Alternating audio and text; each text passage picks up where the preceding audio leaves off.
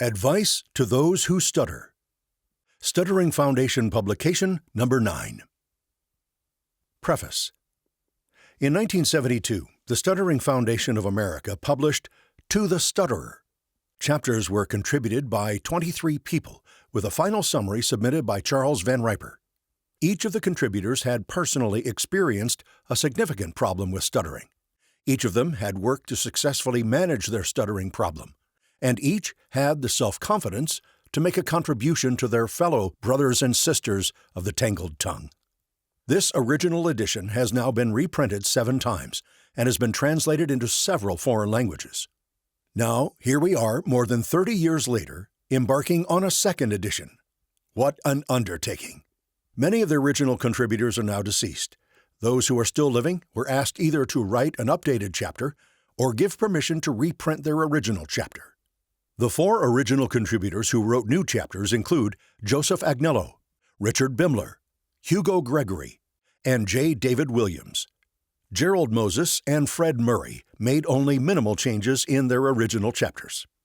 The 10 new contributors to the current edition each have a story to tell. They reflect upon their own personal histories with stuttering, and they reflect upon the clinical work they have done with others who stutter. Each contributor has captured the essence of their clinical thinking and condensed it into short, readable chapters of approximately 2,000 words. As editor, I applaud them for their ability to reduce scores of pages down to the bare essentials and realize that there is much more that could have been said. I appreciate their understanding. Times have changed since 1972 when I edited the first edition of To the Stutterer. Back then, we corresponded by telephone and U.S. mail. My wife and I retyped all the chapters and did so many times. I kept track not only of the costs of postage and paper, but also the costs of typewriter ribbons. For the 1998 version of Advice to Those Who Stutter, things were different. We corresponded via email, and I managed to use only one inkjet cartridge. Those of you who read this book will live vicariously through the experiences of the contributors. I am personally honored to have known most of the contributors to the 1972 edition of To the Stutterer. I am honored to know all of the contributors to this new edition of Advice to Those Who Stutter. I consider them to be my good colleagues and friends, and I thank them for allowing me the honor, privilege, and responsibility to edit and help nurture their work. By Stephen B. Hood, Ph.D. Original Foreword from 1972. This is a remarkable book of therapy advice. Nothing like it has ever been published before. What makes it unique and unusual is that every article in this book has been written by men and women who stutter themselves. Each one of them has been through the mill and knows what it is to have experienced the fear, anxiety, and despair, which is so often the lot of the stutterer. They know your problem. Also, all of the authors of these articles are now or have been speech pathologists. This means that they are experienced and trained in helping others with their speech problems, and they have written these articles to help you deal effectively with your stuttering. They represent a most distinguished array of authority and prestige in the field of stuttering. Included among them are 16 who are or have been university professors of speech pathology, 6 who are or have been heads of speech pathology departments in such institutions, 12 who are or have been directors of speech and hearing clinics, and they include 1 psychiatrist, 9 fellows of the American Speech Language Hearing Association, and 9 authors of books on the therapy of stuttering. Although these writers do not all agree as to exactly what you should do to overcome your difficulty, there is a lot of uniformity in their recommendations and in their thinking. We believe that their ideas will help you. We are publishing this book in your interest and hope that you will make use of it. By Malcolm Fraser, Stuttering Foundation of America. Chapter 1. Express Yourself or Go by Freight. By Lon L. Emmerich. Presenter information. Lando Lon Emmerich, Ph.D., 1933 to 2022, was professor of speech pathology and audiology at Northern Michigan University, with an emphasis on stuttering therapy to assist his fellows of the tangled tongue. He was the author of many professional textbooks and articles in the field, among them, Sharing the Journey, Lessons from My Students and Clients with Tangled Tongues. Dr. Emmerich begins, 107 years ago, in a desperate attempt to cure their son's chronic speech problem, my parents spent their meager savings to send me to a commercial school for stammering. Alas, to their dismay and my deepening feeling of hopelessness, it was just another futile attempt. While I rode woefully toward home on the train, a kindly old gray-haired conductor stopped at my seat and asked my destination. I opened my mouth for the well-rehearsed Detroit, but all that emerged was a series of muted gurgles. I pulled my abdominal muscles in hard to break the terrifying constriction in my throat. Silence. Finally, the old man peered at me through his bifocals, shook his head, and with just the trace of a smile, said, "Well, young man, either express yourself or go by freight." The conductor had shuffled on down the aisle of the rocking passenger car before the shockwave swept over me. Looking out the window at the speeding landscape through a tearful mist of anger and frustration, I felt the surreptitious glances of passengers seated nearby. A flush of crimson embarrassment crept slowly up my neck and my head throbbed with despair. Long afterwards, I remembered the conductor's penetrating comment. For years, I locked that and other stuttering wounds and nursed my wrath to keep it warm, dreaming that someday I would right all those unrightable wrongs. But in the end, his pithy pun changed my life. The old man, incredibly, had been right. Why indeed go by freight? Why carry excess baggage, endure endless delays, languish forgotten and rejected in sooty siding yards, be bombarded with countless jolts and unplanned stops? Why let your journey through life be dictated by the timetable of stuttering? Perhaps you too are searching for some way out of a morass of jumbled boxcars and the maze of tracks that seem to lead only to empty, deadened spurs. Although it is difficult to give advice without seeing you and identifying your particular situation, I do know there are several things that have helped me and many other stutterers. May I extend this challenge to you? I invite you to do something difficult, but with a sweet reward, to change the way you talk.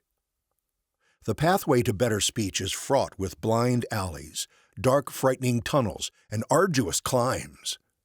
Beware of any treatment that plumes itself in novelty and promises no pain.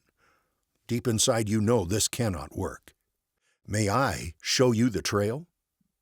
The first thing you must do is admit to yourself that you need to change, that you really want to do something about the way you presently talk. This is tough, but your commitment must be total. Not even a small part of you must hold back. Don't dwell longingly on your fluency in the magical belief that someday your speech blocks will disappear. There is no magic potion, no pink pill that will cure stuttering. Don't sit around waiting for the right time, for an inspiration to come to you. You must go to it. You must see that the old solutions, the things you have done to help yourself over the years, and those cover-up suggestions from well-meaning amateur therapists, think what you want to say, slow down, etc., simply do not work. Ruts wear deep, though, and you will find it difficult to change. Even though the way you presently talk is not particularly pleasant, it is familiar. It is the unknown from which we shrink. You must be willing to endure temporary discomfort, perhaps even agony, for long-range improvement. No one, except perhaps the quack, and there are still a few around, is promising you a rose garden. Why not take the time and effort now for a lifetime of freedom from your tangled tongue? How can you do that? You break down the global problem of stuttering into its smaller parts and then solve them one at a time. It's simple. No one said it was easy. Shall we begin? 1. Are you acquainted with your stuttering pattern? What do you do when you stutter? What can you see, hear, and feel? Where are the triggers for those sticky blocks or runaway repetitions? How does your moment of stuttering progress from the first expectation you are going to stutter until the word is uttered? How do you release a block? An extra surge of energy, a sudden jerk of your head? I'm asking you to observe closely what you do when you stutter. You can use a mirror, a tape recorder, your fingertips to search for areas of tension. A friend or relative whom you trust can also help you make a careful inventory. Stuttering is not some mysterious beast that takes over your mouth, even though it may appear that way because it seems to occur so automatically. Stuttering is a series of activities that you do. It is your way of talking for now. Before you can change what you do, obviously you have to spend some time cataloging precisely what it is you do. Here is how one stutterer described his stuttering pattern. Can tell when I'm going to stutter. At least 3 words ahead. Tense my lower jaw. Purse my lips tightly. Even when trying to say the K sound. Blink my eyes shut and turn my head down and toward the right. I push harder and finally utter the word kite by jerking my jaw forward. 2. Now, when you have a good idea of what you do when you stutter, set up a program of change. Take all the elements, the excess baggage that make up your stuttering pattern, and consciously and deliberately attempt to add or exaggerate, vary. Instead of jerking your head to the right, jerk it to the left. And drop. Stutter without that one mannerism. The separate aspects, one at a time. Start in an easy situation, alone perhaps, and gradually increase the difficulty. Here is an example that will help you organize your practice time. Element, head jerk. Add. Monday, read aloud for 15 minutes. Exaggerate head jerk to the left. Vary. Wednesday, read aloud for 15 minutes. Exaggerate easy head jerks to the right. Drop. Friday, read aloud for 15 minutes. Stop use of head jerk. Then follow this same plan for changing the other elements of your stuttering pattern. For example, lip tensing, eye blink, etc. But you say, I want to stop stuttering. Sure. But first you need to break up the habit pattern that you have built up over the years, and this cannot be done instantly. The habit is powerful, because at the end of all the tension and struggle, the word does usually emerge. In a sense, then, stuttering works, so you persist in using the rituals that allow you to escape from stuttering. To break up a habit, you must alter its stereotyped nature. 3. When you are familiar with the various elements comprising your stuttering pattern and can alter them, then try to stutter more easily and openly. In a very real sense, the best advice I can give you is that you must learn to stutter better, with a minimum of tension and hurry. Instead of pushing so hard, try to ease out of your blocks by sliding into the first syllable of the word. Start the movement and sound flow at the same time and glide into the word. Use strong movements of your lips and jaw and feel the shifts in those structures as you move forward through a word. Much of the agony and consequent social punishment of stuttering comes from tensing and holding back. Here are some instructions we gave to a stutterer recently who was learning to turn his stuttering on and off. When I raise my finger, you increase the pressure to a real hard block. Then as I lower my finger, slowly let the tension come out. That's right. Now, go back and forth on your own. Increase and decrease the tension. Learn to play with your blocks this way. Get the feel of coming out of those hard fixations. 4. Now I'm going to ask you to do a strange thing, to stutter on purpose. I know it sounds weird, but it works. Why? because it helps to drain away the fear. What have you got to hide if you're willing to stutter on purpose? And it provides a lot of experience practicing the act of stuttering in a highly voluntary and purposeful manner. The more you stutter on purpose, the less you hold back. And the less you hold back, the less you stutter. We once worked with a young exchange student who almost completely extinguished her stuttering in 1 week by doing negative practice. We were enmeshed in doctoral examinations, so we gave her a hand counter and told her, quote, "There are 100,000 people living in Lansing. See how many you can talk to and show your stuttering." End quote. When I saw her 7 days later, she was haggard and worn, but grinning broadly and not stuttering. Having taken us literally, she had worked around the clock. Incredibly, she had confronted 947 listeners, and she was totally unable to stutter involuntarily. 5.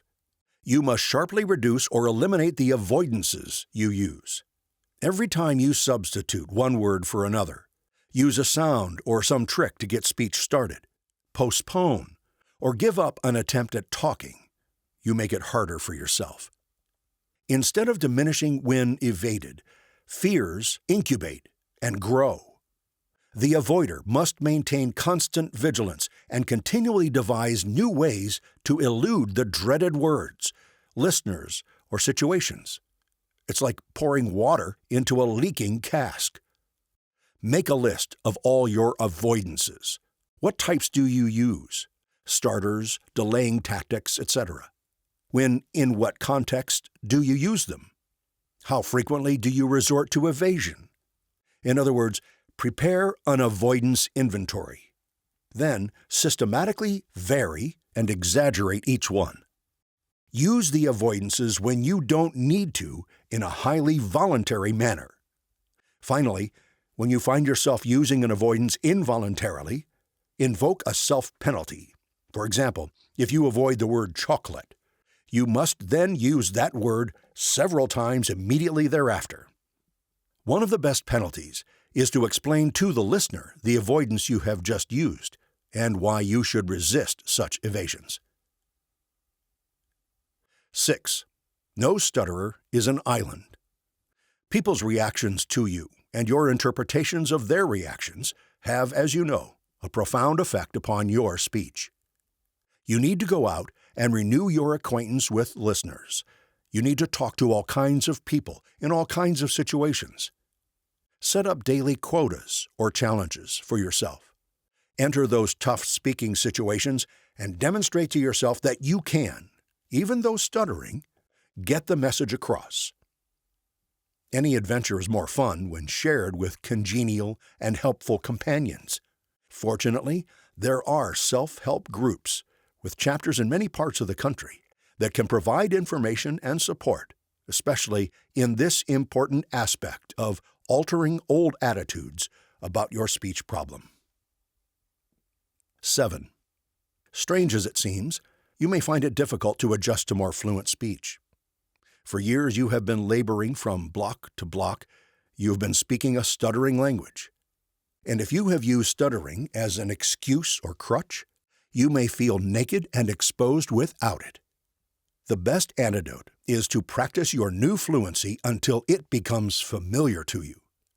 Plug your ears and read aloud, feeling the flow of words. Shadow talk along with speakers on radio or television. Enroll for a speech course in your local area. Licking the problem of stuttering, mastering your own mouth, takes time. It cannot be accomplished overnight. How long it will take you, I cannot say, for no two stutterers approach the challenge in the same way or move at the same rate. But all have in common a beckoning mirage luring them ahead. Here, then, are the foundation blocks. Can you create from them stepping stones? Don't go any farther by freight. Express yourself. Chapter 2. Managing Your Stuttering versus Your Stuttering Managing You by Dorvan H. Brettenfeld. Presenter information. Dorv H. Brettenfeld, Ph.D., is a professor emeritus of speech pathology, Eastern Washington University, a stutterer, and author of the Successful Stuttering Management Program, SSMP, focused on helping speakers manage what they once feared and experienced as out-of-control stuttering. Dr. Brettenfeld begins. Having been on a farm in Minnesota, I had the good fortune of attending a one-room schoolhouse in which all 8 grades were taught by one teacher. My stuttering began in the preschool years and continued to increase in severity. I compensated for my stuttering by becoming an academic overachiever. Because of my stuttering, I quit school after completion of 8th grade and remained out of school for 3 years, during which time my stuttering increased greatly in severity. I did not use the telephone until I was 17, and my parents did my shopping for me. My speech consisted of long, silent blocks. I frequently avoided talking altogether, or only said what I could without stuttering by using word substitution and circumlocution. I felt great shame and guilt, avoided outward stuttering at all costs, and often felt, "Why me?" Many times I cried alone about my stuttering and even contemplated suicide because my stuttering had crept into all aspects of my life and brought it to a standstill. My stuttering was truly an iceberg, with most of it beneath the surface. Fortunately, I attended a 6-week intensive group therapy program at the University of Minnesota at age 17. Unfortunately, I developed what is known as lucky fluency halfway through the session and returned home with essentially fluent speech, but with very little practice for managing my stuttering behaviors. At age 17, I began my freshman year in high school, where I remained fluent for about 3 months, after which time I experienced a sad relapse. I attended the same intensive therapy program 1 year later and fortunately returned home with the same amount of stuttering that I had before beginning the program. However, this time, I obtained a great deal of experience in managing and controlling my stuttering, as well as the healthy attitude that I would likely be a lifetime stutterer and could not depend on fluency. At the time of this writing, as I proceed into retirement from university teaching and administration, I find that my stuttering is still all there, in cycles, and can still be just as severe as it was prior to my first therapy. It looks as if chronic advanced stuttering is truly incurable for most of us. Therefore, we need to learn to live successful, fulfilling lives in spite of this constant companion. Since stuttering is only partially a communication problem, but more importantly a problem in human living, it must be attacked from all angles. We must work with the person who stutters, not just the stuttering. Due to the magnitude of the problem, my experience has been that the chronic, confirmed stutterer ideally needs intensive therapy to make changes rapidly, and then be provided with the tools for an ongoing, and perhaps lifetime, maintenance program. The 3 broad goals of a good therapeutic program are: 1. Reduce fear. Strive to reduce word and situation fears, to change attitudes towards stuttering, and to objectively understand stuttering and build a good self-image. 2. Alter the stuttering pattern. Study the stuttering symptoms. Let the stuttering out. Develop an outward stuttering pattern and learn techniques to manage the stuttering. And 3. Develop a maintenance program following therapy. Stuttering, like so many human illnesses, diseases, disorders, conditions, demands continuing self-therapy and/or professional therapy. The ideal treatment environment is frequently not available to many stutterers for various reasons. Some may be time restraints, availability of programs, finances, and perhaps the readiness of the stutterer to commit to participate on a full-time basis. Nevertheless, there are many things the stutterer can do in self-treatment or with limited professional help. By far, the most important therapeutic principle is advertising, or acknowledging the fact that you are a stutterer. In every speaking situation, letting people know that you stutter creates a stutter-friendly environment. At first, you may feel awkward admitting what you have tried so hard to hide, but after the dreaded secret is out, and you know that you don't have to worry so much about hiding your stuttering, you will begin to feel more at ease. Advertising is a lifetime technique, and you should never attempt to pose as a fluent speaker. Honesty is always the best policy and is cleansing for the soul. Maintaining eye contact with your listener, especially during your stuttering blocks, is essential. Stutterers with poor eye contact show their feelings of embarrassment and negative reactions to their own stuttering. Eye contact is something the stutterer can work on without professional assistance. The best way to begin this practice is to maintain eye contact with yourself in front of a mirror while making phone calls and/or with someone else present. After the mirror sessions, then transfer the eye contact to all speaking situations. Good eye contact not only helps us become more effective speakers, but it also gives our listeners a better impression of us and our feelings toward our stuttering. Before you can change your stuttering into more acceptable speech, you must first identify and analyze your particular stuttering symptoms. Two ways of accomplishing this are to observe your stuttering in the mirror and on videotape. Both the mirror work and the video must be done in the presence of others, as you will probably have very little stuttering, if any, when just talking to yourself. Make a list of the specific things you do when you stutter. To do this, you must give up the avoidance and postponement tricks you've been using to avoid your stuttering, and develop a nice, clean, outward pattern of stuttering by going directly into your blocks. This will be the most difficult aspect of your self-therapy, as most stutterers may never have exhibited all of their stuttering. Your outward stuttering will likely become much more severe. However, you know that it has always been that severe inwardly. To help you identify exactly when your stuttering blocks occur, which is absolutely necessary if you're going to change them, you need to use the tallying technique. The steps in tallying are: 1. Go directly into the block without the use of starters, postponements, and other avoidance tricks. 2. Stutter all the way through without retrial. 3. Stop immediately after the stuttered word. 4. Tally the block in a 3x5 memo book as 1, 2, 3, 4, 5, 6, 7, 8, 9, 10, etc. And 5. Regain eye contact and continue until your next block. Then mark, step 4, in your tally book again, etc. You should tally in all speaking situations, including talking on the telephone. Word and situation fear reduction should be a part of every stuttering therapy program, since fears constitute a major portion of every stutterer's problems. The only known way to reduce fears is to confront them directly.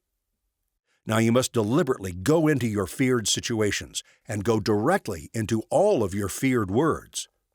This will mean making many phone calls, talking to many clerks in stores, stopping strangers and asking directions to various places, talking to groups, and confronting all of your other feared situations.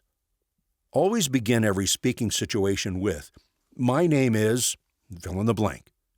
"I'm a stutterer, and I'm working to improve my speech." Maintain eye contact with your listener and tally all stuttering blocks. You will find that people are really very kind and helpful, as you have already established your stutter-friendly environment by advertising your stuttering.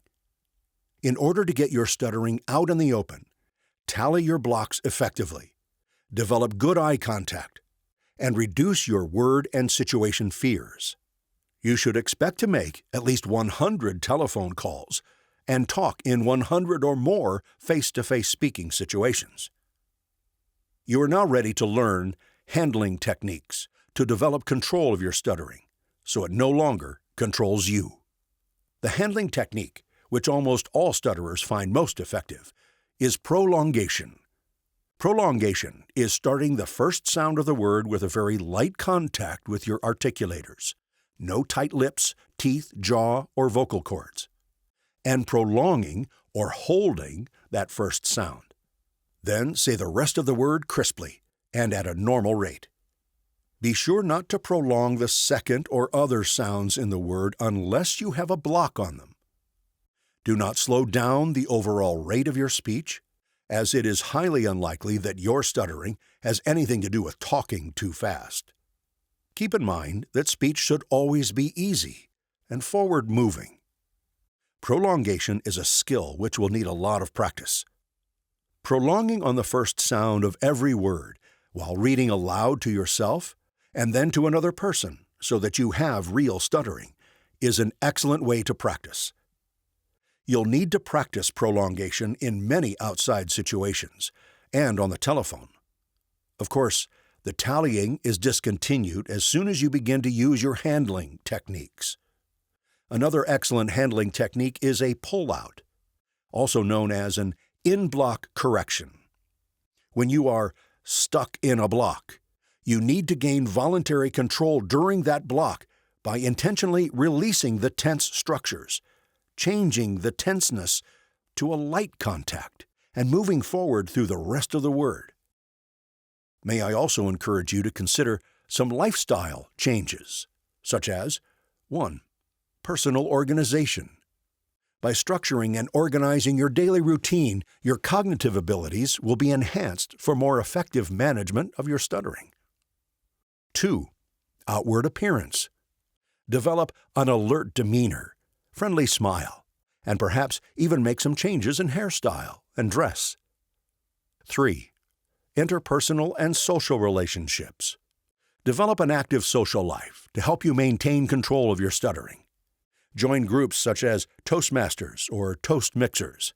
Take a public speaking class. Humans are pack animals, and it is important that the stutterer learn to run with the pack. 4. Personal health care. Good physical fitness and a healthy diet improve the quality of life. We know that stutterers have a more difficult time managing their stuttering when they are not in good health. 5. Take charge of your life. This is paramount. You are a stutterer, and it is your problem. Don't blame others. Plan to be a winner, not a loser.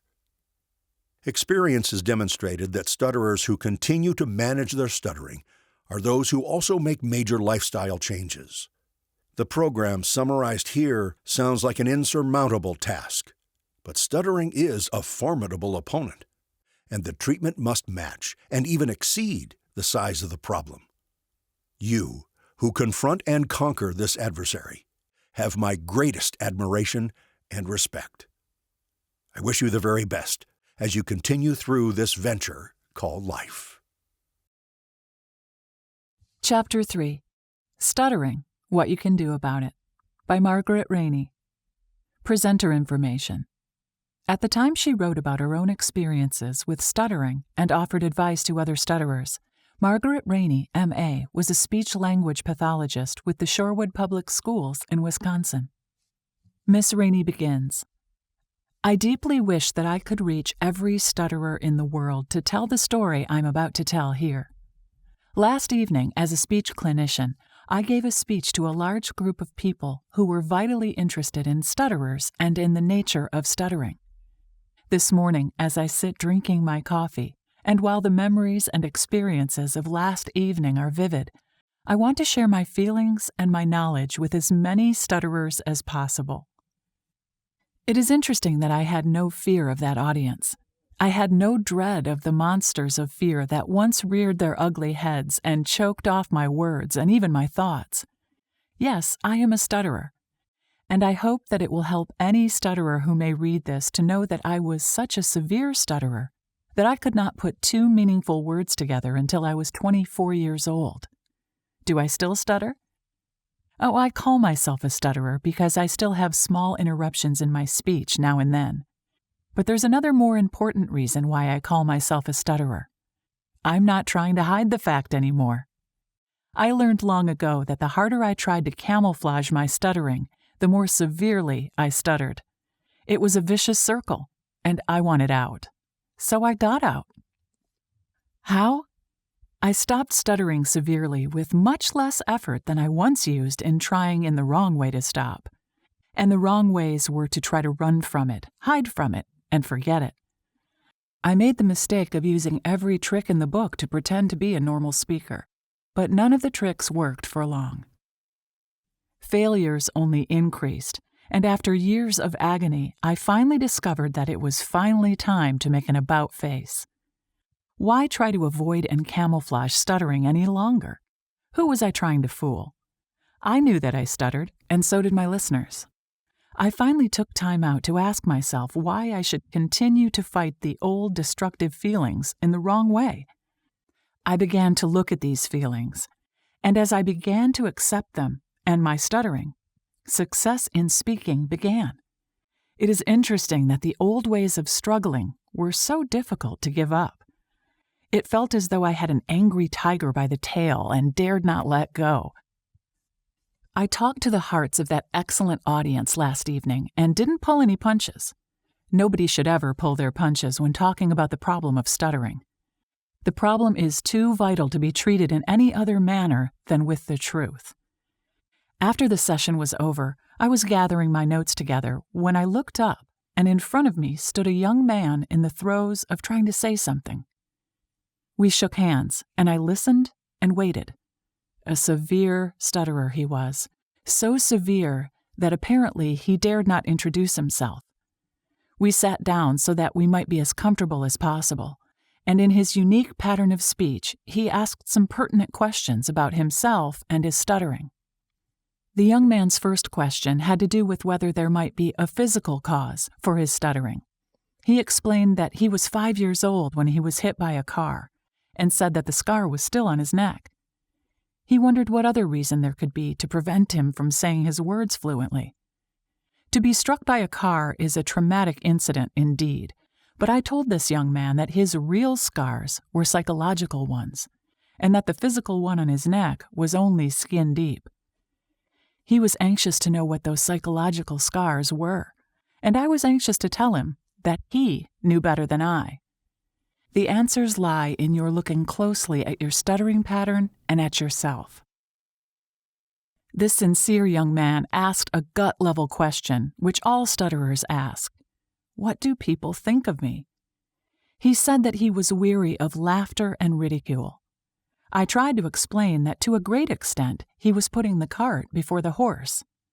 The most important question that he should investigate is what he thinks of himself. I strongly suggested that he was by far his worst critic, and that he had been living for years being his worst critic. But I also told him that he had lived most of his verbal life upon the judgments and misjudgments of others. It's your job, I emphasized, to help other people understand. There's nothing like understanding that makes for the acceptance of differences. Help normal speakers to understand that what they are doing to stutterers is well-meaning but wrong. I explained to him that we both knew that stuttering is indeed behavior which is different, and that realistically, we should not expect a person who has never had the problem to know what to do about it when he sees and hears it in another person. I went further with this explanation because he was listening so intently. When your listener looks away from you, it is because he thinks that you want him to look away. Ask him not to do it. It's as simple as this. When a listener laughs out of embarrassment, it might be tremendously helpful to realize that the embarrassment is the listener's, not yours. Don't borrow trouble. You've got enough of your own. We both agreed that the stutterer's listener should react to him just as though he is a normal person with an interesting kind of speech difference. That's how stutterers want to be treated, but they never request it. As a matter of fact, I had to tell him that I would feel more comfortable if he would look at me while we talked. And it was interesting that as he began to look at me, he struggled less and less. Now it was my turn to ask a question, and I asked whether or not he thought he had suffered long enough in feeling himself to be inferior. I indicated that his world of agony did not hinge solely upon his stumbling speech. His attitudes about himself, his listener, and his speech were important. Hadn't he struggled long enough, and in vain, to pretend as best he could that he was not a stutterer? Be done with swinging at these straw men. They were his ghosts, not his listeners. I told him that his fear of stuttering is the greater part of the reason that he stutters. He seemed to understand. It was my turn to ask still another question. When was the last time you discussed your stuttering with anyone? He said that he had never talked about it with anyone. You know, I replied, just as eye communication during speech is one of the most important ways to tell the other person that you have something to communicate, so is open discussion of your stuttering and your feelings about it. One of the biggest mistakes that stutterers and normal speakers make is to consider this problem to be a verboten, hush-hush subject. I explained to this handsome young man, who had described himself as being repulsive, that no two stutterers stutter alike.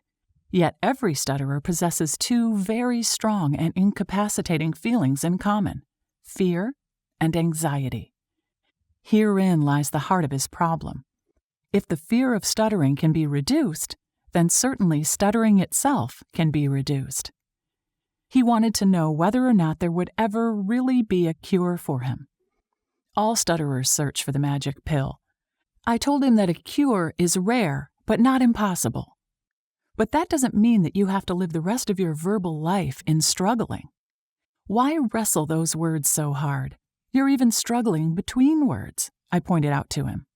You must be very tired. He agreed that he was.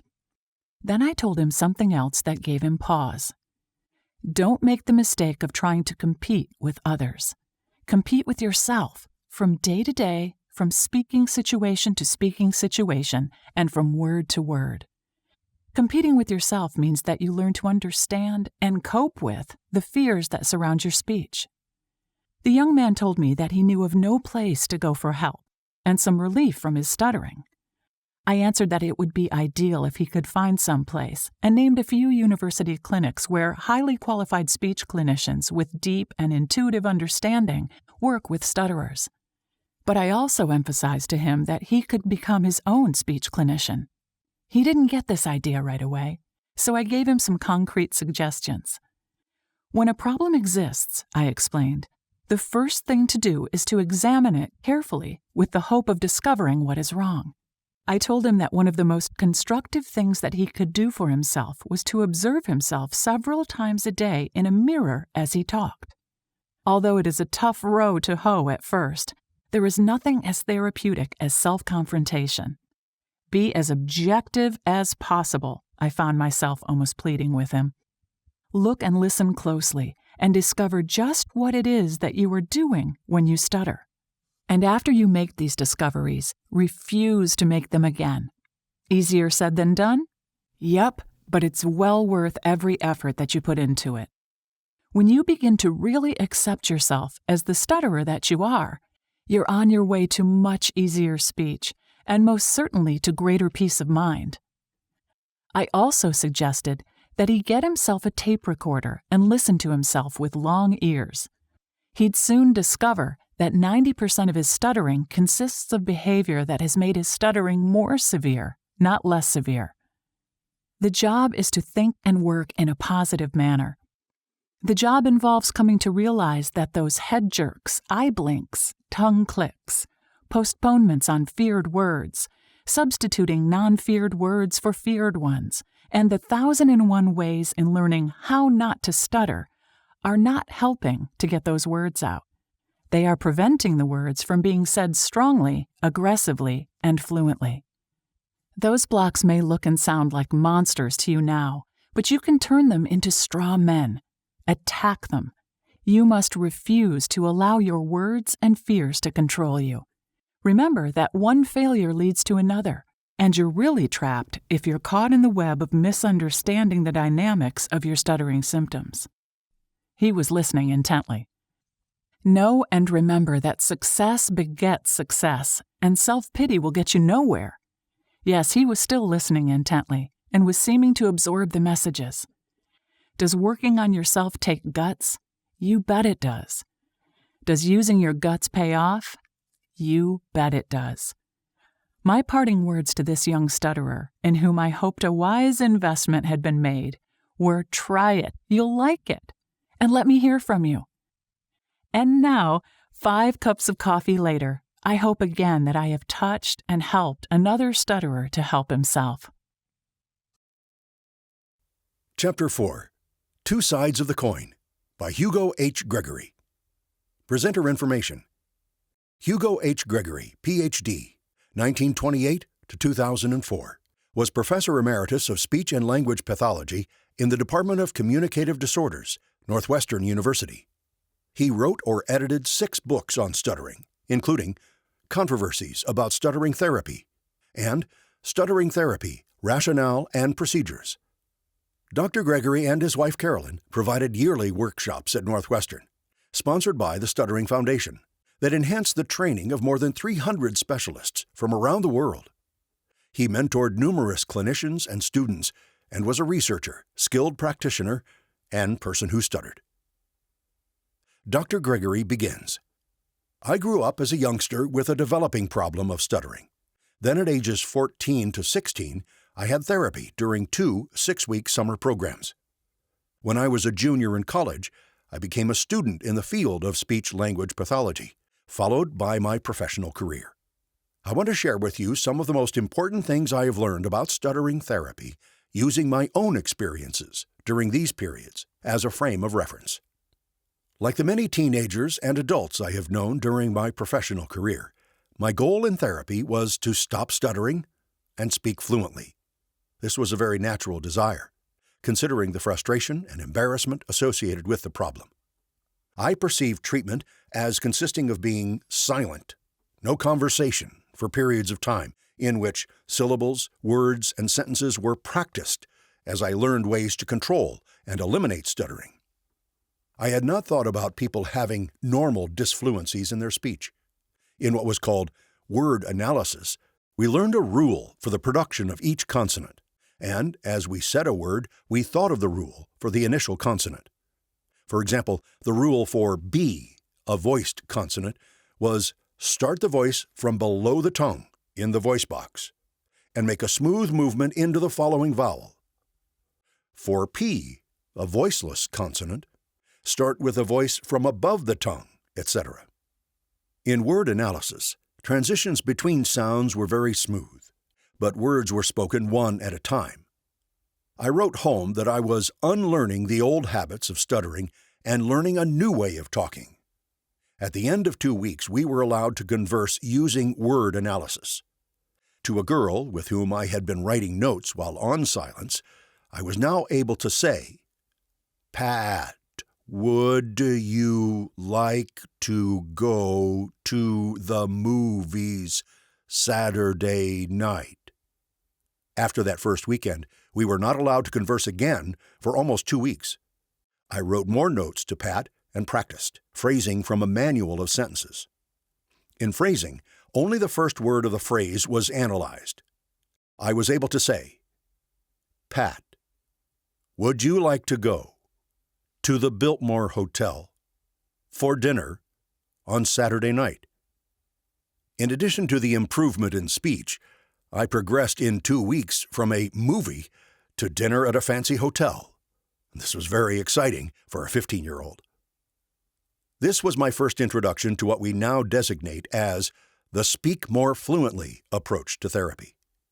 Little or no attention was given to monitoring the way in which my speech was disrupted by blocking voice flow at the vocal folds, or closing my lips tightly and pushing hard when attempting words beginning with P or B. The emphasis was on replacing stuttering with word analysis and phrasing. Although I was conscientious in practicing words and sentences every day using my rules and being more open to others about work on my speech, several months after I returned home, I began to have increasingly more trouble. However, like most people who stutter that I have known, every therapy method is helpful to some extent, and this was true for me. I never had as much difficulty again as I had before that first summer. A year later, when I went back to review methods of word analysis and phrasing, I began to realize that I had concentrated on the speech aspect of therapy and missed a great deal of the part having to do with attitude. I recalled that the clinicians had talked about how people who stutter become very sensitive about the fluency of their speech. I began to see that if I stuttered, I was very hard on myself. Later in college, Wendell Johnson's ideas helped me to understand that I should not attempt to evaluate myself as either I am a stutterer or I am not a stutterer. I began to view myself more and more as a person who stuttered sometimes as he talked. I realized that I was going through a process of change. I also saw more clearly that I had to take responsibility for making others feel comfortable in my presence. Since I was doing something constructive, I could smile more about my difficulties. When I was more at ease, I stuttered less and felt that those around me were more comfortable. During my second year in college, the writings of Charles Van Riper influenced me to be willing to stutter on purpose. Keeping good eye contact with my listener as I introduced myself, I was able to say, "I'm Hugo Gregory," varying the way in which I feigned stuttering. I was amazed by the effects of this. I realized that I could not fear stuttering as much if I was willing to do it on purpose. Within a short time, my expectation of difficulty introducing myself began to decrease more and more. I employed voluntary stuttering in many situations. These beginning insights into the attitudinal features of stuttering therapy have been expanded as I have helped other people who stutter understand how their therapy is a step-by-step process involving both attitude and speech change.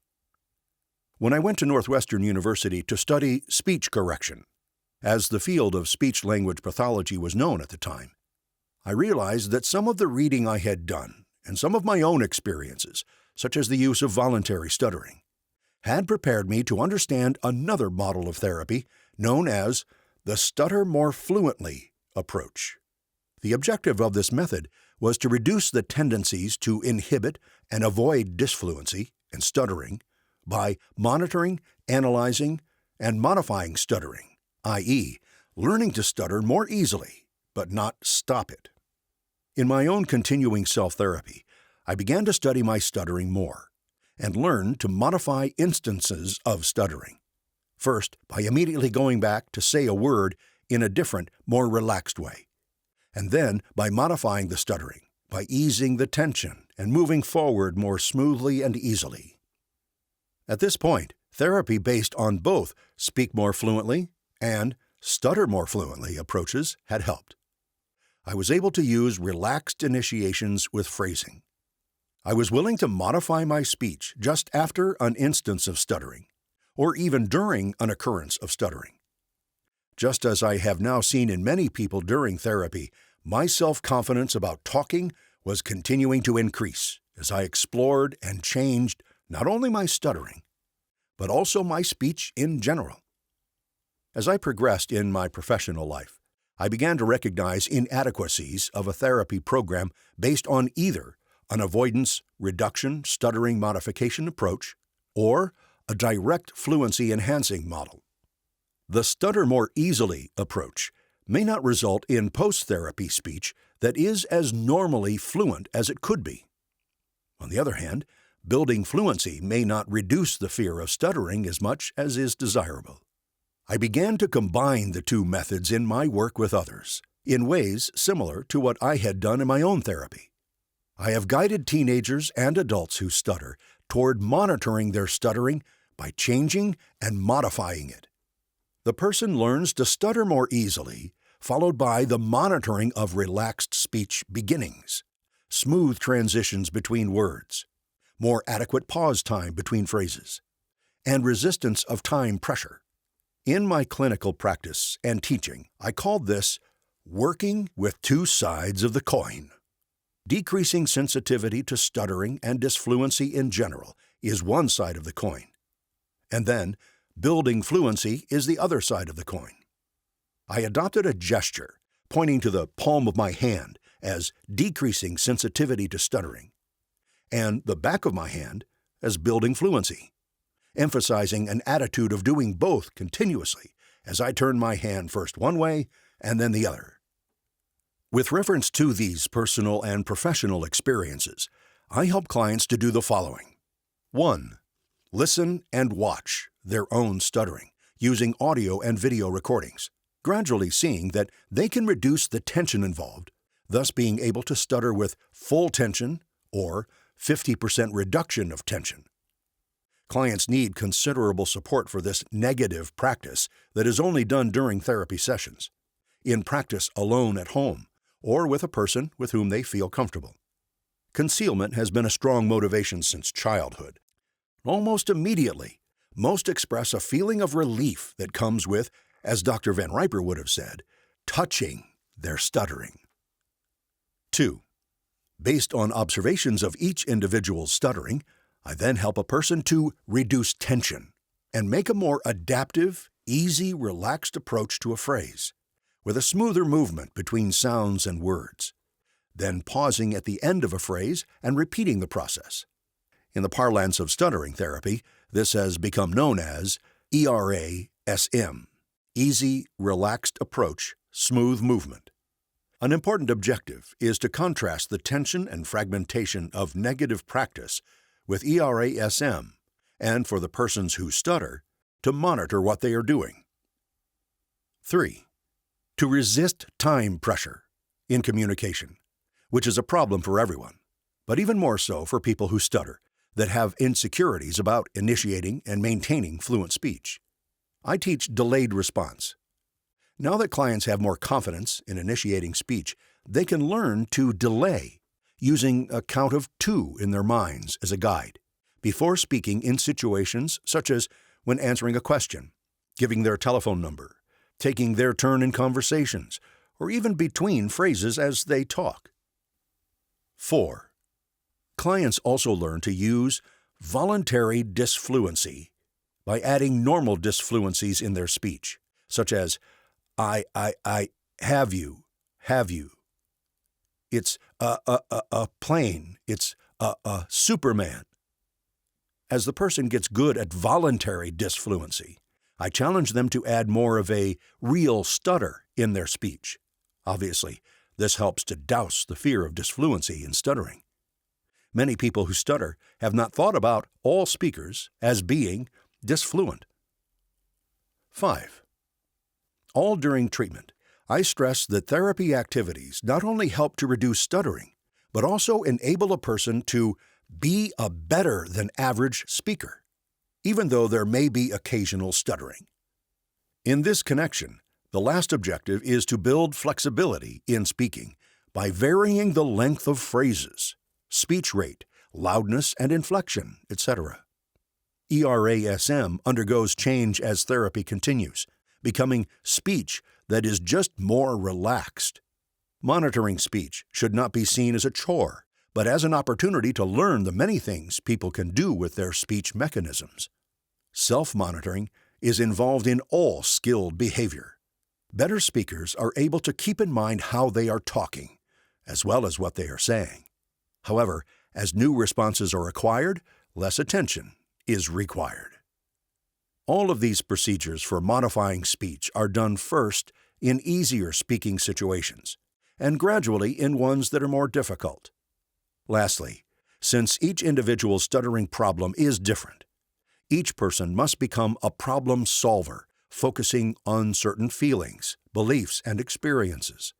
People who stutter should see how effective change involves evaluating what they do in situations, planning for the next time, and continuing the process of self-evaluation and change.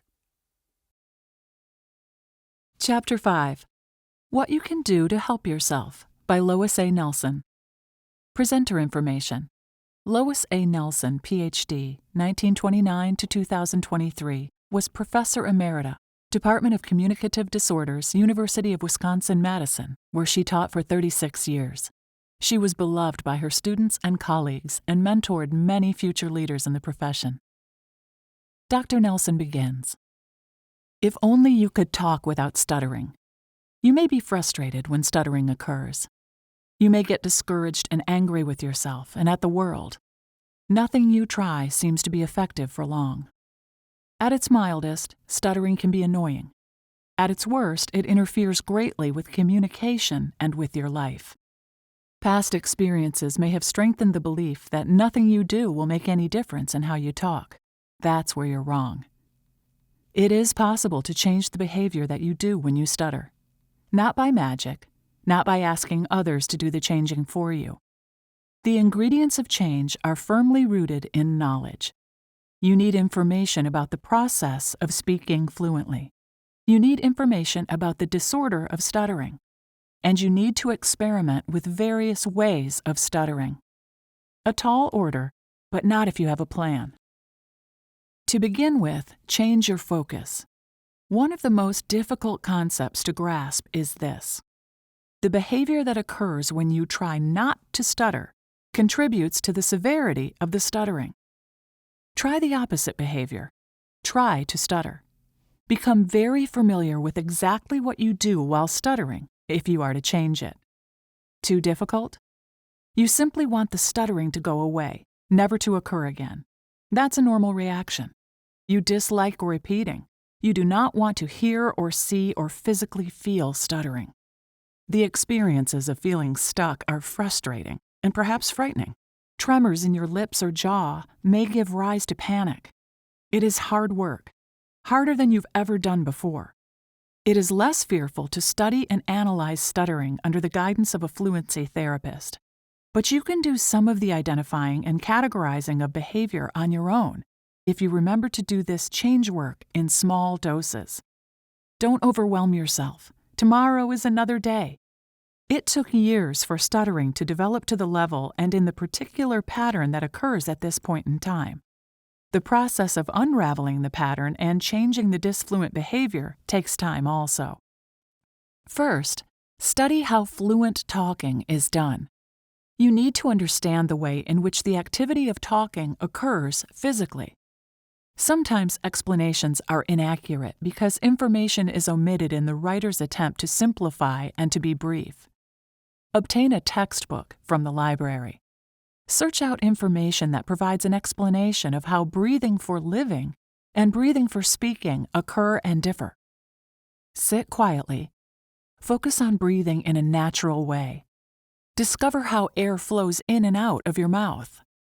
When you begin to speak, part of the process changes. Discover how voice starts easily and gently when you are relaxed and unhurried.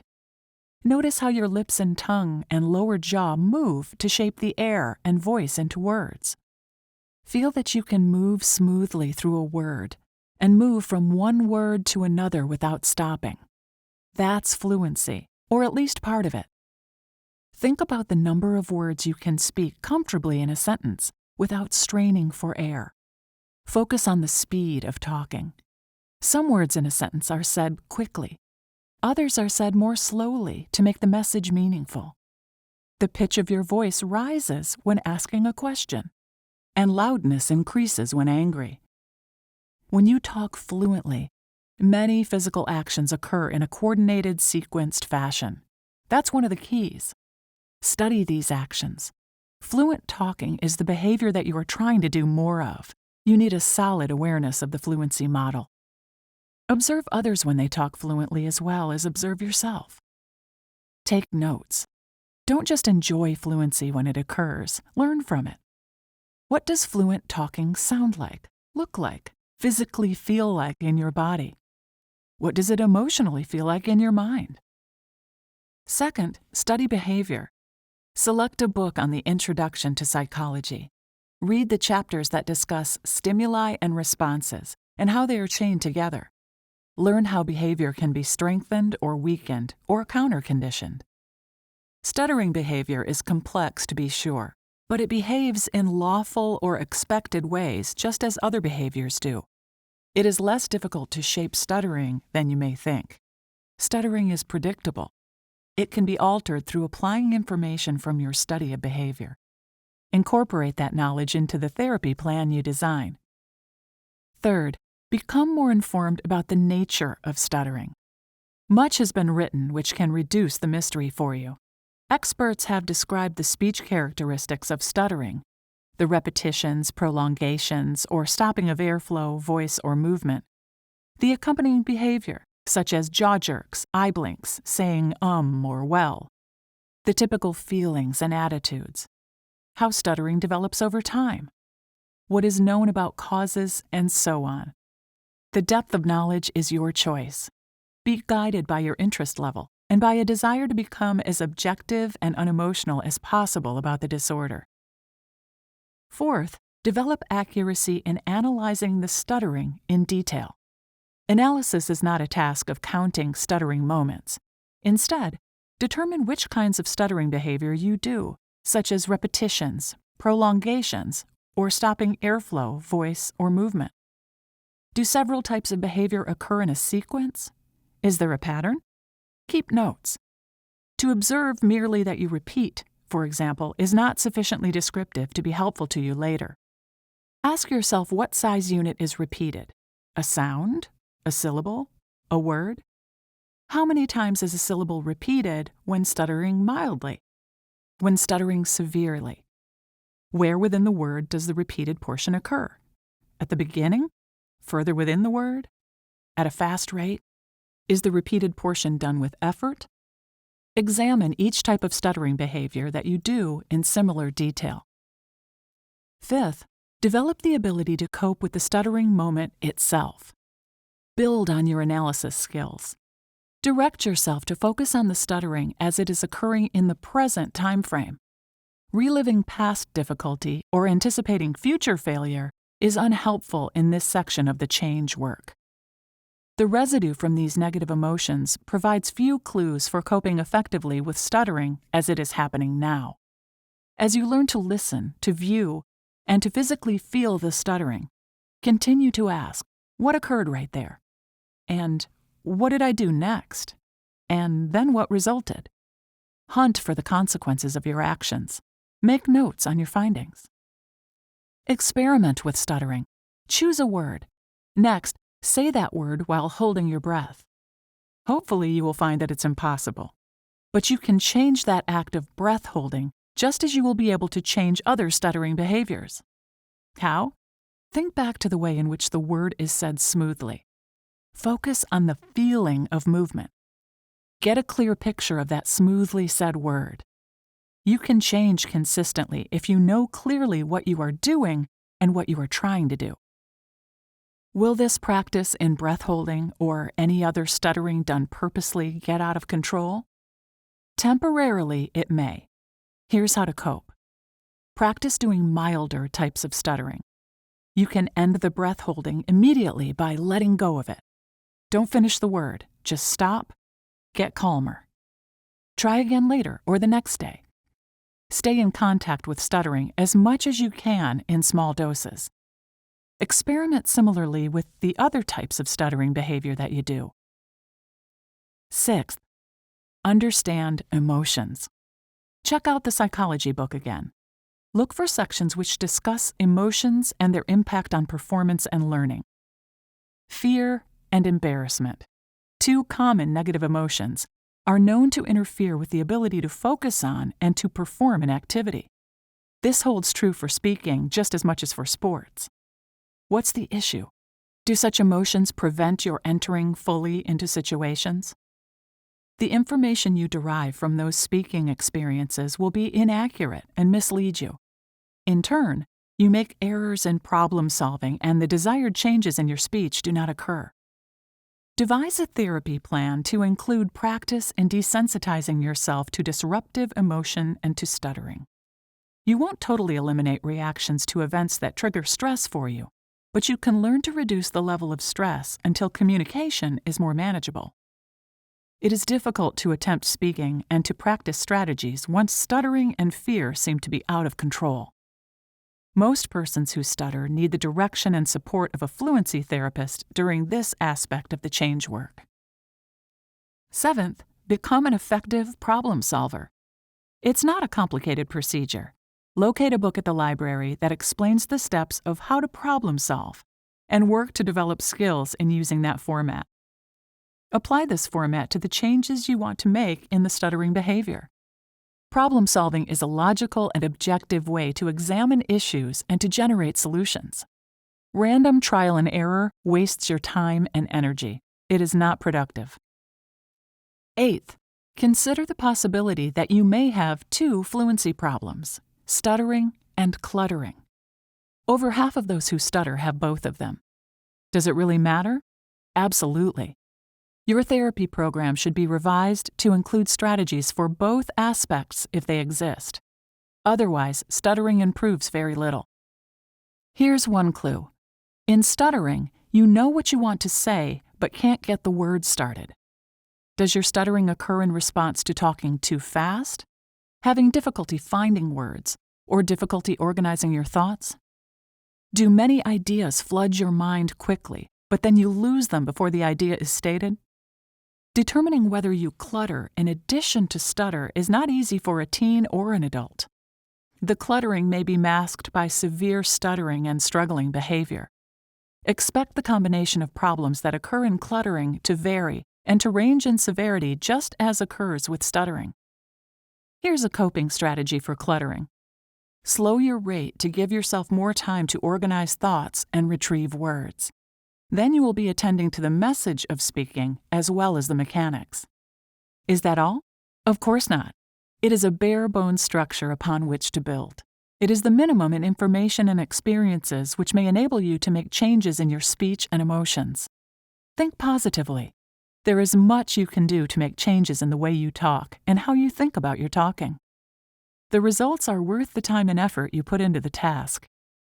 Good luck in your quest for achieving your goals. Chapter 6, Message to a Stutterer, by Joseph G. Sheehan. Presenter information. Joseph G. Sheehan, Ph.D., 1918 to 1983, was an educator, clinical psychologist, author, and person who stuttered. He established and directed the Psychology Speech Clinic at the University of California at Los Angeles from 1949 until 1983. He used counseling principles in treatment, highlighting the realities of fear, guilt, and shame, and their relationship to stuttering. He was an esteemed clinician and researcher, devoted to the study of stuttering and its impact on life. Dr. Sheehan begins. If your experience as a stutterer is anything like mine, you've spent a good part of your life listening to suggestions, such as, relax, think what you have to say, have confidence, take a deep breath, or even talk with pebbles in your mouth. And by now, you've found that these things don't help. If anything, they make you worse. There's a good reason why these legendary remedies fail, because they all mean suppressing your stuttering, covering up, doing something artificial. And the more you cover up and try to avoid stuttering, the more you will stutter. Your stuttering is like an iceberg. The part above the surface, what people see and hear, is really the smaller part. By far the larger part is the part underneath. The shame, the fear, the guilt, all those other feelings that come to us when we try to speak a simple sentence and can't. Like me, you've probably tried to keep as much of that iceberg under the surface as possible. You've tried to cover up, to keep up a pretense as a fluent speaker. Despite long blocks and pauses too painful for either you or your listener to ignore, you get tired of this phony role. Even when your crutches work, you don't feel very good about them. And when your tricks fail, you feel even worse. Even so, you probably don't realize how much your cover-up and avoidance keep you in the vicious circle of stuttering. In psychological and speech laboratories, we've uncovered evidence that stuttering is a conflict, a special kind of conflict between going forward and holding back, an approach-avoidance conflict. You want to express yourself, but are torn by a competing urge to hold back because of fear. For you, as for other stutterers, this fear has many sources and levels. The most immediate and pressing fear is of stuttering itself, and is probably secondary to whatever caused you to stutter in the first place. Your fear of stuttering is based largely on your shame and hatred of it. The fear is also based on playing the phony role, pretending your stuttering doesn't exist. You can do something about this fear if you have the courage. You can be open about your stuttering above the surface. You can learn to go ahead and speak anyway, to go forward in the face of fear. In short, you can be yourself. Then you'll lose the insecurity that always comes from posing. You'll reduce that part of the iceberg beneath the surface. And this is the part that has to go first. Just being yourself. Being open about your stuttering will give you a lot of relief from tension. Here are 2 principles which you can use to your advantage once you understand them. They are: 1. Your stuttering doesn't hurt you. 2. Your fluency doesn't do you any good. There's nothing to be ashamed of when you stutter, and there's nothing to be proud of when you're fluent. Most stutterers wince with each block, experiencing it as a failure, a defect. For this reason, they struggle hard not to stutter and therefore stutter all the more. They get themselves into a vicious circle. Stuttering is a lonesome kind of experience. Possibly you haven't seen too many stutterers, and those you have seen, you have avoided like the plague. Just as there may be people who know you, or have seen you, or even heard you, who don't realize that there's anything wrong with your speech, so those who have a speech handicap similar to yours keep it concealed. For this reason, few realize that almost 1% of the population stutter, that there are more than 3 million stutterers in the United States today, that many famous people from history have had essentially the same problem, including Moses, Demosthenes, Charles Lamb, Charles Darwin, and Charles I of England. More recently, George VI of England, Somerset Maugham, Marilyn Monroe, and the TV personalities Gary Moore and Jack Parr have been stutterers at some time in their lives. In your speech problem, you may not be as unique or as much alone as you had thought.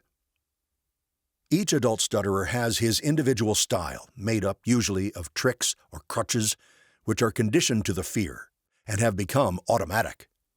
Yet they all suffer from basically the same disorder, whether they choose to call it stammering, a speech impediment, or something else. How you stutter is terribly important. You don't have a choice as to whether you stutter, but you do have a choice as to how you stutter. Many stutterers have learned, as I have learned, that it is possible to stutter easily and with little struggle and tension.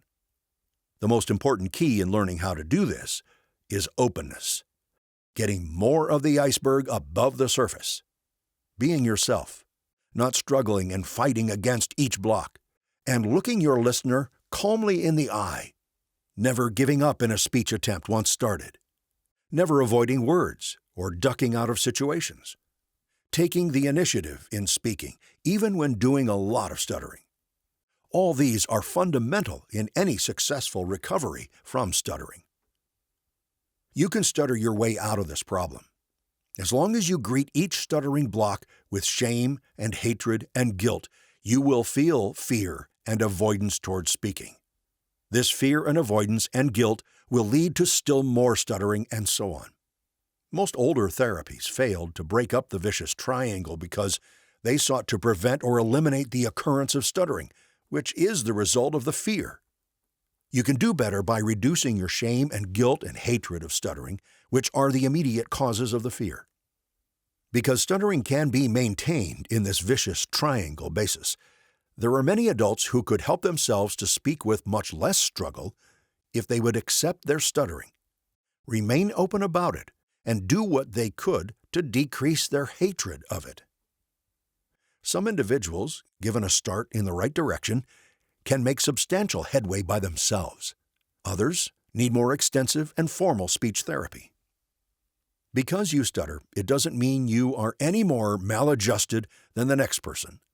Systematic evaluation of objective research using modern methods of personality study show no typical personality pattern for stutterers, and no consistent differences between those who stutter and those who don't.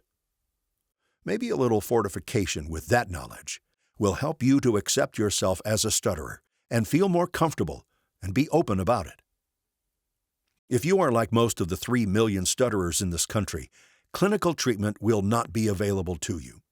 Whatever you do, you'll have to do pretty much on your own, with what ideas and sources you can use. It isn't a question of whether self-treatment is desirable. Clinical treatment, in most instances, will enable you to make more systematic progress.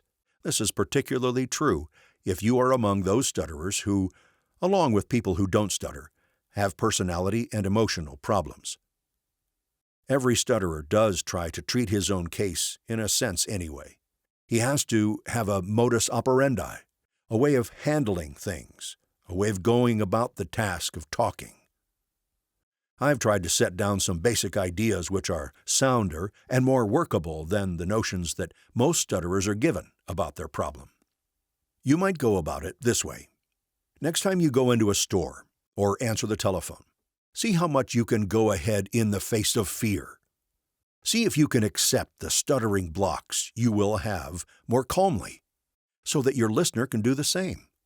And in all other situations, see if you can begin to accept openly the role of someone who will for a time stutter and have fears and blocks in his speech. But show everyone that you don't intend to let your stuttering keep you from taking part in life. Express yourself in every way possible and practical. Don't let your stuttering get between you and the other person. See if you can get to the point where you have as little urge for avoidance and concealment in important situations as you would when you speak alone. And when you do stutter, and you will, be matter-of-fact about it. Don't waste your time and frustrate yourself by trying to speak with perfect fluency. If you've come into adult life as a stutterer, the chances are that you'll always be a stutterer, in a sense. But you don't have to be the kind of stutterer that you are. You can be a mild one without much handicap. Age is not too important a factor, but emotional maturity is. One of our most successful recoveries on record is that of a 78-year-old retired bandmaster who resolved that before he died, he would conquer his handicap. He did. In summary, see how much of that iceberg you can bring up above the surface. When you get to the point where you're concealing nothing from your listener, you won't have much handicap left. You can stutter your way out of this problem if you do it courageously and openly. Chapter 7. Toward Freer Speech by Frederick P. Murray. Presenter information. Frederick Pemberton Murray, Ph.D., 1926 to 2019, was Professor Emeritus, University of New Hampshire, a speech-language pathologist, scholar, mentor, and Fellow of the American Speech, Language, and Hearing Association. His autobiography, A Stutterer's Story, was among his many contributions to the field and stuttering community. Dr. Murray begins. Before embarking on the path of endeavoring to improve your speech, I suggest that you do some preliminary work along the lines of constructive and positive thinking. Motivation directed toward the goal of better speech is of the utmost importance if you are to move successfully along the road to better fluency.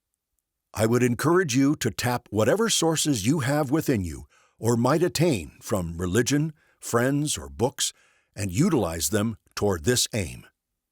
Belief in yourself and cooperation with others are vital necessities as you undertake your task. Do not expect the solution to years of confirmed stuttering to be rapid.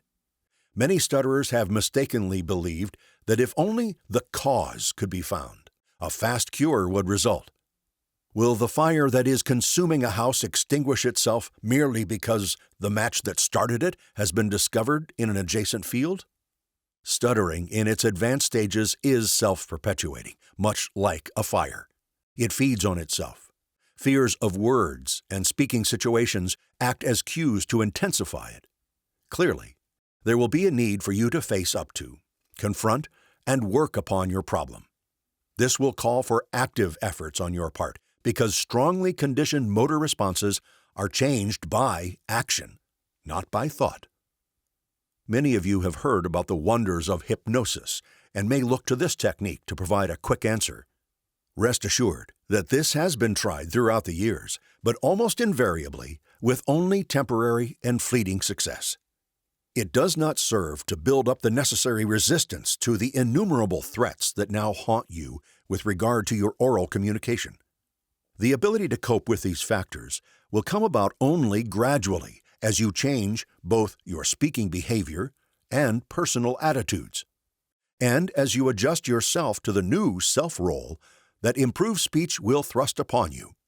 It is similar to an enormously fat man attempting to lose 100 pounds. To do this safely, he must do so at a rate that his heart and body can tolerate. If it occurs too rapidly, deep wrinkles will appear, and in extreme cases, he may collapse from the rapid change that his organism has undergone. The body needs a chance to integrate itself to each successive level of improvement in weight reduction. So it is with a stutterer, who must adjust himself to better fluency. Therefore, I urge you to have tolerance with yourself as you proceed along the way. Do not demand the impossible at first. There is no law that states you must pick up the heavy end of the log every time. Judging from my personal acquaintance with dozens of stutterers who have achieved a good recovery, I note there is not one who would claim to be completely fluent at all times. In other words, each one admits to the occasional moments of disfluent speech and residuals of stuttering. However, persons who have not stuttered say that their speech fits approximately the same description. Some stutterers have arrived at a point where their overall speaking skill surpasses that possessed by the average speaker. So, keep your head high. Your ultimate goal, no matter how it may be reached, is to convince yourself that you are capable of speaking in oral communication situations. This is the opposite of saying to yourself that you cannot succeed in these situations because you cannot talk. The important thing, however, is that the conviction is thorough enough that it reflects itself automatically via your emotions and feelings. Remember, our speech is a mirror of how we feel at any given moment in time, and feelings can be changed. To help you in your goal, the following guidelines are offered to provide information that should assist you. Perhaps the first concrete step you should take is to acquaint yourself with your stuttering behavior. Odd as this may seem, few severe stutterers know what they are doing that interferes with the forward flow of speech. In order to carry this out effectively, you must first learn to keep in touch with yourself during your moments of stuttering. This is in direct contrast to attempting to run away from yourself and doing everything possible to try to avoid the occurrence of stuttering. Feedback of various types will assist you in this self-study endeavor. For example, you can look at yourself in a mirror and assess what you're doing while you make a phone call, likely to elicit stuttering. Is it possible to record your speech in a communicatively stressful situation, then play the tape back for the purpose of careful analysis? Painful as this may seem, it is one good way to bring yourself to grips with your problem. If you can achieve a sufficient number of these behavior-exploring experiences, you will discover that your stuttering is not a constant and fixed behavior. Rather, it is something that varies greatly and is composed of some parts that are not handicapping. Regardless of the severity of the longer, highly abnormal blockages, each and every stutterer has some degree of easy moments of stuttering in his speech. These miniature stutterings represent goals in themselves. If you can learn to whittle the others down to similar proportion, more of your scorable difficulty will have disappeared. This leads to the realization that there are countless ways in which to stutter. Even though you may have no choice as to whether or not you will stutter, you do have the choice of how you stutter. It is also necessary to develop an awareness of the feelings you have in connection with your stuttering. Often, your speech difficulty may seem to overwhelm you so much that you are unable to evaluate objectively the emotions that are intimately tied with it. Anxiety, guilt, and shame are usually linked to severe speech blockages. Clearly, there will be a need to make some degree of separation between these compulsive forces. Success in accomplishing this should deprive the stuttering of some of its most powerful maintaining factors. Your fundamental task is twofold: alter your speech behavior and bring about positive changes in your self-perceptions and feelings.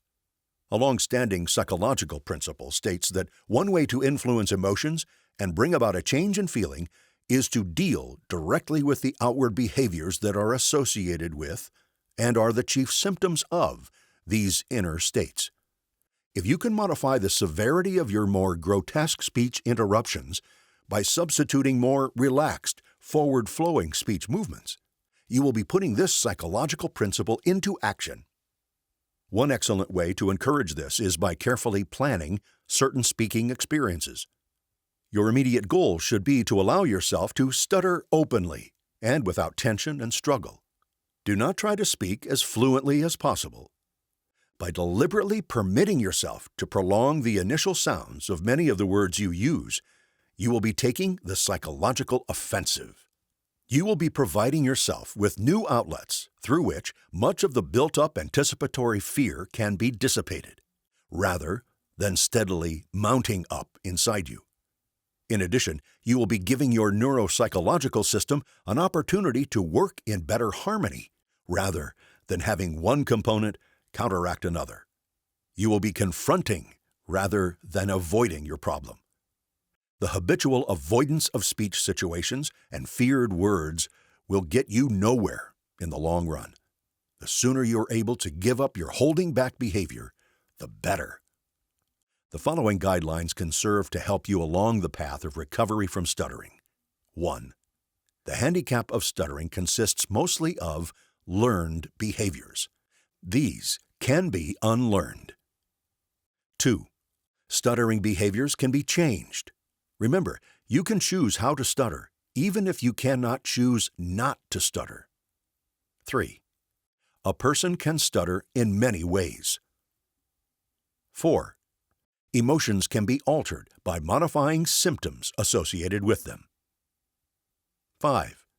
Fear and avoidance lessen as confrontation is increased.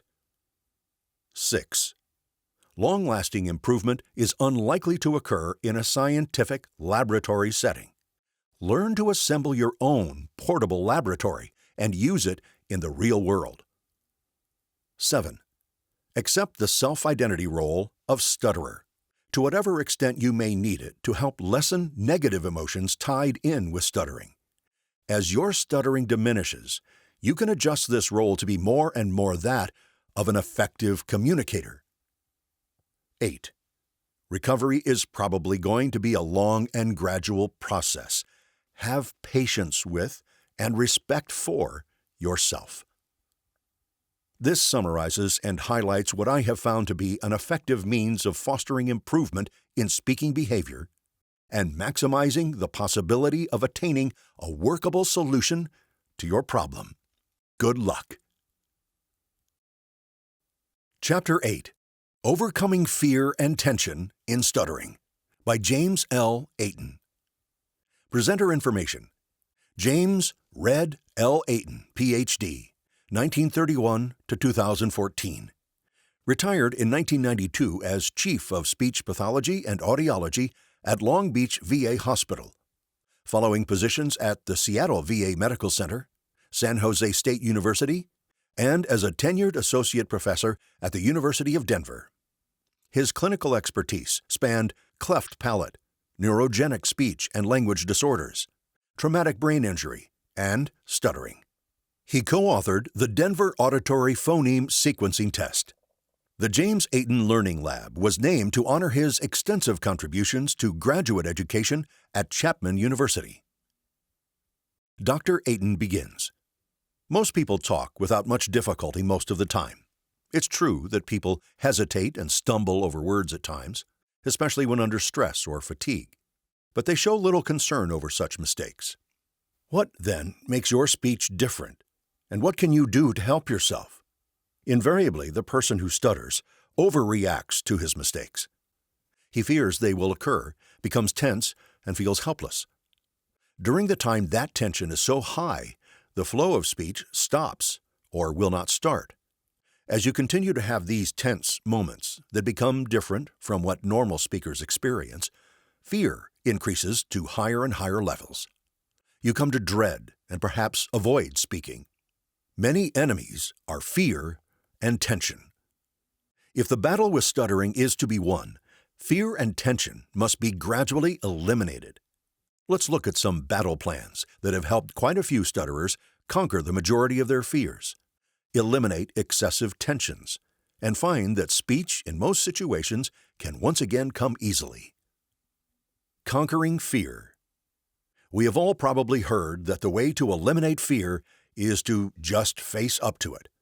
We have learned all too slowly that for some stutterers, fear may actually increase rather than decrease if they continue to face fear-inducing situations and fail. Fear and tension must be gradually eliminated.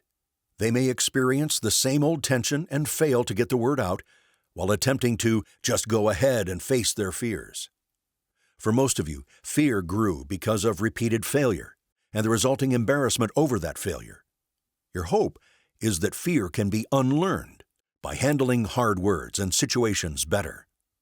Performance builds realistic confidence that can become a substitute for fear. Here's one way. Substitute positive planning for fear and anticipated failure. Stuttering. The fear and tension build-up part usually begins much earlier in time than you normally think. When the phone rings, you may get into a tense and helpless state while going to answer it. The trouble doesn't suddenly begin as you start to say hello.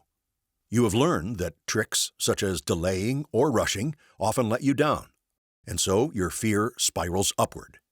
When told that you have a job interview in 2 days, you often begin worrying about how you'll do and expect failure.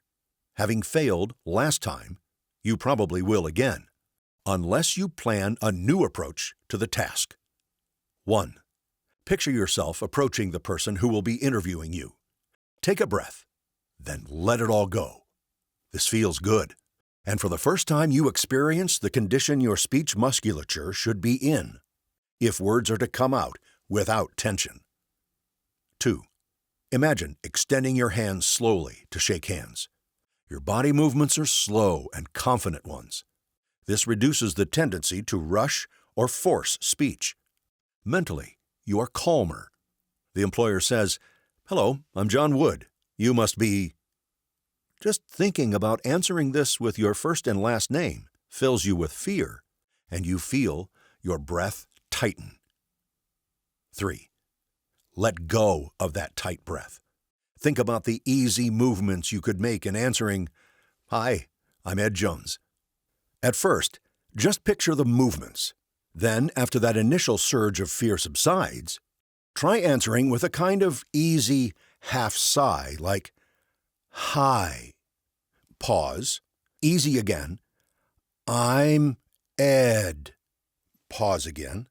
Let tension go. Easy onset. "Jones." As you rehearse this, several things begin to happen. First, you begin to see that there is less to fear if you don't jump and answer with your first name, which is usually very hard for you. Second, as one stutterer in our field has said, time must become your friend. You will learn that haste makes waste, even though a few times in the past it has worked. Fear won't go away by just waiting or going slower. You have to do some positive planning and desensitizing yourself to the employer's presence and request. You must practice the introduction many times, and not just alone, but with someone. After you have experienced success alone, ask your wife or friend to be the employer and rehearse. First, answer silently, then softly, then in a normal voice. Whether you stutter during the interview or not is of lesser importance. The chances are you will approach the situation easier than you have in a long time, and that your actual stuttering will be less severe. New approaches to handling the feared situation bring gradual improvement by reducing fear. This comes through hard work, not magic, pills, tricks, or waiting until you feel better. The same type of practice and rehearsal can be used in preparing to say hello on the telephone. In fact, you may find the phone less fear-inducing and want to try it first, or perhaps just greeting someone casually. As one stutterer said, "I try not to go out and put myself into a very difficult situation at first, where I know I'm going to fail. He had learned to approach some situations, though obviously not all of them, by thinking about responding the new, easier, relaxed way, and with practice found that he had lost much of his fear. Less fear means less tension in speech. Conquering tension.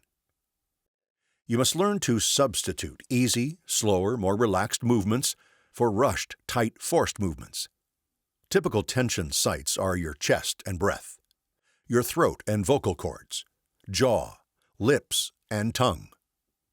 The practice suggested here can make for success in reducing the fear that follows from blocked movements, so think of these as stages of therapy that you can put together for greater effect. Choose some words that begin with sounds that you think of as being hard, those on which you often stutter. Speech normally begins with a relaxed, unconscious flow of breath. Practice sighing and letting voice come easily. You don't make voice. It just happens if you will let it. The same is true of sounds you make with your tongue and lips. Feel yourself gently close the lips for the P, or move the tongue to form such sounds as T and K. Then go ahead and say the rest of the word. Notice how little effort speaking takes. Fear has resulted in too much forcing to get words out. You must learn what not forcing is and practice until easy movements become habitual. First, practice at a very soft, almost silent level. Then gradually at a normal voice level. Practice the movement gently to make the difficult word begin easier. Then work on other words that begin with that same movement. Assuming that you engage faithfully in daily practice, try a different sound each week. Fear of words lessens as you repeatedly prove to yourself you have a new, easy way of producing them that is becoming automatic. As you practice, be sure not to let the tongue, lips, vocal cords, or breath become tight or touch too hard. No word or speech movement requires conscious effort. Feel the relaxed, easy movements into and out of words. Stop and begin the easy movements again for the next word series. Now you are talking in phrases that are short and that you have confidence you can initiate. If you remember to use the easy beginning you have practiced. Remember, speech sounds better in short phrases with frequent pauses. By conquering fear arousal through learning to plan your approach and then using the easy movements which keep tension from making you feel helpless, you are beginning to control stuttering rather than letting it rule you. Certain speaking situations become easier. At this point, you must begin to integrate your success. That is, you're not just having good and bad days, you are creating some successes out of potential failure. That's what building confidence is all about. And stutterers say time after time, I talk better when I'm more confident. When you have created a better performance, you can realistically feel more confident. The model is then begun for turning bad cycles into good ones. You are then able to turn your attention to fluency rather than frequent expectation of stuttering. One of our adult stutterers who successfully went through the above said, "Now I think more about my fluent successes, and does that ever help?" You appreciate most in life those things you do for yourself. Getting over stuttering takes tremendous self-discipline and desire. We have found that just practicing easy movements without trying to reduce fear is not too successful, since high fear keeps you from remembering the new, easier speech movements at the time when you most need to use them. Also, just trying to reduce fear without giving you something to do that is new and that works may simply allow fear to creep back into the situation very quickly. We have seen that the majority of the stutterers we work with, using the above procedures, achieve a significant degree of fluency in most situations. Chapter 9. Don't Ever Give Up by Peter R. Ramig. Presenter information. Peter R. Ramig is an ASHA Fellow, board-recognized fluency specialist, and person who stutters. He is Professor Emeritus of the Department of Speech, Language, and Hearing Sciences at the University of Colorado at Boulder. He has published research and clinical methodologies, including 2 books, The Child and Adolescent Stuttering Treatment and Activity Resource Guide, with co-author Daryl Dodge, and Practical Therapy Strategies for Working More Effectively with Children and Teens Who Stutter. Dr. Remig has contributed to multiple Stuttering Foundation videos in which he demonstrates his superlative clinical skills and shares his expertise in stuttering. Dr. Remig begins. Many speech-language pathologists, including myself, believe that stuttering results from an inherited predisposition or susceptibility to stutter. But I also believe, as do the majority of my colleagues, that the most disabling aspect of stuttering results from our attempts not to stutter. When we forcibly try to move off and away from the stuttering block, we make it worse. Those often futile attempts not to stutter become automatic learned patterns that become strongly conditioned over time. They create stumbling blocks along the road to recovery for many people who stutter. It is what we do in our attempts not to stutter, i.e., to avoid, conceal, and/or release ourselves from stuttering, that often results in an increase in severity and feelings of helplessness. Why do so many people who stutter attempt to remediate stuttering using such destructive, self-reinforcing strategies? For most of us, feeling different from others is uncomfortable. We react to the perplexed looks, reactions, and the imagined or real scorn of others with feelings of frustration, embarrassment, and shame. A natural physical response to such emotional discomfort is muscular tension, which is a correlate of stress that often makes stuttering worse. When we feel stuck and at the same time embarrassed, we often react with increased muscular effort in our desire to escape the moment of stuttering and move on. It is these reactions that we learn over time that create more struggle and tension, which often results in more stuttering. These are the behaviors we can learn to change if we are willing to identify what they are, how we use them in our attempts to escape or avoid stuttering, and how they interfere with the talking process. These are the behaviors I want to encourage you to change. In doing so, you will become more fluent because you will have learned to confront your stuttering without as much fear and trepidation, and thus with less of the confounding muscular effort that often fuels your blocks. The lesson here is this: the less we try to hide and conceal our stuttering, the more we can learn to stutter with less effort. When this happens, we can become much more in control of our stuttering. In turn, we can become more fluent. The process of self-initiated recovery. A first step is facing the realization that our stuttering is unlikely to magically disappear on its own. We must come to grips with the fact it will take some perseverance and determination to change the way we have stuttered over the years.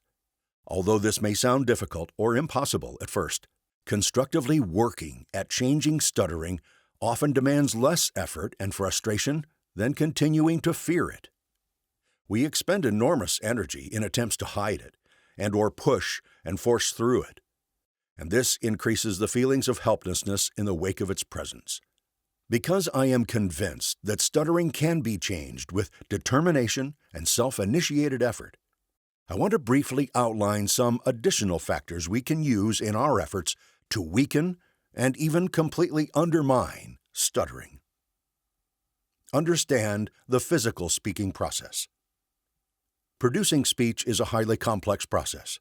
However, paying attention to how we physically use our tongue, lips, and voice box as we produce sounds can help us understand how we often create more stuttering. We do this by tensing and forcing these structures as we attempt to deal with the unpleasant moments of stuttering. Of course, these speech structures consist of muscles that need to be tensed to a normal degree in order to produce fluent speech. In contrast, however, people who stutter often tense these muscles excessively, block, and then push forcibly to break through the block in their urgency to release themselves from the feeling of being stuck. This pattern develops over time as a reaction to the little understood core cause or causes of stuttering, or what some of us refer to as the stuttering trigger. In essence, the stuttering trigger is the present cause of stuttering. It may be associated with the inherited predisposition to be disfluent that is found in the small percentage of the population who stutter. But that doesn't mean it can't be dealt with. Once we begin to pay attention to our speech structures, we can better understand how we interfere with their normal functioning during stuttering. We can then feel how pushing our lips together using excessive tension creates and/or makes stuttering worse by closing off the air and voicing necessary for speech production. We can then begin to work at producing sounds with less pushing and forcing as we move our lips, tongue, and voice box. This increases our chances of stuttering with less effort and severity. As we further develop and refine these monitoring skills, we will not only produce easier forms of stuttering, but we will become more fluent as we are less likely to pull the stuttering trigger. Try not to recoil from stuttering. Instead, move forward. Once we understand the importance of eliminating much of the pushing and forcing in our tongue, lips, and voice box, we can begin to stutter more audibly and effortlessly by holding on to the stuttering moment while moving forward to the next sound. When we work at stuttering audibly, we are better able to turn on and continue our air and voicing, two of the primary ingredients necessary for the production of normal speech. In contrast, due to the embarrassment and frustration often associated with stuttering, many people who stutter have learned to block silently at the tongue, lips, or vocal cords, and/or recoil repetitively from their blocks and other disfluent moments. Attempting to speak in this manner interrupts both the flow of air and the necessary voicing created by vibrating vocal cords. This common process of trying to conceal and minimize the audible stuttering actually complicates speaking, and over time often increases the visibility and severity of stuttering. Keeping the air and voicing turned on when we stutter takes time and practice at first, because we are forcing ourselves to confront something that feels and sounds unpleasant and abnormal. Yet, it is a necessary step in the process of learning to stutter in a forward fashion. It will also help you in changing harder stuttering to easier and less frequent stuttering. Pay attention to feeling how and where your lips, tongue, and voice box make specific sounds. Once we have learned how the physical speaking mechanism functions, and we have worked on lessening our recoil behaviors, we can then begin to concentrate on how it feels to make the sounds and words as we speak.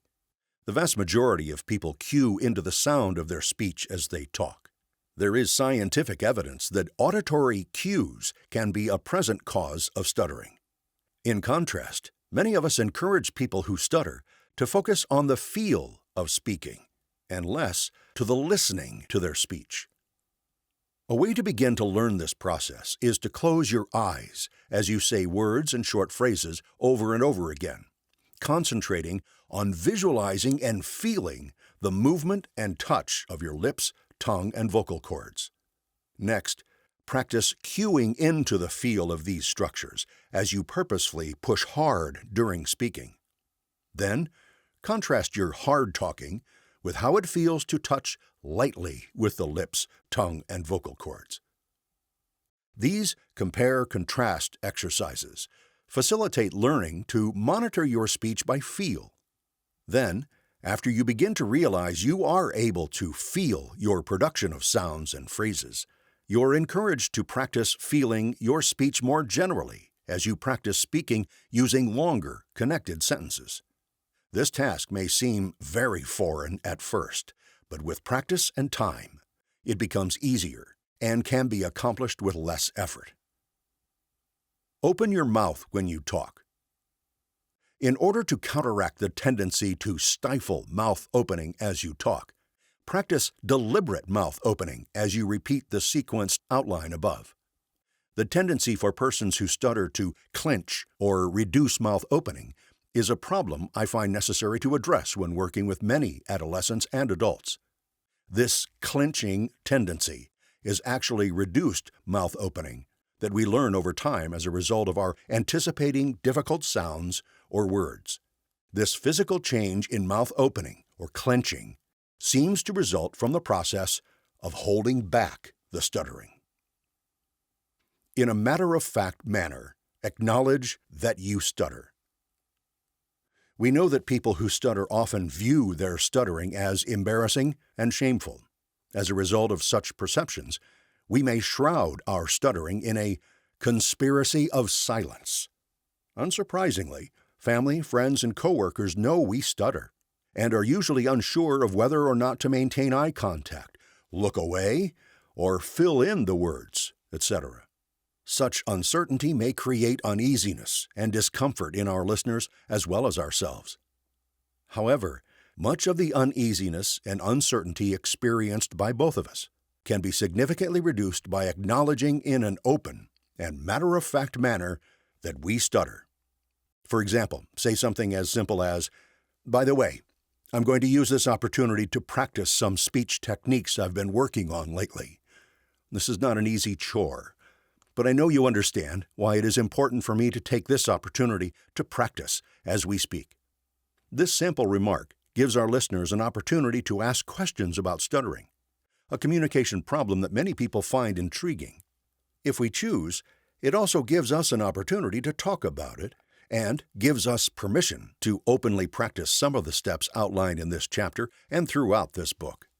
Disclosure is a proactive strategy that affords us the opportunity to address our stuttering in a matter-of-fact and nonchalant manner. Doing so increases our comfort level because we begin to view our problem in a more positive light. This new perception eventually facilitates changing our view of stuttering as the shameful unmentionable. Confront stuttering by occasionally inserting pseudo-stuttering in your fluent speech. Many people who stutter cringe at the first suggestion that they should occasionally, purposefully insert a prolonged or repeated sound as they speak. Paradoxically, the voluntary insertion of mild, easy stuttering can be helpful in your quest to lessen your fear and apprehension of stuttering. Although you will hear yourself do this, listeners are usually much less aware of what you're doing because your voluntary disfluencies are short and produced without excessive tension. Those who are recovering from stuttering often cite this task as one that helped them maintain their improvement during their recovery process. Never give up. As stated earlier, changing stuttering requires persistence and determination. However, our recovery process actually demands less effort, struggle, and embarrassment than the negative emotionality experienced when we live a life focused on hiding, concealing, and fighting stuttering. Hiding or fighting requires a huge amount of vigilance and surveillance, and this only tends to feed the destructive stuttering cycle. I have known many people who stutter, clients I have personally worked with, and colleagues and professionals I have learned from, who have made substantial gains in releasing themselves from the handicapping grip of stuttering. Many have become so fluent that most people are unaware they sometimes still stutter. This was my dream. This was their dream. This can realistically be your dream. Chapter 10, Basic Goals for a Person Who Stutters, by J. David Williams. Presenter information. J. David Williams, Ph.D., 1921 to 2010, was Professor Emeritus at Northern Illinois University, NIU. His career included teaching and clinical practice at Marshall University, the University of Iowa, the University of Northern Iowa, the University of the Philippines as a Fulbright lecturer, and NIU from 1959 until his 1986 retirement. Dr. Williams was active in the National Council of Stuttering, served on the Prof is In Forum for International Stuttering Awareness Day, and journaled extensively about his own stuttering. Dr. Williams begins, "I can't tell you how to stop stuttering, which is what you would like. But there are ways that you can stutter more easily, which sound better and make you more comfortable with your speech and make a better impression on your listener. Listeners react to the way you appear to be reacting to yourself. If you seem to be tense, panicky, or out of control, they will also feel tense, to which you react by becoming more tense and hurried yourself. It's a circular process that you can learn to control. The basic idea is to do all of your stuttering with less struggle, tension, and panic. This doesn't mean to talk more slowly in an effort to avoid all stuttering. Go ahead and speak at your normal rate. But when you feel that you're about to block on a word, slow down at that point and take your time saying the feared word. Don't give up your effort to say the feared word. Don't give up your effort to say the word, but try to stutter easily and slowly. Relax and let go. Keep your lips, tongue, and jaw moving gently without jamming. Don't panic. Take all the time you need. Concentrate on confidence and sense of control. Keep moving forward, but move slowly and positively. Resist any feeling of hurry or pressure. At some instant, you will know that you are over the hump. Simply finish that word and keep talking along at your usual rate until you start to tense up again for another feared word. Then, instantly shift into slow motion again. Many stutterers who originally had very tense, complex patterns of stuttering have worked themselves down to this easy, simple, slow stuttering with little tension or interruption in their speech. Another technique that I have always found helpful and used to practice a great deal is to deliberately repeat the initial sound or syllable of a word on which I felt I might stutter. I made one or several deliberate repetitions before I even tried to utter the word as a whole. The effect was to give me a feeling of control.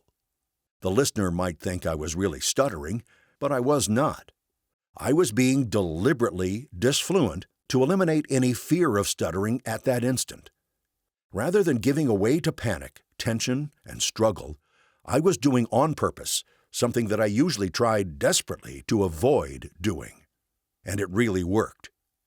This technique weakened my fear of stuttering, and I felt a delicious freedom and control. It's an old idea. If you are terrified of doing a particular thing, your fear will decrease in proportion to your ability to do at least part of the feared behavior deliberately. And whatever else stuttering is, it is behavior that is increased by your fearful, struggling efforts to avoid doing it. The more I sidestepped uncontrolled tension by throwing in occasional deliberate disfluencies, or repetitions or prolongations of sounds, the less I really stuttered. Deliberate disfluency is a simple thing to do, but you may recoil in horror at the very idea. You may say, people will think I'm stuttering if I do that. It's amazing how we who stutter can hold on to our illusions. We hate and fear stuttering and try desperately not to stutter.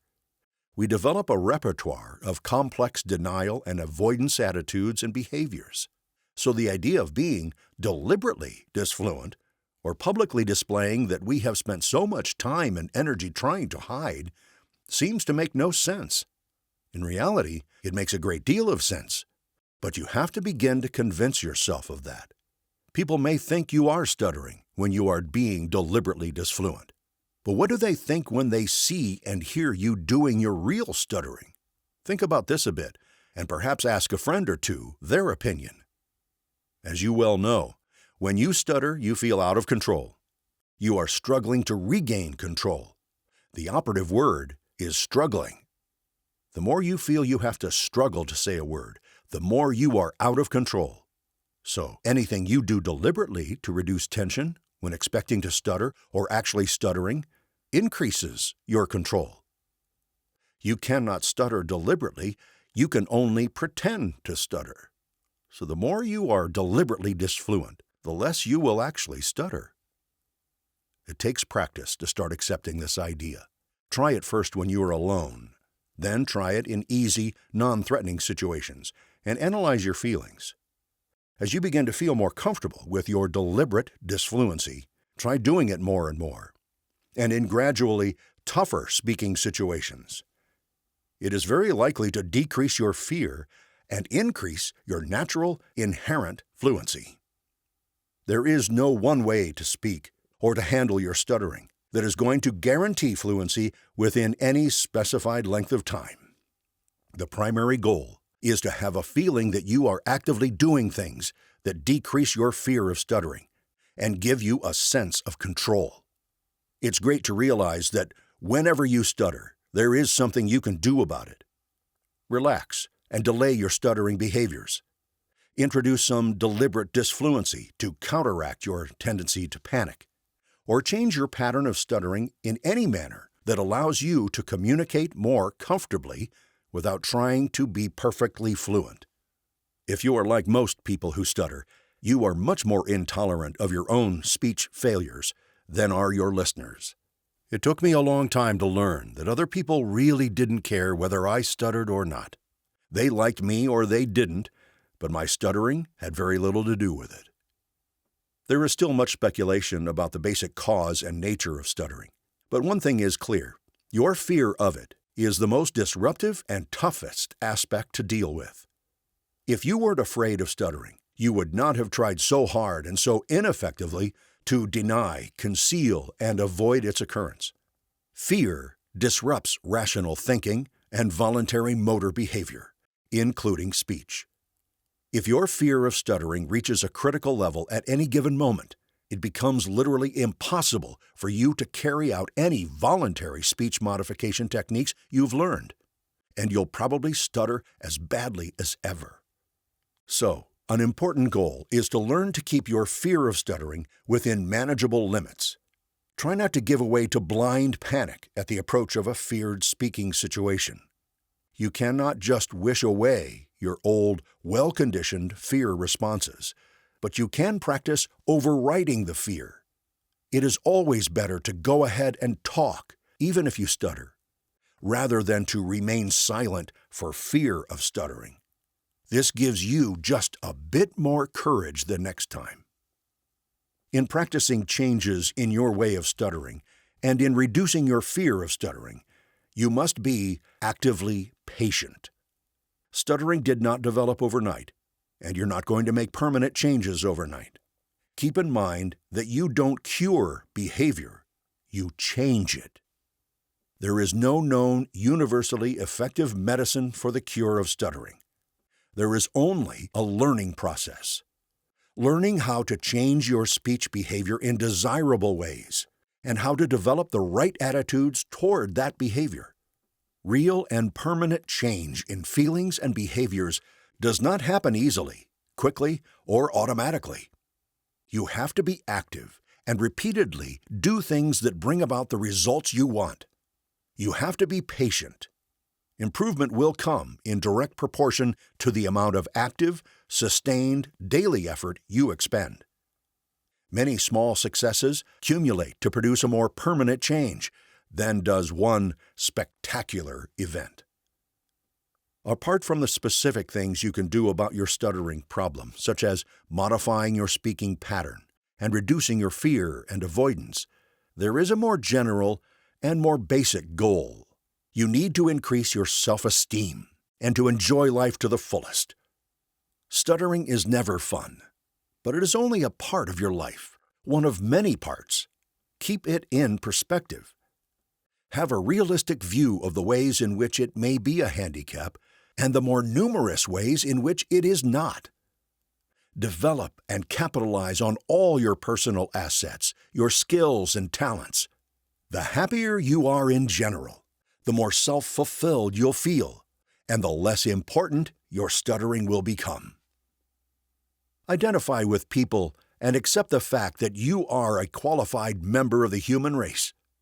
Have an approach rather than an avoidance attitude towards others. Remember that everyone has feelings of inadequacy and insecurity for one reason or another, no matter how they appear in public.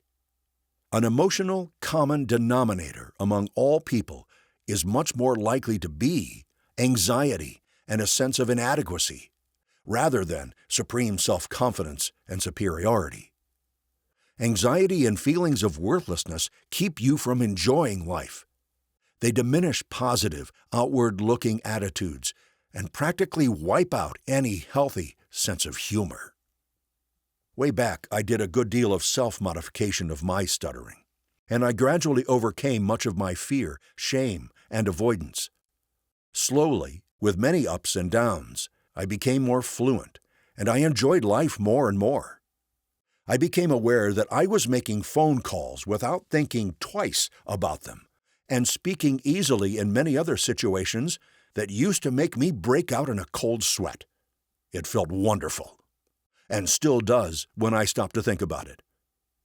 Mostly, I just communicate with people without fear or struggle. I still stutter slightly, but it has long ceased to be a real problem. Occasionally, after one speaking situation or another, I'll think, "Gee, that used to scare the hell out of me." Then I go back to confronting other and more immediate problems that are the inevitable concomitants of age. Stuttering fades to insignificance. I have no regrets, other than the time and energy I wasted feeling sorry for myself because I stuttered. I think I would have progressed faster in coping with my stuttering problem if I had available the kind of valid, useful literature now produced by the Stuttering Foundation. I encourage all people who stutter to read everything they can about stuttering. In this way, they will gradually increase their ability to distinguish between facile promises of unattainable miracle cures and solid, time-tested ideas and methods of self-improvement. As a final suggestion, join or form a mutual support, self-help group for people who stutter. There are several such groups in America, Europe, and elsewhere. They increase motivation for self-therapy, provide social reinforcement, and an opportunity for members to learn from one another. I have enjoyed and benefited from such activities for many years. Chapter 11. Some Suggestions for Those Who Want to Talk Easily. By Dean E. Williams. Presenter information. Dean E. Williams, 1924 to 1994, was Distinguished Professor Emeritus and head of the Department of Speech Pathology and Audiology at the University of Iowa, and an ASHA Fellow. He established an outstanding national and international reputation as a clinician, researcher, and teacher in stuttering. As a person who stuttered himself, Williams made many significant contributions, one of which was his essay, A Point of View About Stuttering, in which he defined an objective way to think about stuttering, while also laying the groundwork for his normal talking model of fluency therapy. Dr. Williams begins, "For the purposes of this paper, I want you to assume that I am meeting with a group of people who stutter for the first time, and that you are a member of that group. My purpose will be to suggest what I think you can do to improve the ways you talk. The major points presented in this paper are those that would be discussed and elaborated and experienced during the subsequent weeks of therapy. It is important to point out that I am talking to you as a group. For any one person in the group, I would direct my attention toward his own special feelings, viewpoints, and needs. Because this discussion is directed toward a group, it will be necessary for each of you to think through the comments made and to apply them to your own individual problem.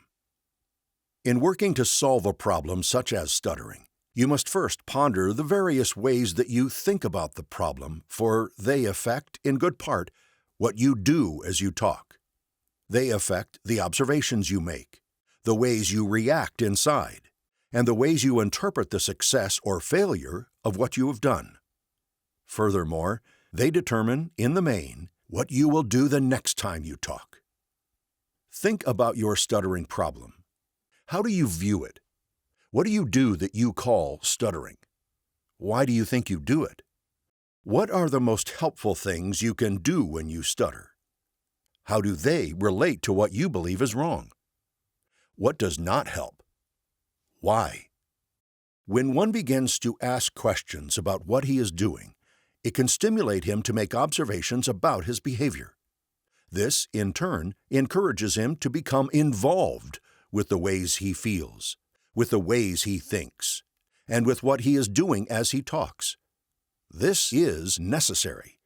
You cannot solve a problem by acting like an innocent bystander, waiting for someone else to answer questions that you never thought to ask.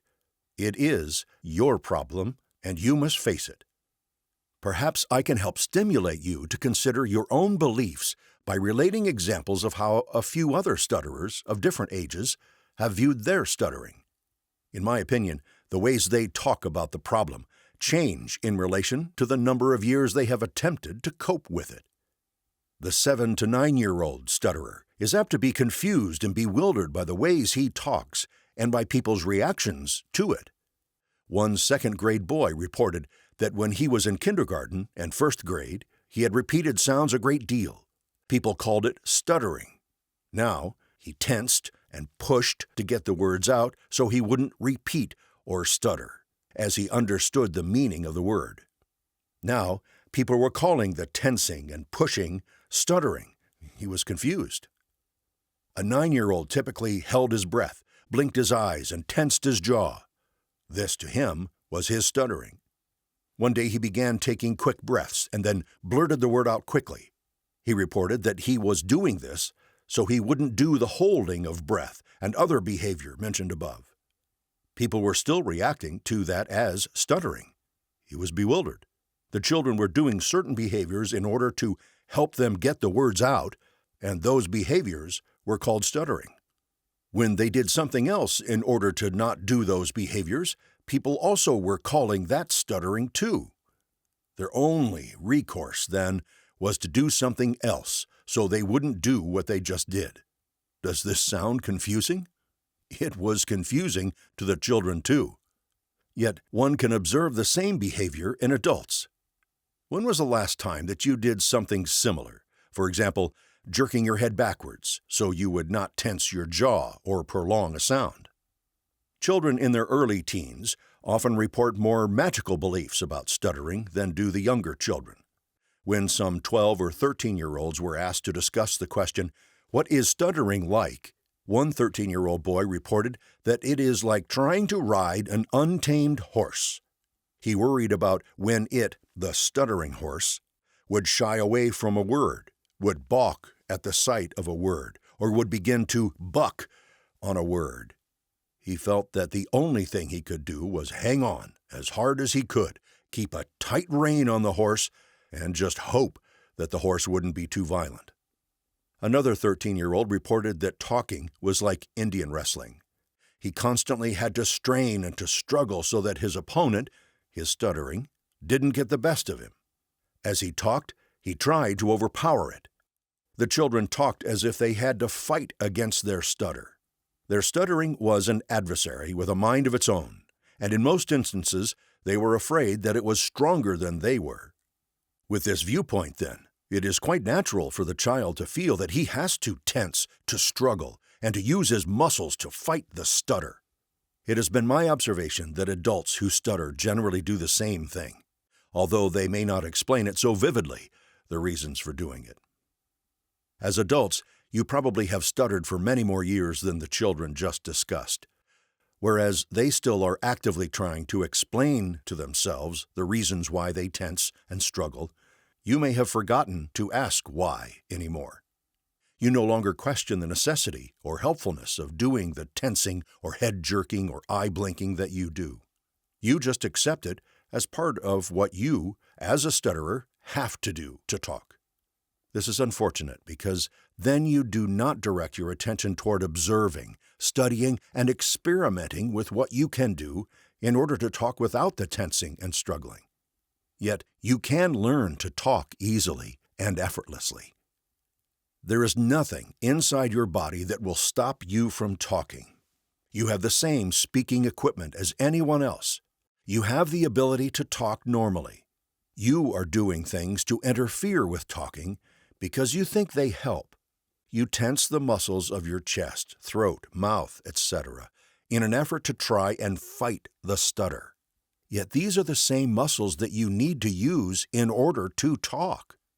You can't do both at the same time because you only have one set of muscles. Therefore, it is extremely helpful to begin studying what normal speakers do as they talk. This is what you want to learn to do. Observe carefully the way they move their mouth, lips, and jaws as they are talking. Then, sit and talk in a room by yourself, or read in unison with someone else, and study the feeling of movement as you talk. There is a certain just right tensing that you do as you move your jaw and tongue and lips. Study it. This is what you want to do when you talk. Now begin to look at what you do to interfere with talking when you do what you refer to as your stuttering. If you begin to hold your breath or tense your jaw, for example, you cannot move as easily as you must do to talk the way normal speakers do. In short, you need to develop a sharp sense of contrast between what you are doing that you call stuttering and what you do as you just talk easily. Use a mirror or a tape recorder to help you observe what you're doing. Above all, get a feeling deep in your muscles of the movements involved in easy talking. Then you become much more alert to what you are doing, not what's happening to you as you tense and interfere with talking. After careful observation and practice of what you do as you talk easily and ongoingly, as opposed to interfering with talking by tensing, stopping, or speeding, etc., enter a few speaking situations that are not so threatening that you cannot observe your behavior. It has been my experience that ordinarily the person observes that he gets scared, or he gets a feeling that he was going to stutter and he tenses. What is this feeling? Work to be able to tolerate it so you can observe it carefully. Enter more speaking situations. Answer some questions. To what is the feeling similar? Does the feeling alone make you unable to talk? Or do you tense when you begin to experience the feeling? When you start to talk, do you pay attention to what you want to do, the movement you want to make? Or are you attending to the feeling, waiting for it to tell you whether you are able to talk or not? Study the feeling. If you study it in various situations as you are talking, you will become aware that it is a feeling that is in no way special from any other feeling of fear or embarrassment, etc. It is very normal. However, it is a feeling to which you have learned to react by tensing or by speeding or slowing your rate. Essentially, you react to it by doing extramuscular activity than is necessary to do in order to talk. When you become aware that the struggling behavior you call stuttering is something that you are doing as you talk, and not something that magically happens to you, you are in a very good position to begin to change what you are doing as you talk so that you can talk easier. Then you can begin to talk by starting to move easily, being willing to experience the feelings that you may feel, but to continue moving easily. You can tolerate a few bobbles as you do this. Then you can begin to see that there is a way out of this jungle. There is a reason to become optimistic, because it is within your ability to do it. It's essentially a problem of learning to just let yourself talk. You have learned to do too much. You do things to interfere. Learn by observing and experimenting that these things do not help. Talking is essentially easy, ongoing movement of the jaw, tongue, and lips, etc. Tensing unnecessarily only gets in your way. Your success in countering the excessive tensing as you talk will depend upon two factors. The first involves the thoroughness with which you come to understand that there is no stuttering to be fought, avoided, or controlled, other than the tensing you yourself perform. Once you understand this as you talk, your own tensing becomes a signal for you to begin reacting constructively by immediately easing off on the tensing and attending to the easy ongoingness of talking. The second involves practice. You must practice talking easily, as you would practice typing or playing the piano easily and ongoingly, even though you had a feeling in your stomach or chest that you might goof it at some point. Then, expand your speaking situations and practice until you can talk comfortably at any time you choose to speak. This is the beginning of therapy for you. From now on, it is up to you. Chapter 12. Suggestions for Self-Therapy for Stutterers by Margaret M. Neely. Presenter information. Margaret M. Neely, Ph.D., 1924 to 1981, was the first director of the Baton Rouge, Louisiana Speech and Hearing Foundation, where she served from 1965 until 1981. She was originally from Halifax, Nova Scotia, and came to the USA seeking treatment for stuttering. She went on to obtain a bachelor's degree in speech pathology from the University of Michigan, a master's degree from Tulane University, and a doctorate from Louisiana State University. Dr. Neely begins, Dear fellow stutterer, if you are an adult who has stuttered most of your life, you have probably tried many ways to cope with the problem. So have I. As a stutterer and a therapist, my observation is that each person finds his own way. There are a multitude of approaches to the correction of stuttering. The procedure I suggest is not necessarily the best approach. It is simply an approach that has been effective for me and for most of the individuals with whom I have worked. It is a direct attack on the speech, and it involves effort. Many people resist the work aspect and want easier ways to overcome the problem. The feelings of anxiety that accompany stuttering have become so overwhelming that the stutterer reacts by wanting a simple way with immediate results. Drug therapy to relieve anxiety, and mechanical devices to block your own hearing or to supply you with rhythmic patterns are easy methods which seem immediately beneficial. I believe that nothing succeeds on a long-term basis like hard work on the speech itself, an idea that may be due to the very personal viewpoint of anyone who is both a therapist and a stutterer. My own experience has been that nothing cures an adult stutterer, but one can effectively manage stuttering so that it ceases to be a significant problem throughout one's life. Why does this approach require work?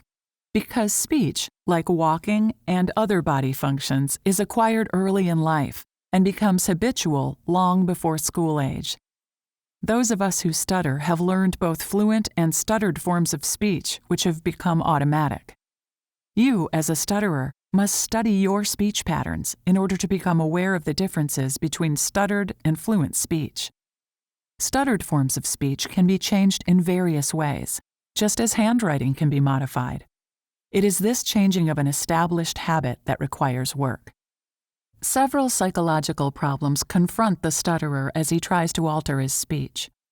These problems include a lack of confidence in his ability to do anything with his stuttered speech because of previous failures, an inability to cope with feelings of resentment and loneliness about having this problem, why me, and worry and concern about the effect of his stuttering on other people and their possible resulting opinions of him. In addition, the stutterer struggles with the idea that because he can say his words fluently some of the time, he should be able to say them fluently all of the time. He may believe some psychological problem needs to be removed, and this belief results in either periodic over-worry about his speech or complete disregard for it. These feelings, which have become automatic, as has the stuttering, usually are the painful part of stuttering. This is why you may feel the need to first work on eliminating the feelings you experience when you stutter. However, it is easier to work on the speech first and the feeling next, because much of the accompanying emotion disappears when you have gained control of your speech. How do you start? Your goal should be to find a way of speaking that is comfortable for you. You will need to eliminate the abnormality of your stuttering and try to find an easier way to talk, which is under your control. Study your speech. Learn to change the habitual form of stuttering to a more controlled pronunciation of the word. Change your speech to include fluent speech, pauses, and the controlled saying of words, as well as occasional stuttering.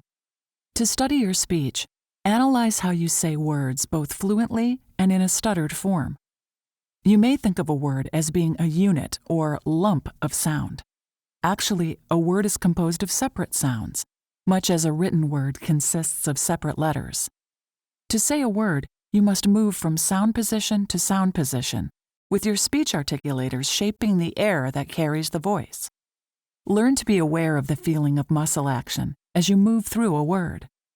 When a word is said fluently, these muscular movements are coordinated, loose, and easy. When you stutter, you will notice that there is a great deal of tension in the speech muscles used to say the beginning sound. Much of the abnormality of stuttering is your automatic reaction to the feeling of the sudden muscle tension that you experience as a blocked feeling. You try to fight the blocking by pushing harder, rather than by releasing the tension and moving to the rest of the word.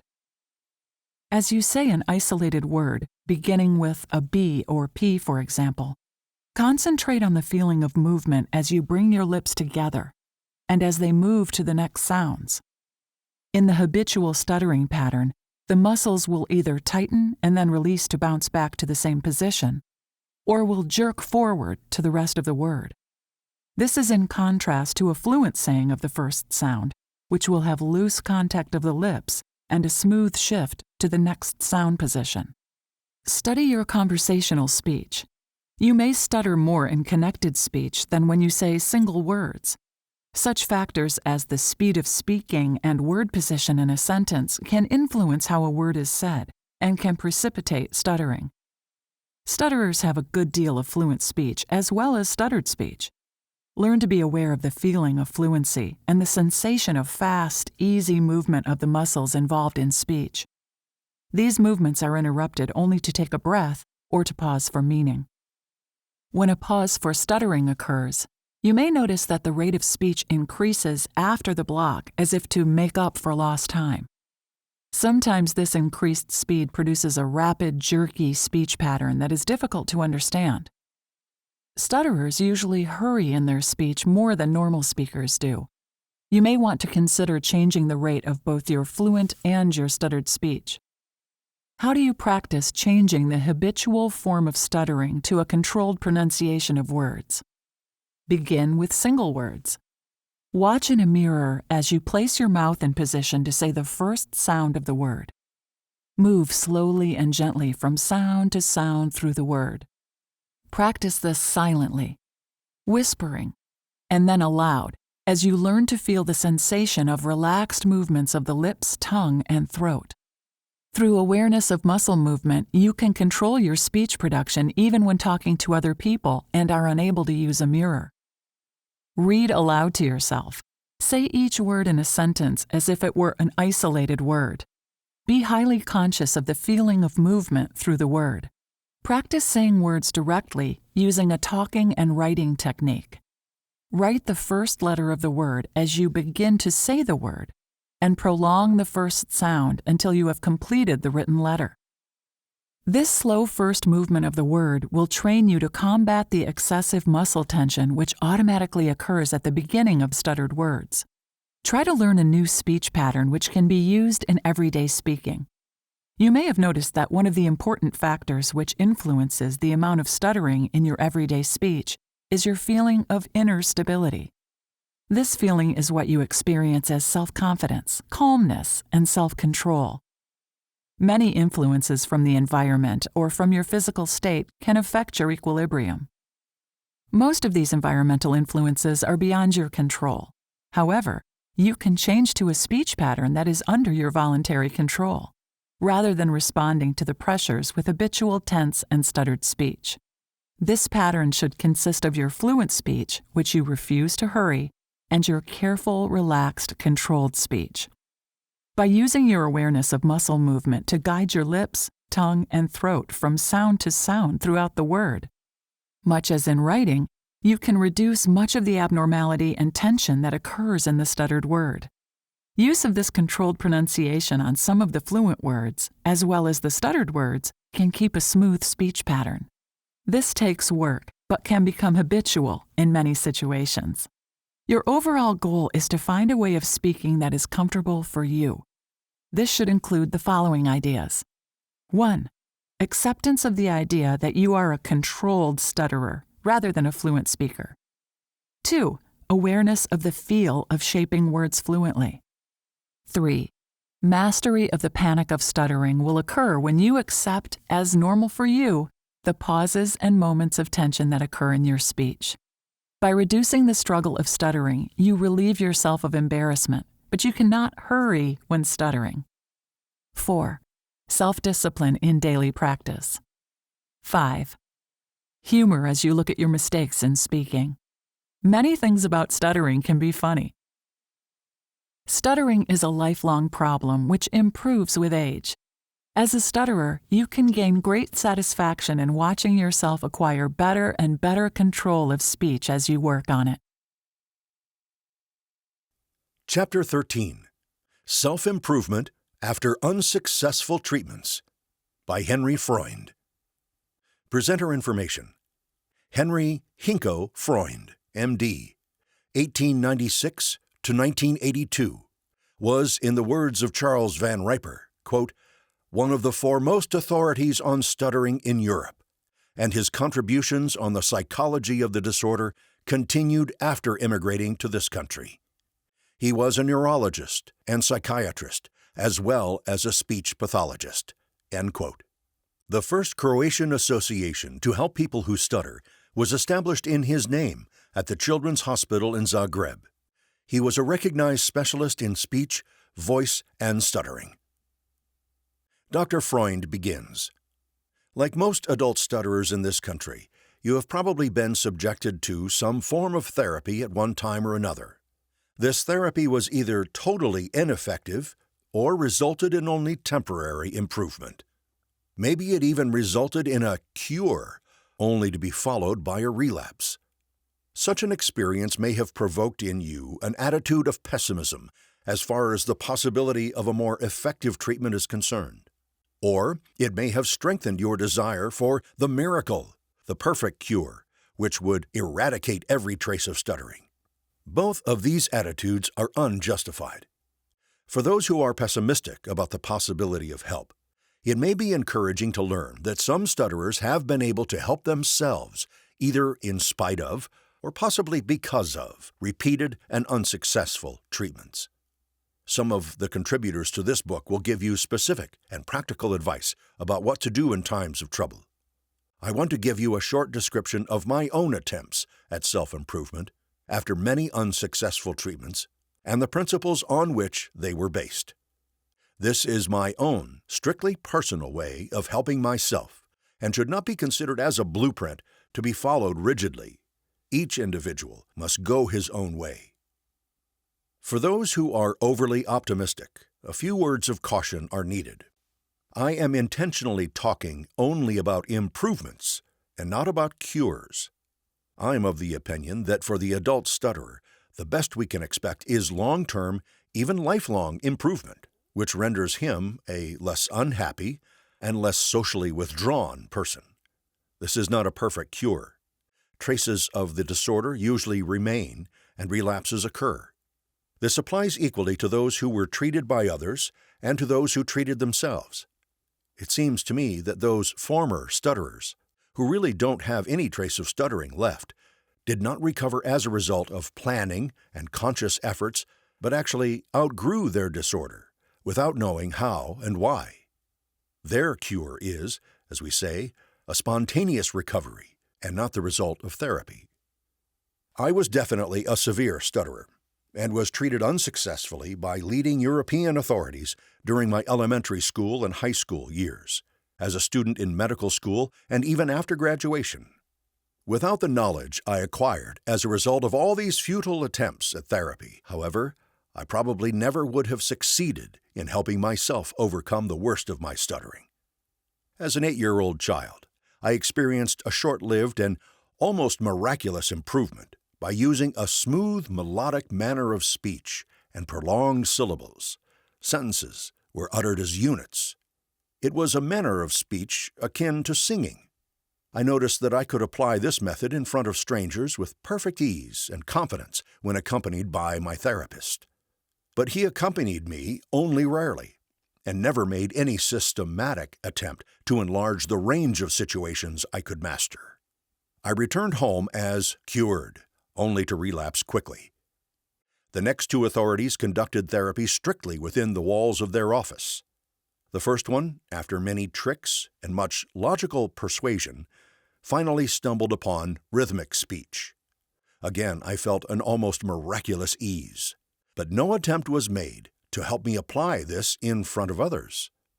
The last therapist totally rejected my request to accompany me into real-life situations. He wanted me to have the courage to do it alone. My numerous attempts to approach people alone and to conquer my fear of stuttering all ended in failure, and my stuttering grew worse. From bitter experience, I learned how futile it is to make demands upon the stutterer without giving him a helping hand. What I needed was not an authority, but a friend and collaborator, genuinely interested in me and ready to help me. I was fortunate to have a brother who could be this friend. At age 35, I gave up my practice as general practitioner of medicine and moved from Yugoslavia to Berlin for postgraduate training and specialization. My shyness to approach people had reached a point where something had to be done about it, and I was now given an opportunity to make a new start. My chances for a successful attempt at treating myself were favorable. Not only had I accumulated an extensive knowledge on stuttering, but through my many unsuccessful treatments in the past, I had developed definite ideas of what was necessary to do to bridge the gap between theory and practice. I tried to follow these main principles. 1. I was determined to make full use of the opportunity to devote myself completely to the task of self-improvement. The chances of success would be better if I were able to live completely for this one task. I had to make full use of a new environment where nobody knew me as Stutterer and where nothing reminded me of my past defeats and humiliating experiences. 2. I knew by now that I possessed a normal ability to speak. Speaking is an automatic act, and most of the time I did speak normally. I knew that stuttering occurred situationally, that it resulted from fear and the expectation of failure, and that this led to an inhibition or stoppage of the voice. I talked under the illusion that speech sounds are difficult, and that an enormous amount of force was necessary to overcome my self-created obstacles. Talking was a highly emotional experience, which gave me a feeling of helplessness, failure, and defeat. But I also knew that the method I used as a child, which stressed all the positive aspects of speech, the stream of breath and voice, the unity of the sentence as a whole, the singing-like, melodic aspects of speech, was in the past prone to draw my attention away from the dreaded speech sounds, tended to calm and relax me, and rendered my speech more pleasurable. As a first step, I would now start again to use this method with those persons closest to me and regain my old confidence in it. I could use this as a stepping stone to contacts with others. 3. I would discuss with my brother my daily predicaments, fears, doubts, successes, defeats, and other personal problems. After establishing a good and trusting relationship, I explained my strategy. He should never accompany me wherever and whenever I needed his help. He should remain silent when I was sure of myself, but should take over when I stumbled, or he could start to talk and then I could gradually take over. In this manner, I could slowly expand the variety of people and situations where I could talk methodically, calmly, and confidently. 4. After establishing a greater degree of security and confidence, I would be able to reduce and finally discard the need for my brother to accompany me. I would be on my own and would expand the range of situations I wanted to master. I would do this gradually and would not ask for too much too soon. In times of trouble, I should not be too proud to discuss my problems with others. 5. Having widened somewhat the range of situations and people that I could handle without fear, I had to secure my newly won abilities by preparing myself for the inevitable reversals. Relapses would be unavoidable and had to be expected, for there would be no foolproof method to eliminate them. In the past, relapses were prone to shatter my belief, not only in a certain method, but also in ever being able to overcome my stuttering. This would not happen again if I were prepared to meet them in the right spirit.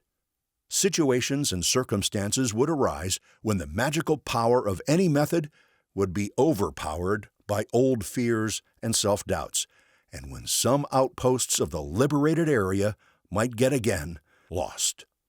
The right spirit to meet relapses and reversals is a philosophy of self-tolerance, of the acceptance of your own weaknesses and limitations, and of a greater objectivity towards self and others.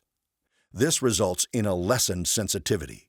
Here, too, an open discussion with an understanding person sometimes helps to clarify issues which subjectively you are unable to see clearly. I followed these and other similar guidelines. The breakthrough occurred when, after a period of preparation, and while accompanied by my brother, I, for the first time, dared to approach a stranger for the purpose of experimenting on him. In spite of a panic-like fear and desire to run away, I heard myself asking him a question in a surprisingly calm and methodic fashion.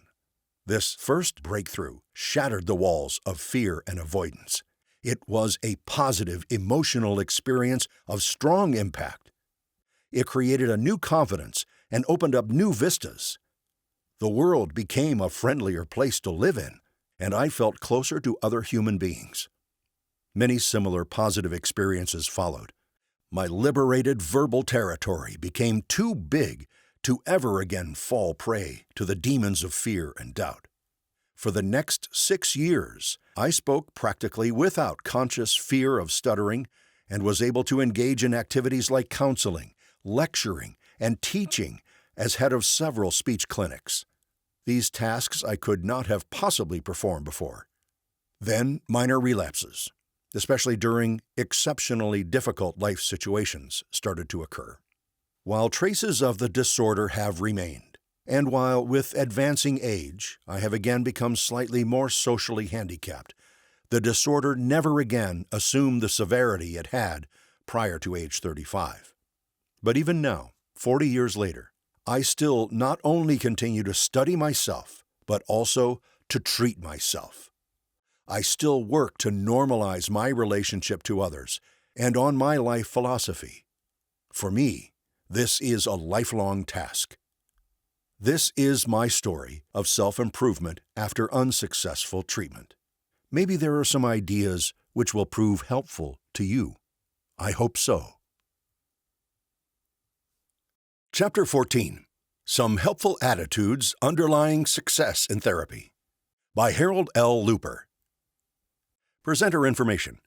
Harold Hal L. Looper, Ph.D., 1924 to 1996, headed the Department of Audiology and Speech Pathology, 1963 to 1986, and was director of the Hearing and Speech Center, 1966 to 1986, at the University of Tennessee, Knoxville.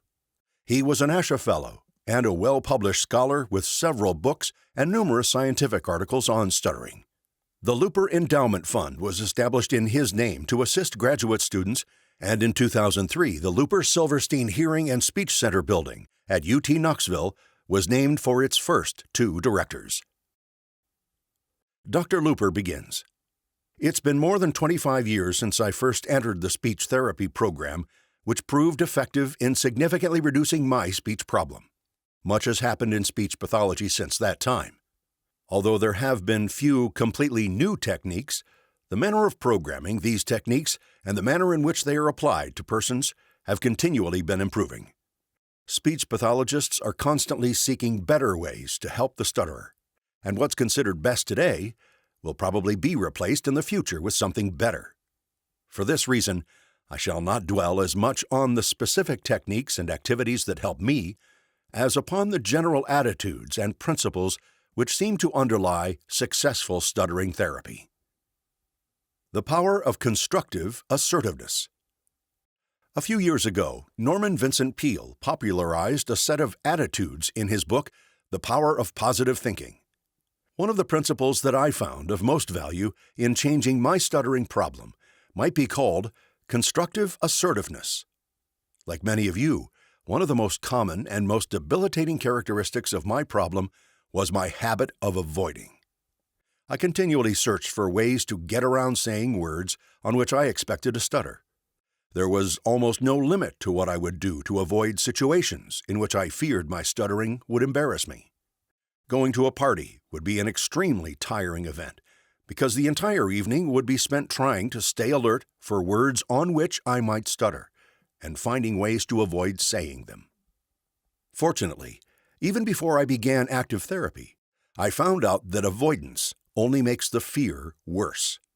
While serving in the Army, I had written a speech pathologist asking for help. He informed me he would be glad to see me after I was out of the service, and gave me a few suggestions as to what I could do in the meantime. His most important suggestion was to begin to lick the problem of avoidance. He suggested I go ahead and say those words on which I expected to stutter, and to go ahead and enter those situations which I normally avoided. I began to try it. It was hard, but soon I found that the temporary discomfort of struggling through a difficult word was far better than the constant vigilance and search for the easy way out.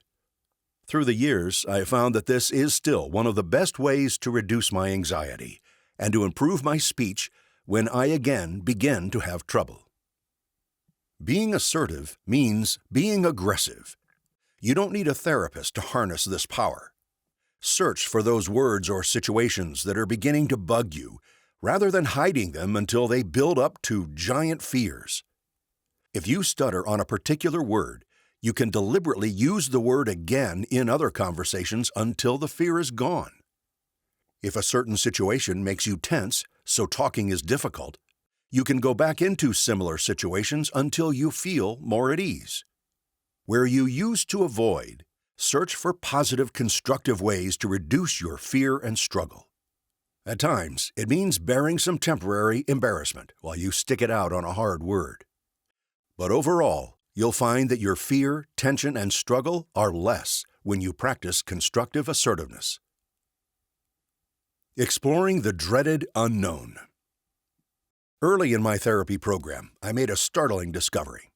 Although I had stuttered for years, I really did not know much about what I did with my speech apparatus as I stuttered. Like many other persons who stutter, I had been so embarrassed when I was stuttering that my total attention was drawn to trying to get out of my seemingly helpless struggle against an unexplainable block. In therapy, my clinicians helped me learn to study my speech behaviors and to analyze what I was doing at those moments when I was struggling. Many of the things I was doing interfered with fluency more than helped. Although in the past I had repressed awareness of my stuttering behaviors, I now found that much was to be learned from encountering and analyzing them. You too can explore the unknown. When you do, you may find that you push your lips together too hard, or jam your tongue against the roof of your mouth. You may notice that as you start to say a word, you build up too much tension. Once you begin to see what you are doing that makes talking difficult, you find that much of this behavior is controllable. Concentrate on changing what you do when you stutter by doing differently some of the things that seem to interfere with your fluency. Stuttering will then lose some of its magical powers and become only those things which you do. Eventually, you should make a very important discovery, that is, that you are not completely helpless at the moment you are stuttering. Defining realistic, obtainable goals. Another helpful attribute that ties directly into the changes we've just been discussing is to set for yourself realistic and definable goals. Many of you will have, as I did, a rather perfectionistic attitude towards speaking. I wanted complete fluency, with absolutely no stuttering. Anything less was a failure. When you realize that all speakers have some hesitancy and disfluency in their speech, and when you realize that it is unrealistic to expect to change completely and immediately a problem you've lived with for years, you will be able to get satisfaction from small gains and to have greater tolerance for those difficulties you still encounter. Rather than hoping for complete fluency in each situation, Work towards more realistic goals of improvement in certain specific behaviors, such as reduction of excessive lip tension. Reducing the importance of stuttering. One of the hardest things for me to learn was that the problem of stuttering is not the worst thing that can happen. For years, I had felt stuttering was the biggest problem in life, and this affected my entire self-perception. I was definitely handicapped because I was a member of the small minority that stuttered. Getting older has many disadvantages, but it had the advantage of helping me put things in perspective. As I encountered other persons with other problems, I eventually realized that there are many difficulties worse than stuttering. One can still do most of what he wishes, even if he does stutter. Putting stuttering in a more realistic perspective may reduce some of your tension and make it easier for you to work on it. You should feel less embarrassed when it does occur, and you can stop thinking of yourself as a handicapped individual and thus improve your overall self-confidence. Maintaining improvements. Many of you who stutter have had the experience of getting better during therapy, only to find yourself having trouble again when therapy is discontinued. This event, sometimes called a relapse, frequently leads to demoralization and the failure complex, a feeling that there's little use in trying to change your stuttering since it will probably return. Frequently, the person who has had this experience overreacts to the return of struggle behaviors. He may well forget that even the amount of trouble he is having now is not nearly as frequent nor as severe as it was formerly. The fear of stuttering suddenly reappears, and avoidance and struggle behaviors soon follow. Rather than accept this defeatist attitude, it's far better to go back to the basic principles. That is, determine what specific things you're doing and start again to do those things which you found make talking easier. Too many persons who stutter stop too soon after gaining some fluency and losing some of the fear. They fail to realize that stuttering behaviors have been learned on a complex reinforcement schedule over a long period of time. They fail to do those things which will maintain the new speaking behaviors. In all kinds of learning, we normally go through 3 stages. 1. Establishment of the new habit. 2. Transfer of the habit to different situations. And 3. Maintenance of the new behavior. If, after making some positive changes in your speech behavior, you revert to those attitudes and practices that originally were part of the problem, you may find that the problem reappears. To maintain the progress you've made in therapy, it's wise to enlarge your speaking horizons. Now's the time to take that course in public speaking you've always dreaded, or to begin to accept more invitations to social events where you know you'll have to meet a lot of people. Just as it's difficult to imagine maintaining recently learned swimming skills when you don't continue to go swimming, it seems pretty hard to imagine maintaining newly acquired attitudes and behaviors in speaking if you don't continue to enter a lot of speaking situations. I hope some of my experiences will be helpful to you. Before ending, however, I must express a sincere debt of gratitude to 2 persons who served as my clinicians some 25 years ago. They know who they are. I probably could have made many of the changes I've made without them, but I'm convinced they helped change my life for the better. Chapter 15, Message to Adult Stutterers, by Gerald R. Moses. Presenter information. Gerald R. Moses, Ph.D., served in the military and on the faculties of Miami University and Eastern Michigan University. He published extensively on the treatment of stuttering problems, phonetics, and speech intelligibility. Dr. Moses was founding editor of the Journal of Communication Pathology. His military services included management of the Department of Defense, or DoD, Breast Cancer Research Program, and as Chief Clinical Applications Division of the Telemedicine and Advanced Technology Research Center, or TATRIC, U.S. Army Medical Research and Material Command. Dr. Moses begins. As a person who has stuttered for some time, you've probably been more preoccupied and perplexed about this troublesome problem than any other aspect of your life. You have found that your stuttering interferes with and complicates even the most basic relationships with other people. Your expectations and hopes for personal, social, and professional success have been limited by your feelings of being an inadequate talker. You have found that concern for what others think of you has made you feel trapped and frustrated. You have wondered why you can talk freely in one situation and not at all in another. Most of all, you have asked, why me? Why do I stutter and my friends do not? You've tried to follow suggestions given by others. Slow down, think what you're going to say, whistle, etc. You have even invented some of your own techniques for preventing the occurrence of stuttering. Most of these suggestions have had some foundation in distracting your attention from stuttering. Some of them have even worked for a while. But temporary relief due to distraction has not solved your difficulties. You have found much of what you have read and heard about stuttering to be confusing and embarrassing. While some writers feel that you stutter because you are physically different from people who do not stutter, others seem convinced that your stuttering lies in an emotional problem.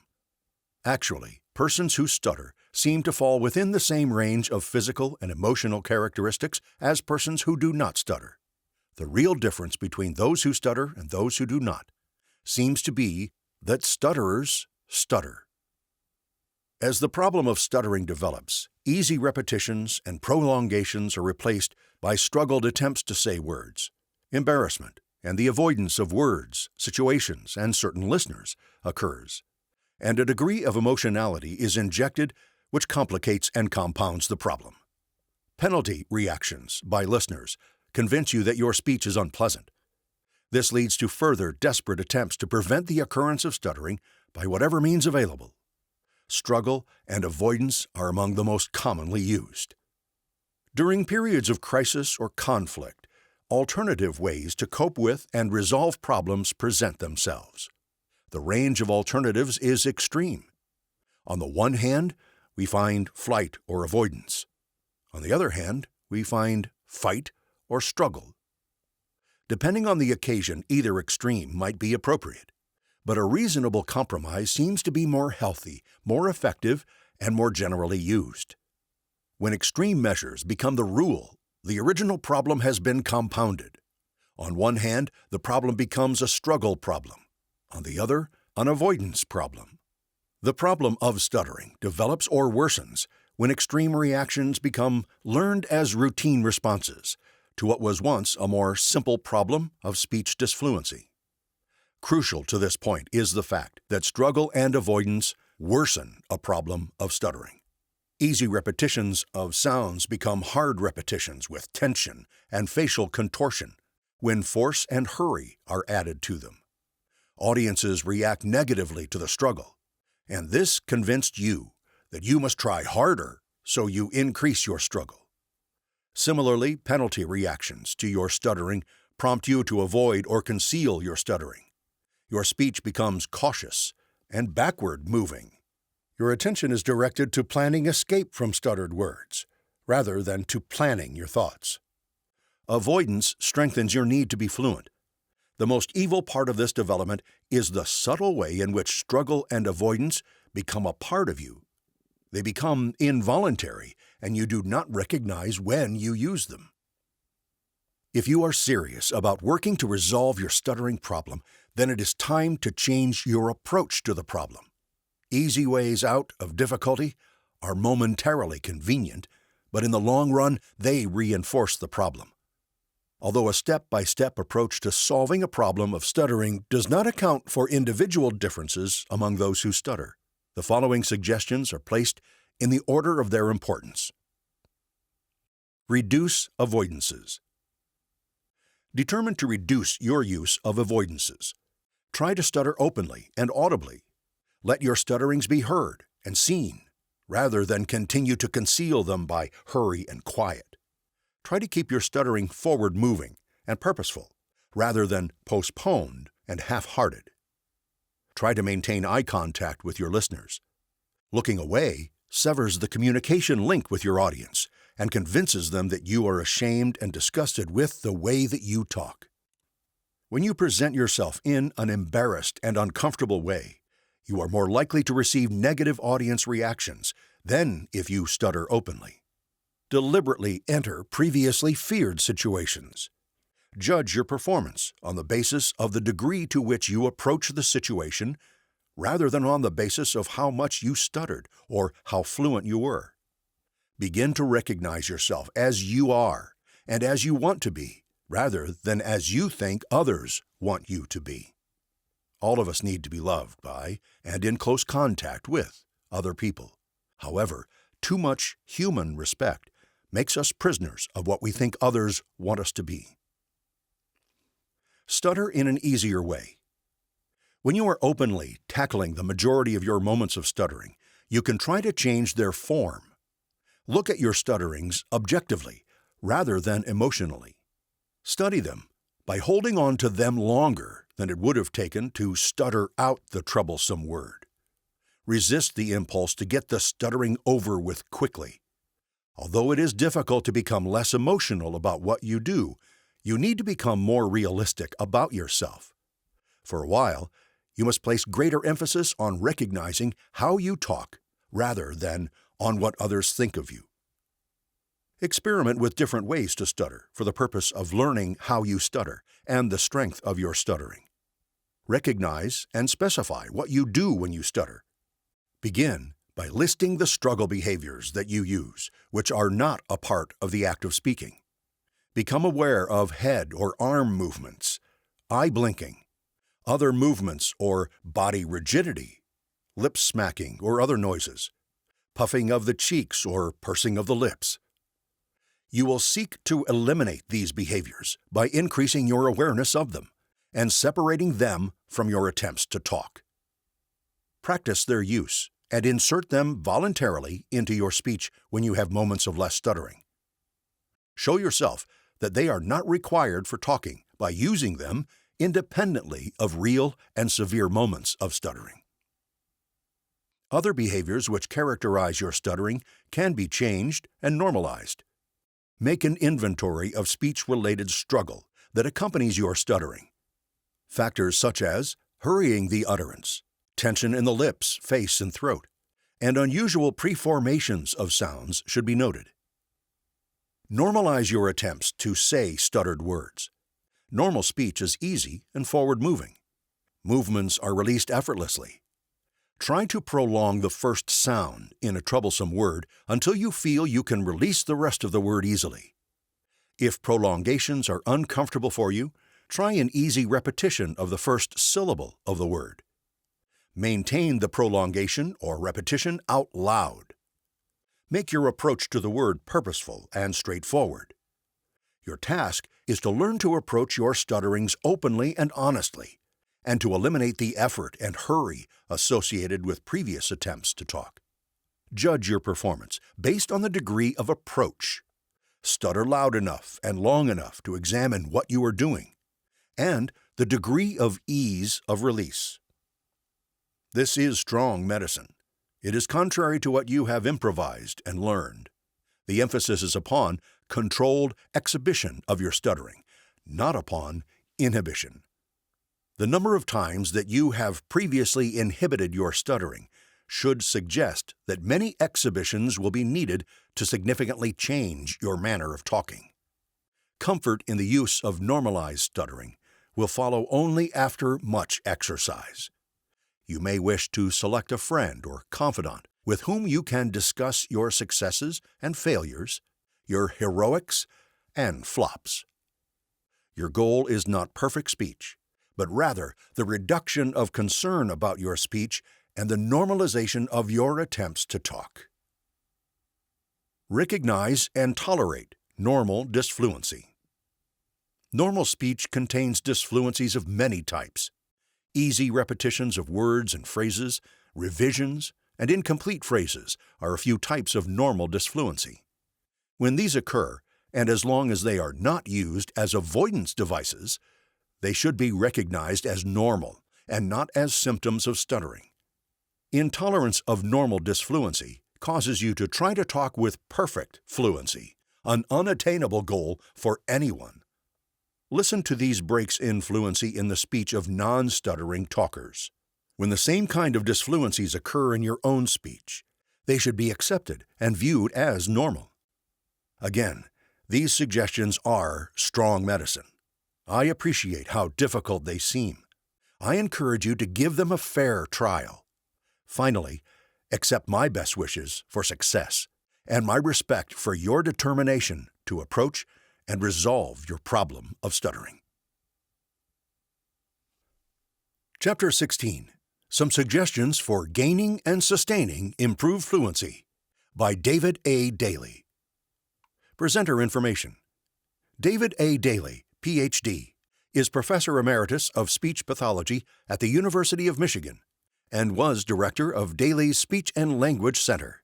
He published books on treating fluency disorders including The Source for Stuttering and Cluttering, developed the Predictive Cluttering Inventory, and The Freedom of Fluency Approach to Therapy, and published numerous peer-reviewed articles and book chapters on stuttering, cluttering, and comorbidities of fluency disorders. He mentored many future SLPs and researchers in the field. Dr. Daly begins. Like most individuals who stutter, I went to bed each night praying that I would wake up fluent, and I awoke each day only to discover that my stuttering was still a reality. After several years of half-hearted attempts at speech therapy, I gave up on therapy, and I gave up on my speech clinicians. Discouraged, despondent, and depressed, I contemplated suicide, as well as becoming a monk in a religious order that required a vow of silence. I did neither. Instead, I limped along for a few years and somehow, by carefully selecting courses which required little or no oral participation, graduated from college.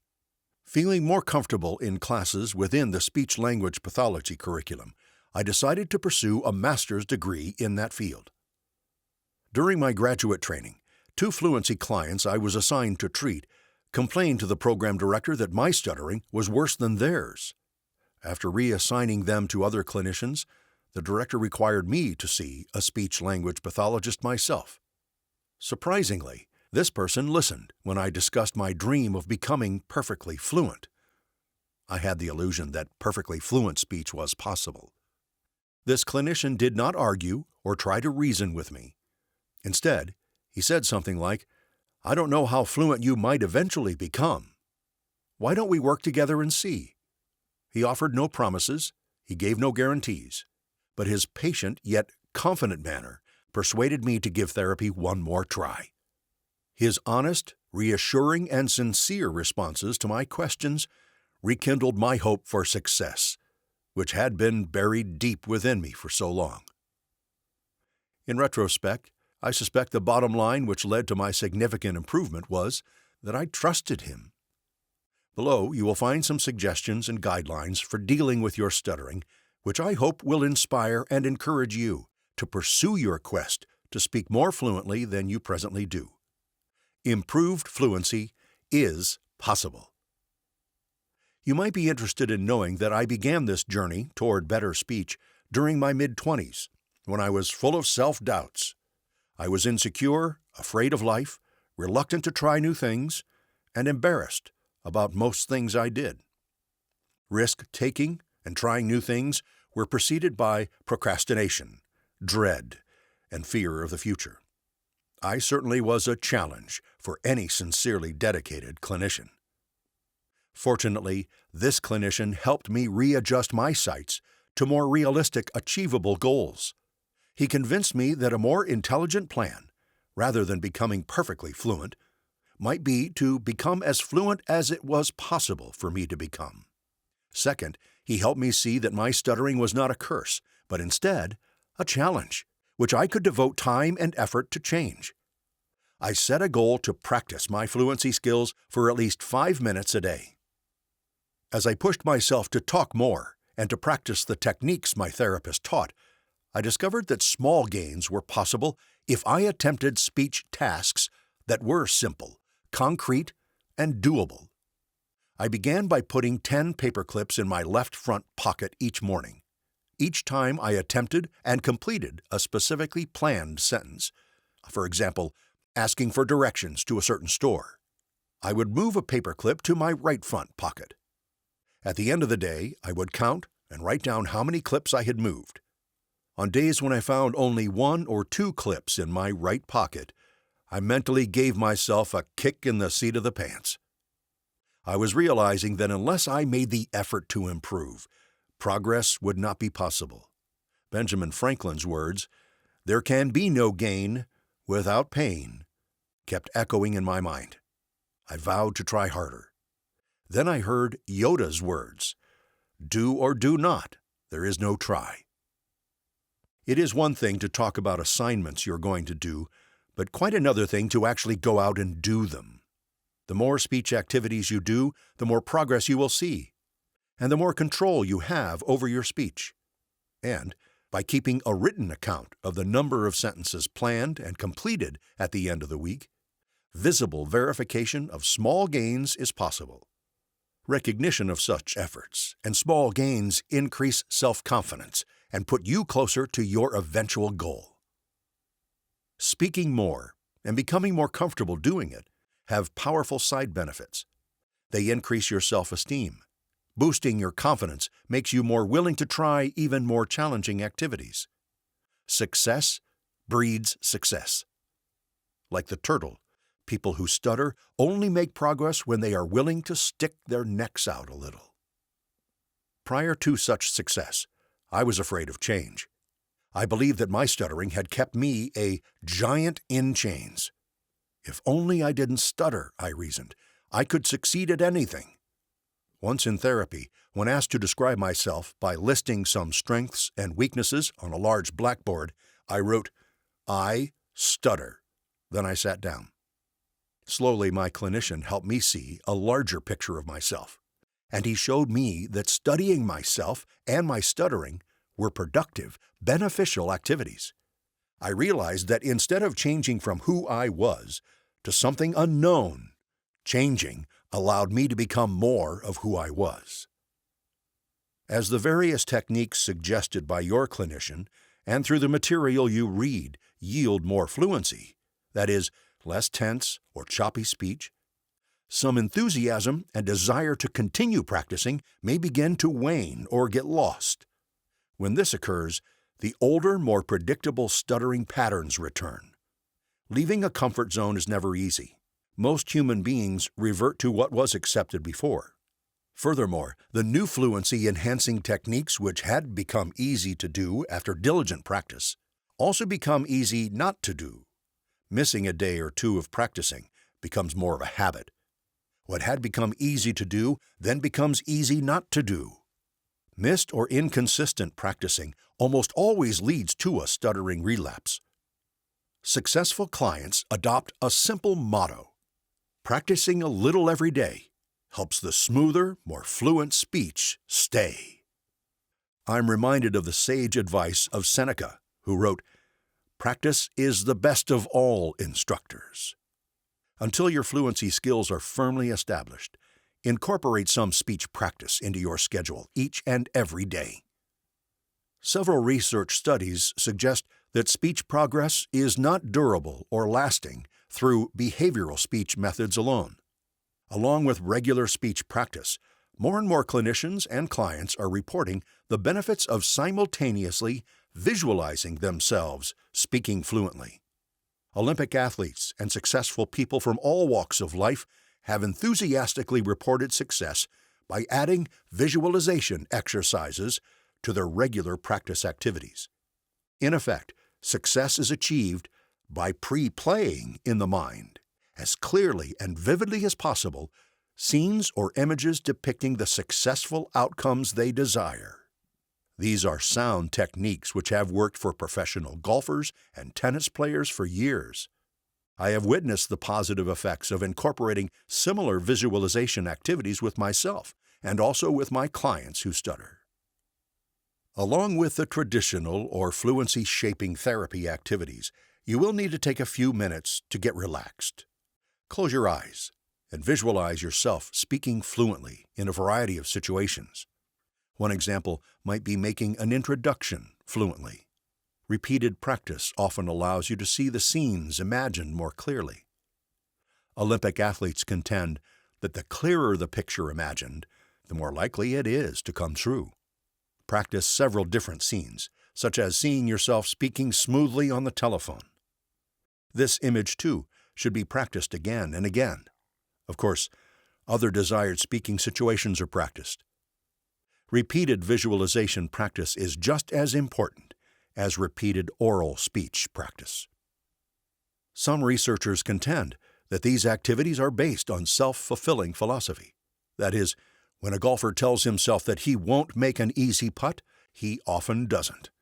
When a baseball player says to himself, "I hope I don't strike out," he often does. Similarly, when a person who stutters says, "I hope I don't stutter when answering the telephone," he often does. Under pressure, people tense up and often do exactly what they don't want to do. This certainly seems to be true for people who stutter. Visualize what you do want, not what you do not want. Be positive. Visualization exercises enable Fluency clients to see themselves, in their minds, speaking fluently without tension.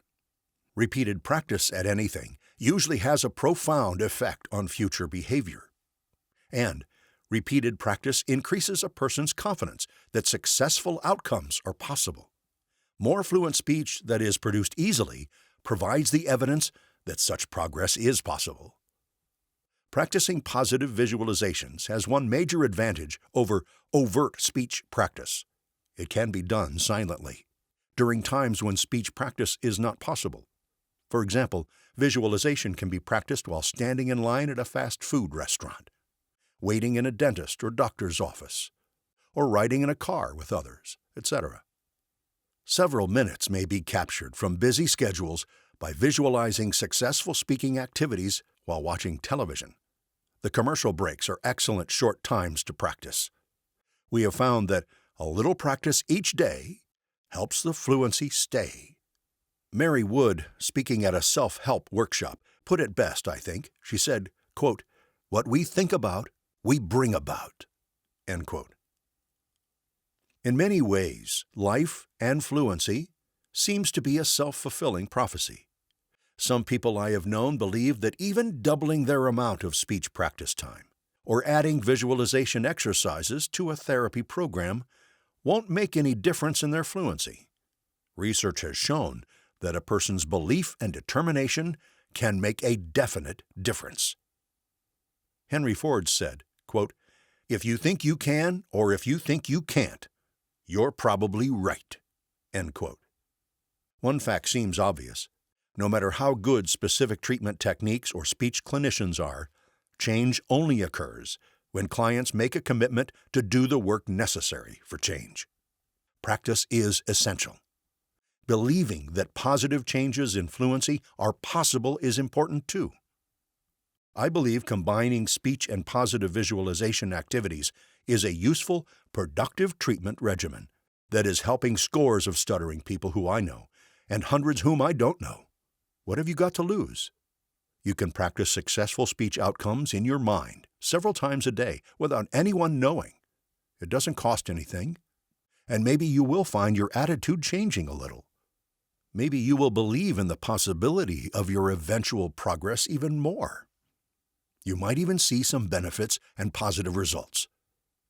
If what you've been doing in the past isn't working, why not give concentrated, focused speech practice and visualization exercises a try?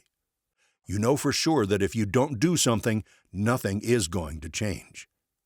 What have you got to lose? Chapter 17. Change. Potential Qualities Become Actualities. By Joseph G. Agnello. Presenter information.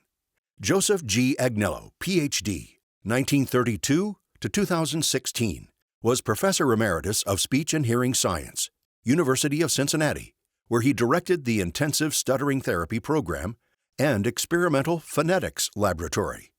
He dedicated his life to helping those who stutter, pioneering a whole-person approach to therapy, informed by his personal experiences with stuttering.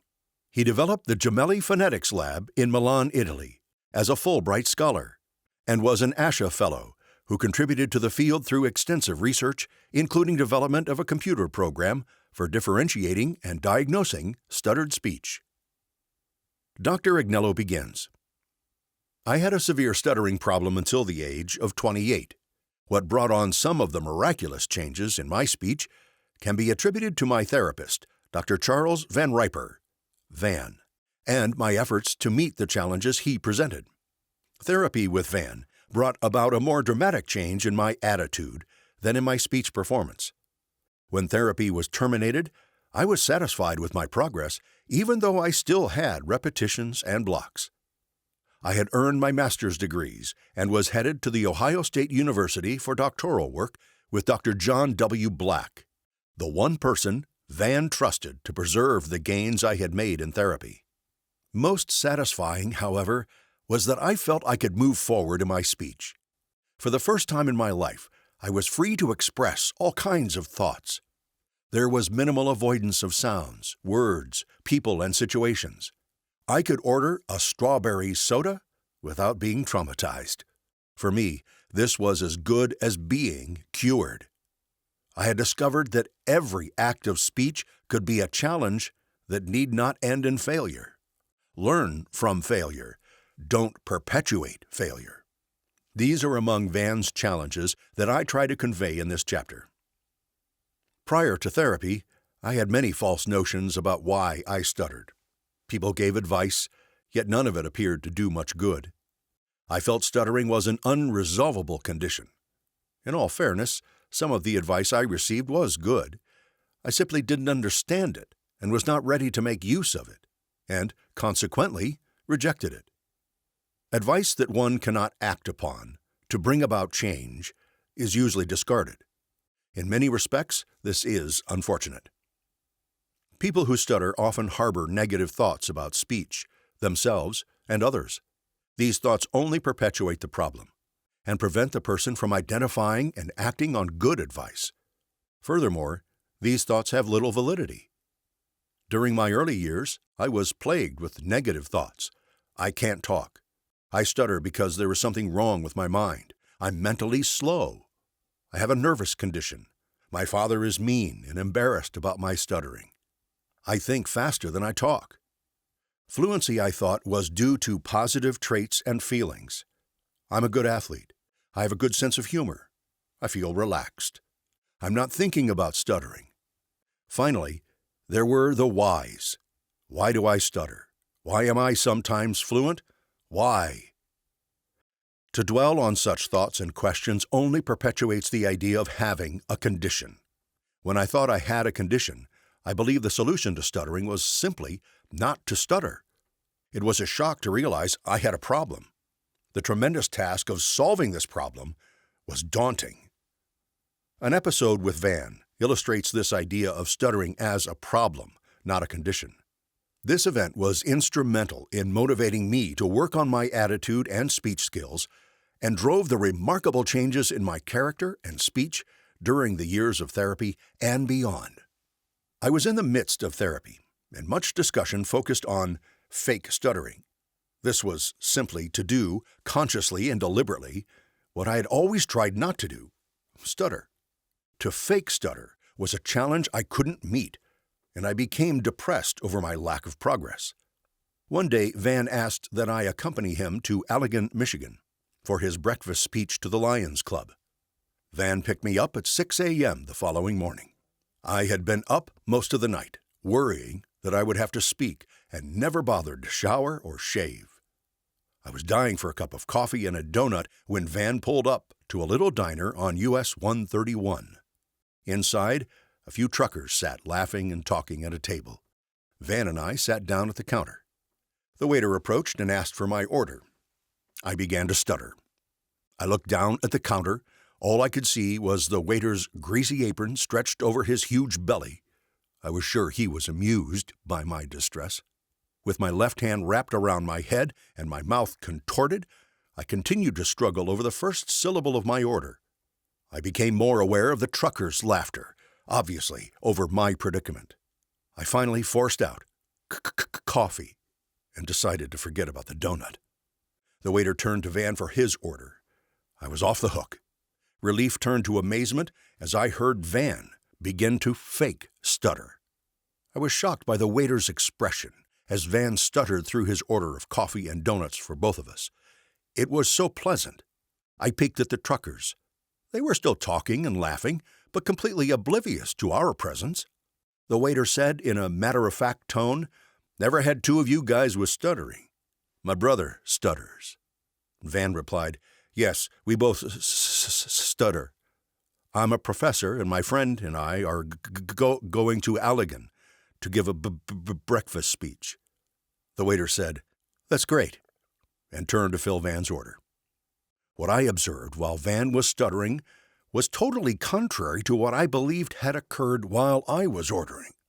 During the following week, I was dejected by how wrong I had been through the years in thinking that my stuttering was due to others' reactions.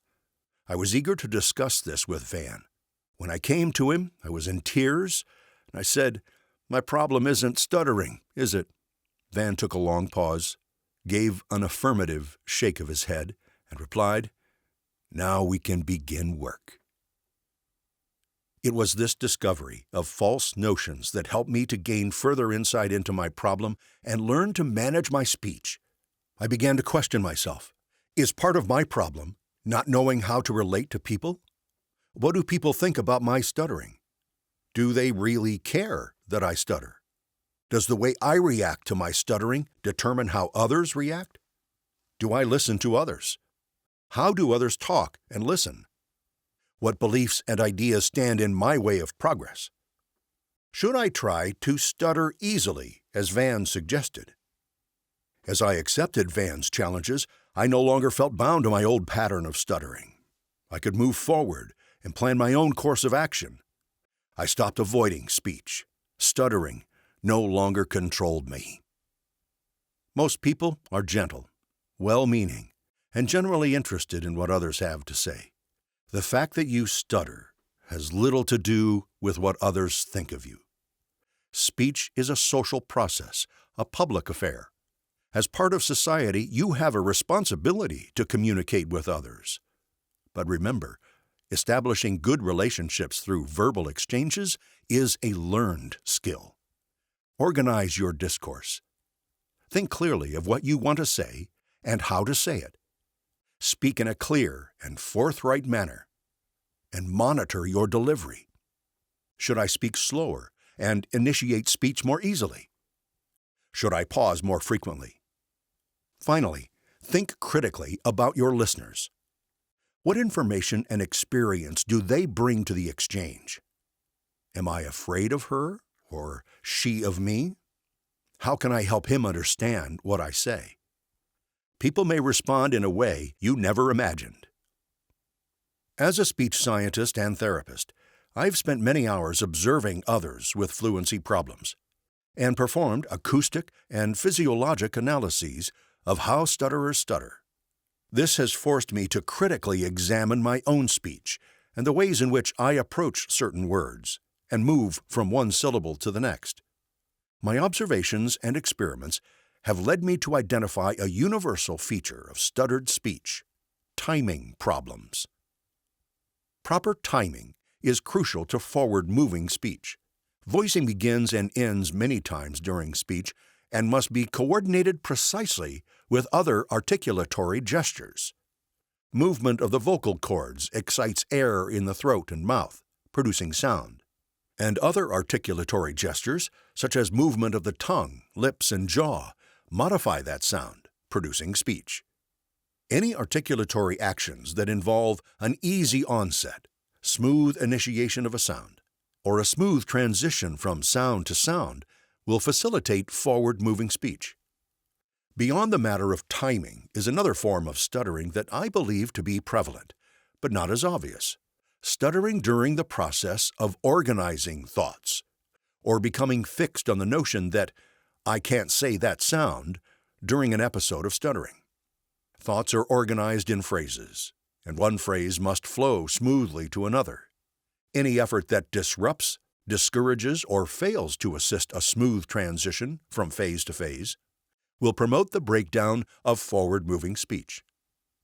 The breakdown may not only be characterized by stuttering, but also by lack of focus on ideas and reasons for engaging in speech communication. The focus becomes the stuttering itself, the sounds, postures, and helpless notion that I can't say it. You must realize this is not a valid attitude. You can learn to speak in a forward-moving manner. The following practices have helped in my efforts to improve my speech. 1. Speak in the style of a good orator. Carl Sandburg spoke slowly, prolonging vowels and pauses. He was my model. 2. Stutter deliberately, fake stutter, with at least one objective in mind, such as maintaining eye contact. By doing so, you assume responsibility for yourself and your listener. Test your reactions and the reactions of your listeners. If the fake stutter becomes real, or if you fail to be objective and critical about your stuttering, you are probably responding to false assumptions. What are they? Is your stuttering real when you are out of control? You must try again and seek a small measure of success on one objective. 3. Speak slowly and deliberately.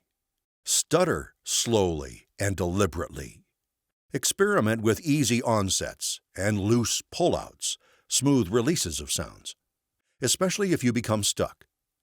Efficient and intelligible speech involves minimal physical effort. Thinking that you must force or struggle is a belief to overcome by accumulating small successes. 4. Listen to and/or watch audio and videotaped recordings of yourself in speech situations. 5.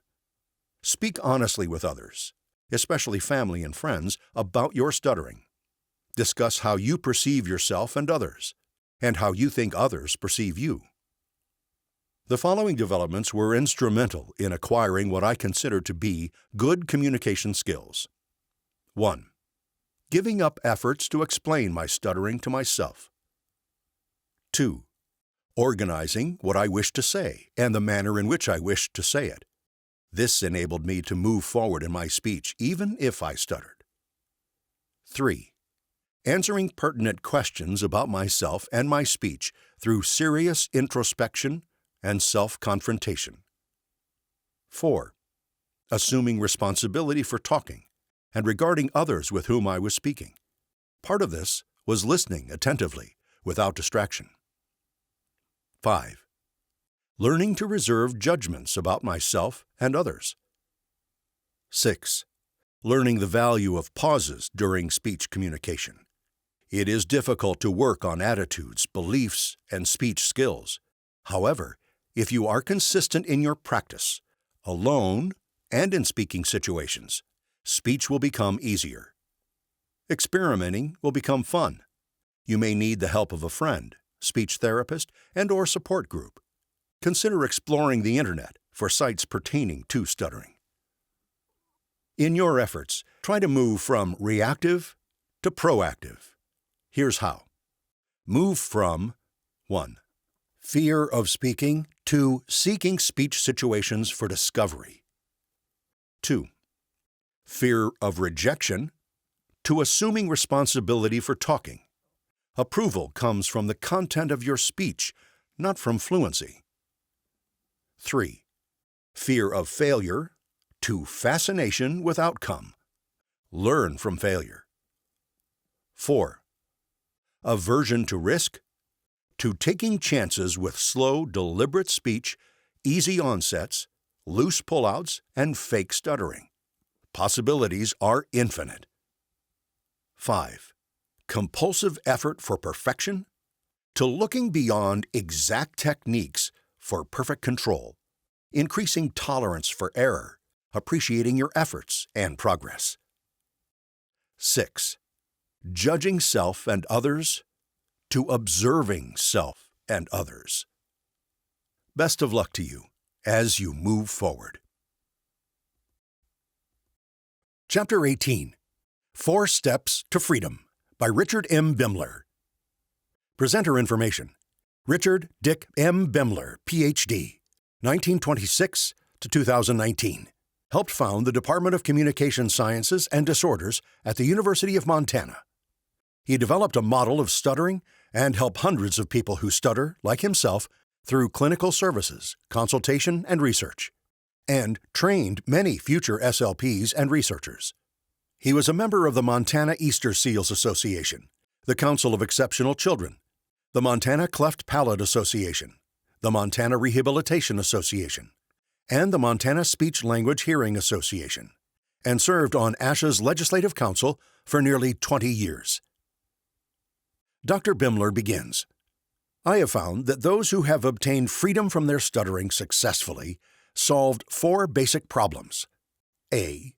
Identifying the specific nature of their stuttering. B.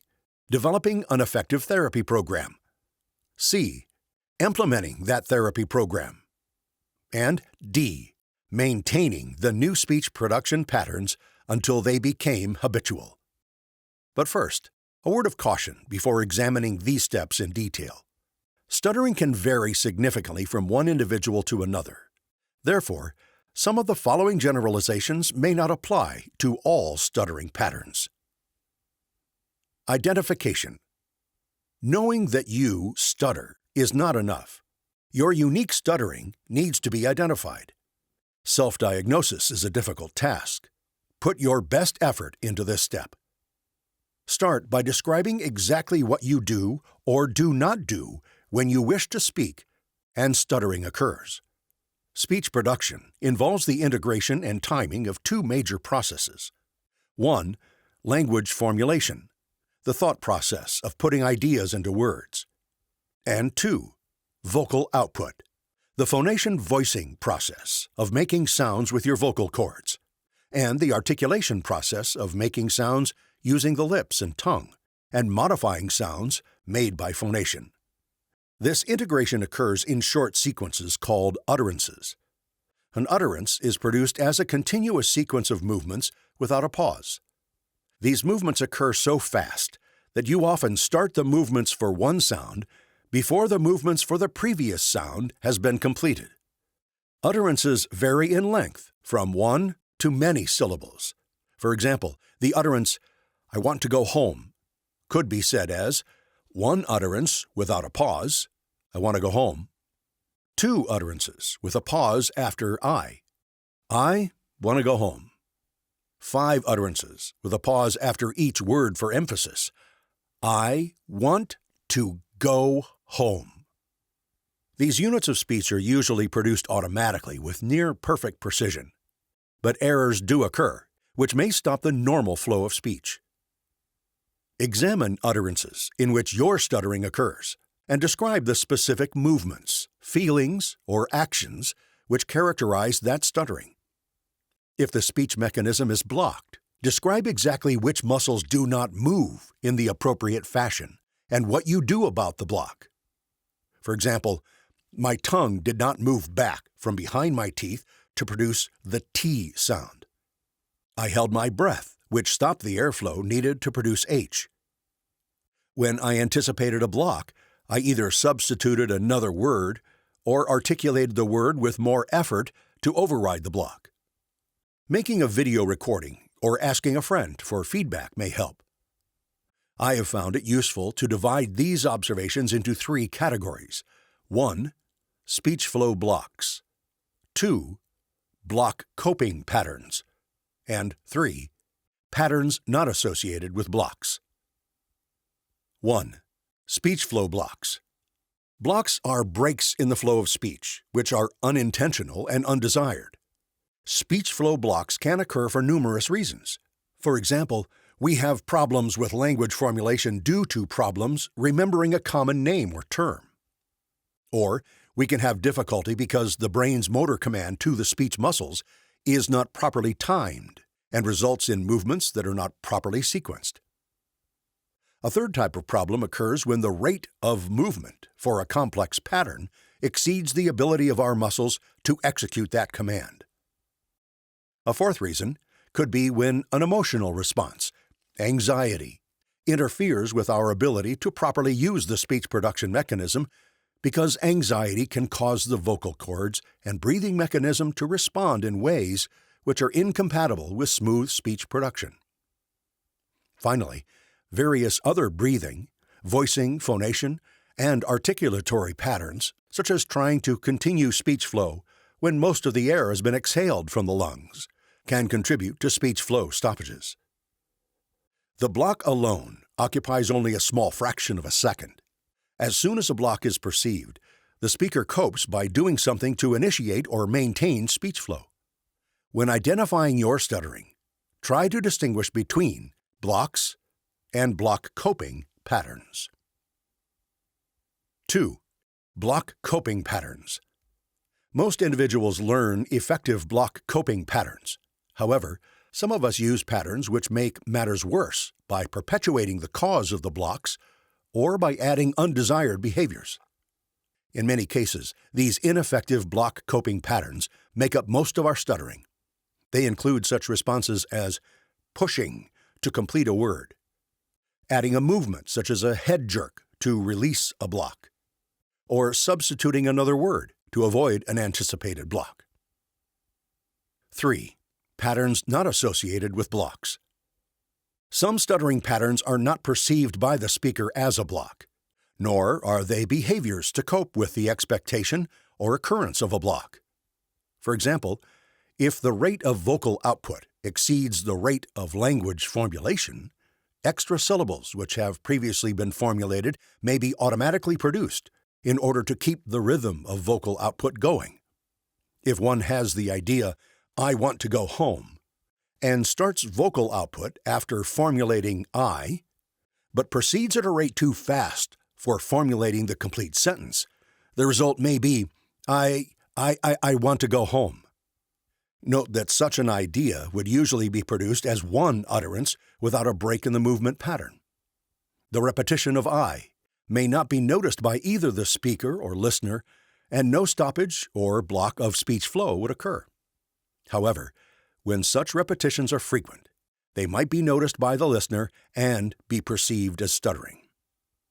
After identifying your block coping, and non-block associated stuttering patterns, you need to decide what patterns you wish to reduce or eliminate.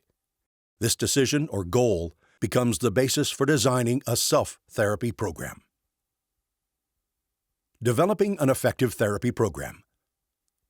The speech production patterns of others can be used as the model for designing a therapy program. The speech of most normally fluent speakers contains a number of characteristics which are important for understanding why you stutter and what skills you need to achieve free-flowing production. It has been my observation that 1. Some blocks in speech flow are to be expected in normal production, but blocks due to speech flow anxiety are rare. 2. Coping with blocks without increased muscle effort in a smooth, efficient manner and without increasing the likelihood of more blocks seem to be a common skill. 3. Confidence in one's ability to initiate and maintain speech flow is typical. 4. The integration of vocal output and language formulation is such that the rate of vocal output is continuously adjusted to match the varying rate of language formulation and the complexity of the muscle sequence of that utterance. 5. Most speakers maintain a cushion between their fastest articulation rates and the limits of their speech production skills. And 6. The articulation rates of utterances in syllables per second varies significantly, with one's fastest utterances often 3 times as fast as one's slowest utterances. Normal speech production is a very complex process, requiring exceedingly fine muscle movements and the close integration of those movements and language formulation. Errors, including blocks, are to be expected. Even the less complex patterns involved in typing or playing golf are not executed perfectly every time. Therefore, effective block coping is often the most critical skill for initiating and maintaining free-flowing speech. This is particularly true when a significant portion of one's stuttering behavior represents ineffective block coping. You may need to develop the skill of coping with blocks without avoidance, increased effort, or added extraneous movements as the first step in your therapy program, with reduction of blocks and stuttering patterns not associated with blocks as second or third steps. 1. Effective block coping skills.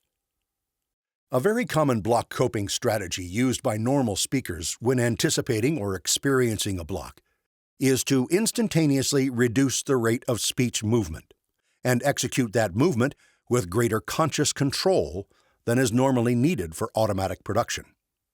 This change in articulatory rate over the production of one or two sounds or syllables is done without a pause or stopping the flow of the utterance. Practice counting from 1 to 6 as one continuous movement sequence. Then repeat the sequence while significantly slowing the rate of movement on just one number without pausing. Practice doing this while reading out loud, randomly selecting various specific movements within each utterance on which to significantly slow down. When you can do this smoothly without a pause, try applying this control when expecting or experiencing a block in speech flow. 2. Block reduction. In some cases, the high frequency of speech flow blocks needs direct attention. In such cases, therapy needs to focus on factors which cause their occurrence. If anxiety is one of the causes, developing an effective block coping skill to the point that it is applied with confidence may provide a foundation for reducing that anxiety. Other anxiety-reducing techniques are also available and discussed by other authors in this publication. Frequent blocks due to the complexity of the muscle sequence or language formulation difficulties suggest the need to change the habitual range of one's articulation rate, either by lowering the entire rate range or reducing the rate range by eliminating the fastest rates. There should be a cushion between the fastest articulatory rates and the rate that speech flow breakdowns begin to occur. Sometimes incorrect breathing, phonation, or articulatory patterns may need attention. 3. Stuttering patterns not associated with blocks.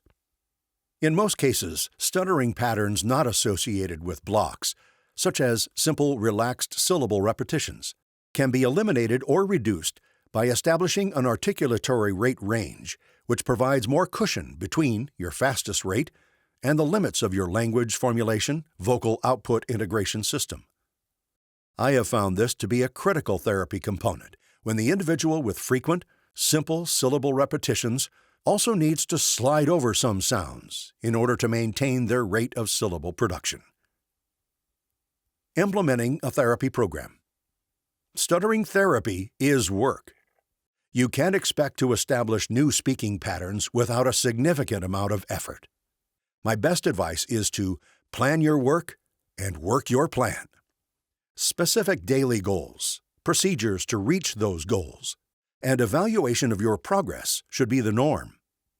A few days without progress suggests a need to revise your problem description, therapy plan, or implementation program. Maintenance. Normal speech is usually an automatic process. Any skills you have developed for achieving free-flowing speech must be maintained until you use those skills with little or no awareness or effort. They must become part of your speech production habit system to replace your stuttering habit system. It is very common for individuals to start self-therapy with a high level of motivation. Careful identification, good therapy planning, and consistent implementation often leads to significant improvement. With that improvement, motivation to work hard at therapy often goes down. There is a strong tendency to let the little stutters go by, since the listener probably doesn't notice them. Planning is put off, and implementation becomes inconsistent. A relapse to old stuttering patterns is likely to follow. The old stuttering habits have not disappeared. Motivation must be kept high until the new skills are habitual and consistently replace the stuttering habits. Freedom to initiate and maintain speech flow is possible. To achieve this freedom, I advise you to work on these 4 basic steps. Identify, plan, work, then follow through. Chapter 19, Recovery Journal, by Bill Murphy. Presenter information. William Bill P. Murphy, M.A., is a speech-language pathologist, board-recognized fluency specialist, and fellow of ASHA and clinical professor emeritus, retiring after nearly 40 years of service in the Department of Speech, Language, and Hearing Sciences at Purdue University, West Lafayette, Indiana. Bill used his unique personal and clinical gifts, including his own stuttering, to help scores of children and adults who stutter bust their shame, explore guilt, handle teasing and bullying, and embrace stuttering while talking. He has offered numerous workshops to SLPs and contributed to Stuttering Foundation resources, including the video Dealing with Guilt and Shame. Numerous students, SLPs, and colleagues have benefited from Bill's expertise. Mr. Murphy begins. This year I celebrate my 50th birthday, a half-century, and it has been a time for reflection. My life has been a roller coaster of both good and bad experiences. Looking back, one issue clearly stands out: my stuttering. Although my parents told me I stuttered as a preschooler, my personal recollections don't begin until 3rd grade. My teacher asked each of us to share with the class what we had done over the summer break. I remember cutting short my description of a Cub Scout camping trip because the words seemed to be catching in my mouth and throat. At that moment, I believe my journey for smoother speech began. And what a journey it has been. Certainly an adventure, sometimes full of hope and periods of success, but also of failure, especially in the early years. At times, the stuttering seemed as hideous as the monsters I so feared in the childhood movies I watched. The journey has taken me down numerous roads, many leading to dead ends. I've also grown in innumerable ways and achieved things I never dreamed possible. Hindsight is not always accurate. It is often colored by fuzzy memories. But looking back, I believe my stuttering elicited at least 3 distinct feelings. In those days, I didn't possess the knowledge or maturity to fully understand these emotions. Today, I recognize one of the first feelings I experienced was anxiety. Stuttering quickly became something to dread. Not just the fear of being unable to say certain words, but other possible consequences of stuttering. People may ridicule me and not want to be my friend. There were fears of acting in a play, asking for candy at the store, or making phone calls. Could I get a job? Or say my marriage vows? The second feeling was shame. I now know shame is an emotion that comes from believing that one is basically flawed. It seemed a part of me was defective and must be hidden at all costs. And there was guilt. After all, I knew I didn't stutter all the time. Since at times I was speaking correctly, it followed that when I stuttered, I must be doing something wrong. If I could only speak fluently, all would be okay. Yet, no matter how hard I tried, the stuttering was still present. The best thing I could manage was to engage in tricks to hide the stuttering. All kinds of weird avoidance behaviors were tried. Changing words, talking around and around a topic, but never saying directly what I meant because I would have stuttered. I tapped my fingers while talking and danced a little jig. I told people my name was Frank or Phil because these names contained easy sounds. I pretended to cough or told the teacher I didn't know the answers. I was a fake, a dishonest person. The next 12 or so years were spent trying not to stutter, creating elaborate disguises, always looking for a way to hide the secret that most people eventually discovered. For brevity, I'll simply describe my childhood and adolescent years as being difficult. My family, friends, teachers, and the few speech-language pathologists I saw simply did not understand stuttering, and their responses only aggravated the disorder. Stuttering was not helped by my family's membership in the Catholic Church. Although the priests and nuns wanted to comfort me, they were of little help. I was repeatedly told to say acts of contrition for my sins, and that prayer would lead God to heal even the worst sinner. Although I was never quite sure how my stuttering fit into this religious paradigm, I assumed that I must be bad or unworthy. In spite of these events, I believe my family, friends, and teachers cared for me and did the best they could. In retrospect, that's all one can ask for. The university provided my first true successes. Several kind professors attempted to help by introducing a mixture of treatment approaches, including rate reduction, breath control, relaxation, and later in graduate school, employing time out from talking as part of an operant conditioning program.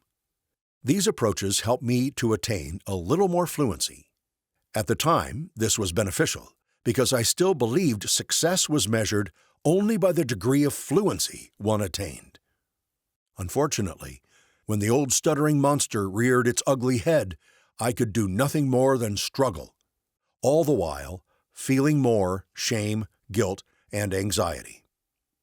I began to read the works of Charles Van Riper, who gave his clients incredible assignments, such as stuttering on purpose and other fear-reducing tasks. His methods were different from any other person, and I secretly wished he were my therapist. Although my professors did not seem to understand stuttering, as did Van Riper, I am still thankful for their help. They were kind and supportive. Most of all, they helped me to bring the stuttering out in the open, to examine the phenomenon in a less emotional, more scientific manner. Of particular impact was a psychology professor who himself had a physical disability. This dear man coaxed me to address the class regarding my stuttering. Anxiety was high, and although I don't recall a word I said, I had my first exposure to the act of self-disclosure. I told the audience that I stuttered. After this experience, it was easier to talk in class, and the more I spoke openly, the better I felt. Although I quickly discarded this openness when the class ended, I believe this was the first step in my recovery. I didn't know it at the time, but my journey was now on the right road. I decided to become a speech pathologist and to spend time helping myself and others. Following graduation, I held several positions as a speech pathologist, all the while continuing my quest for fluency by still attempting to inhibit the occurrence of stuttering. The horizon for controlling stuttering looked bright. A new therapy called Fluency shaping was beginning to take hold. I jumped on board with both feet, trying to control my stuttering through the techniques called airflow, continuous voicing, and easy onsets. I joined the staff at Purdue University, and here I met Peter Ramick, who was working on his Ph.D.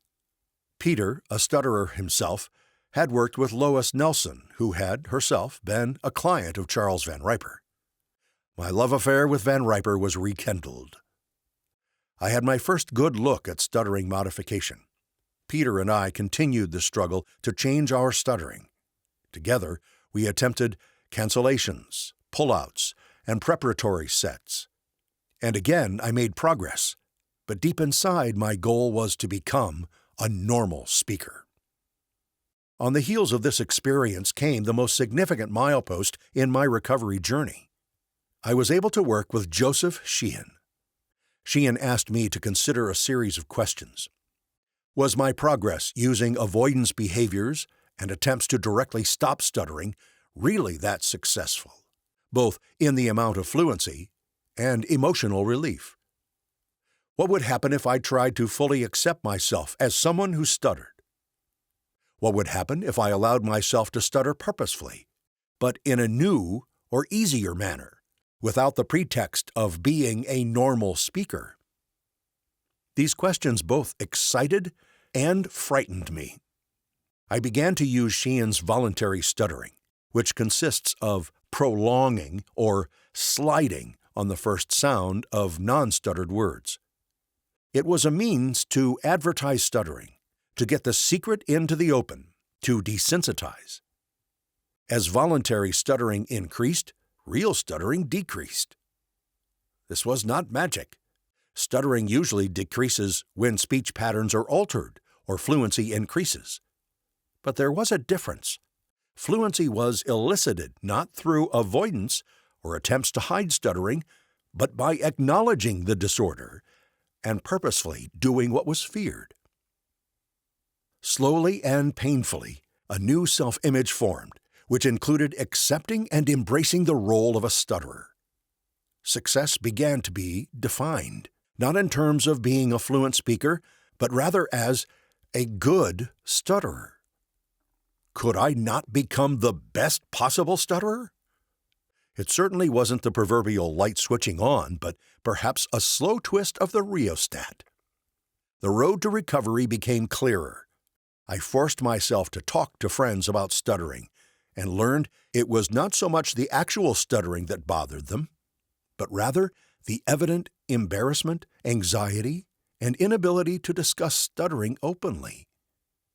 After much trial and error, I became proficient discussing disfluencies in appropriate social discourse. When I openly shared my stuttering, this put most listeners at ease. They asked questions about stuttering. People were interested, not revolted. When I chose to self-disclose stuttering, the secret was out, and I was less tense and fearful. The more stuttering was discussed, the less shame, guilt, and anxiety were experienced. Voluntary exposure quiets these emotions. It was time to tackle the stuttering that remained, and Sheehan's advice was helpful.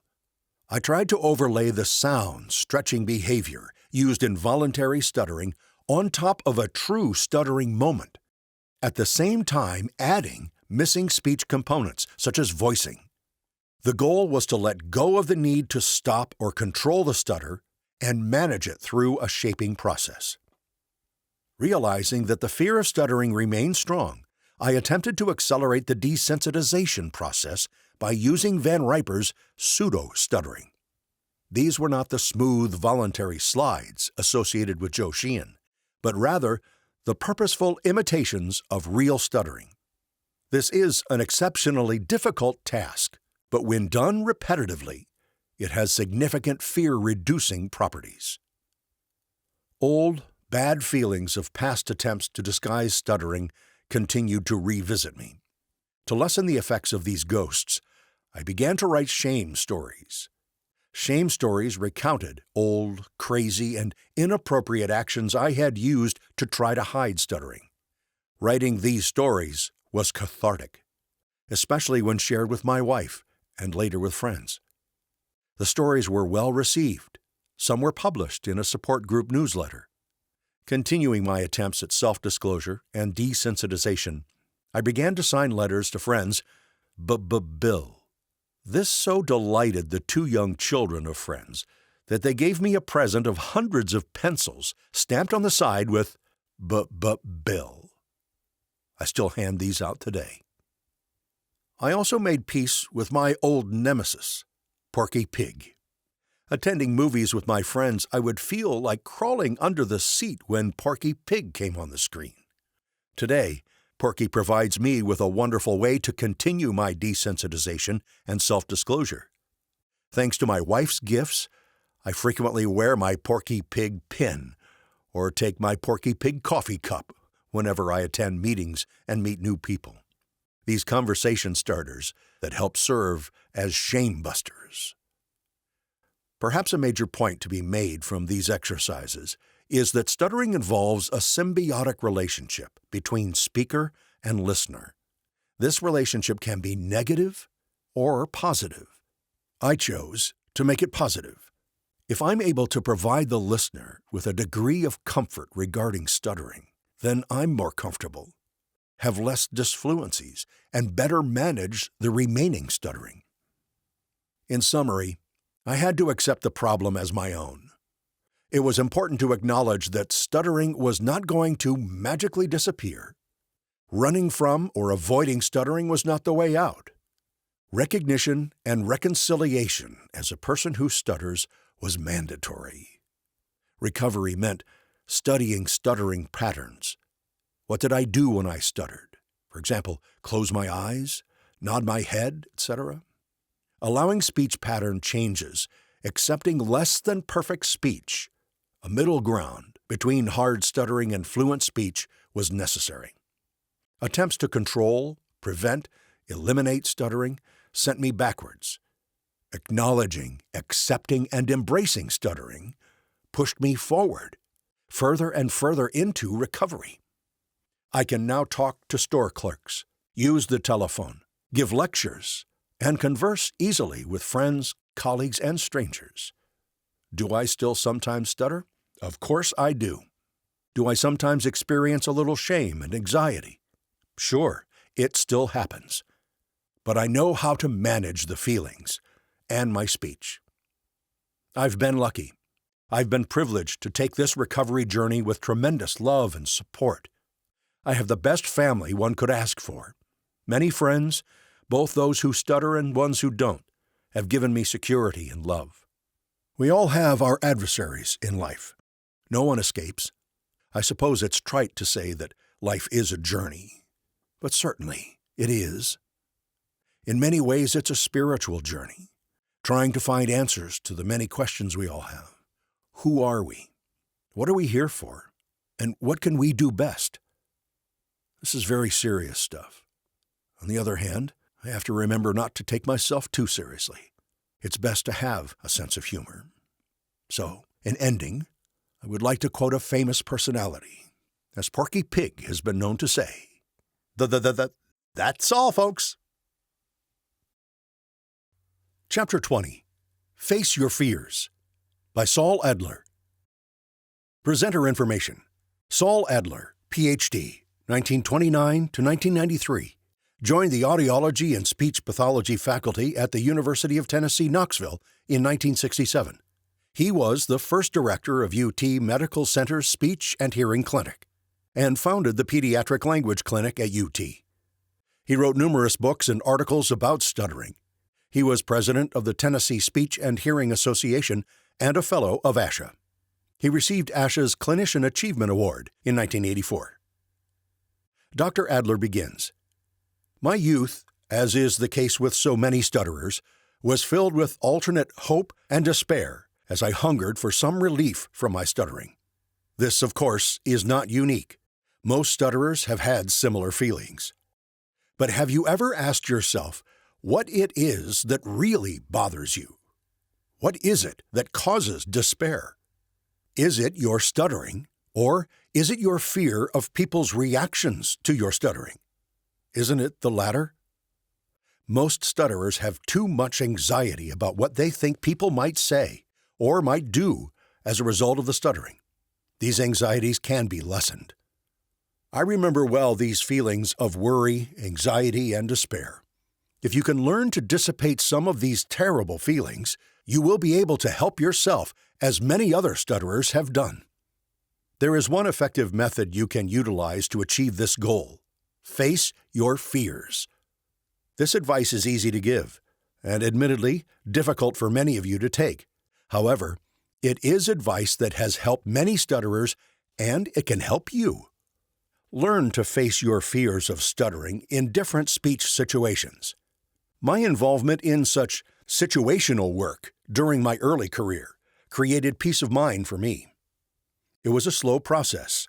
I didn't achieve such freedom all in one day, or week, or month. And it was hard work, but I did it, and others have done it.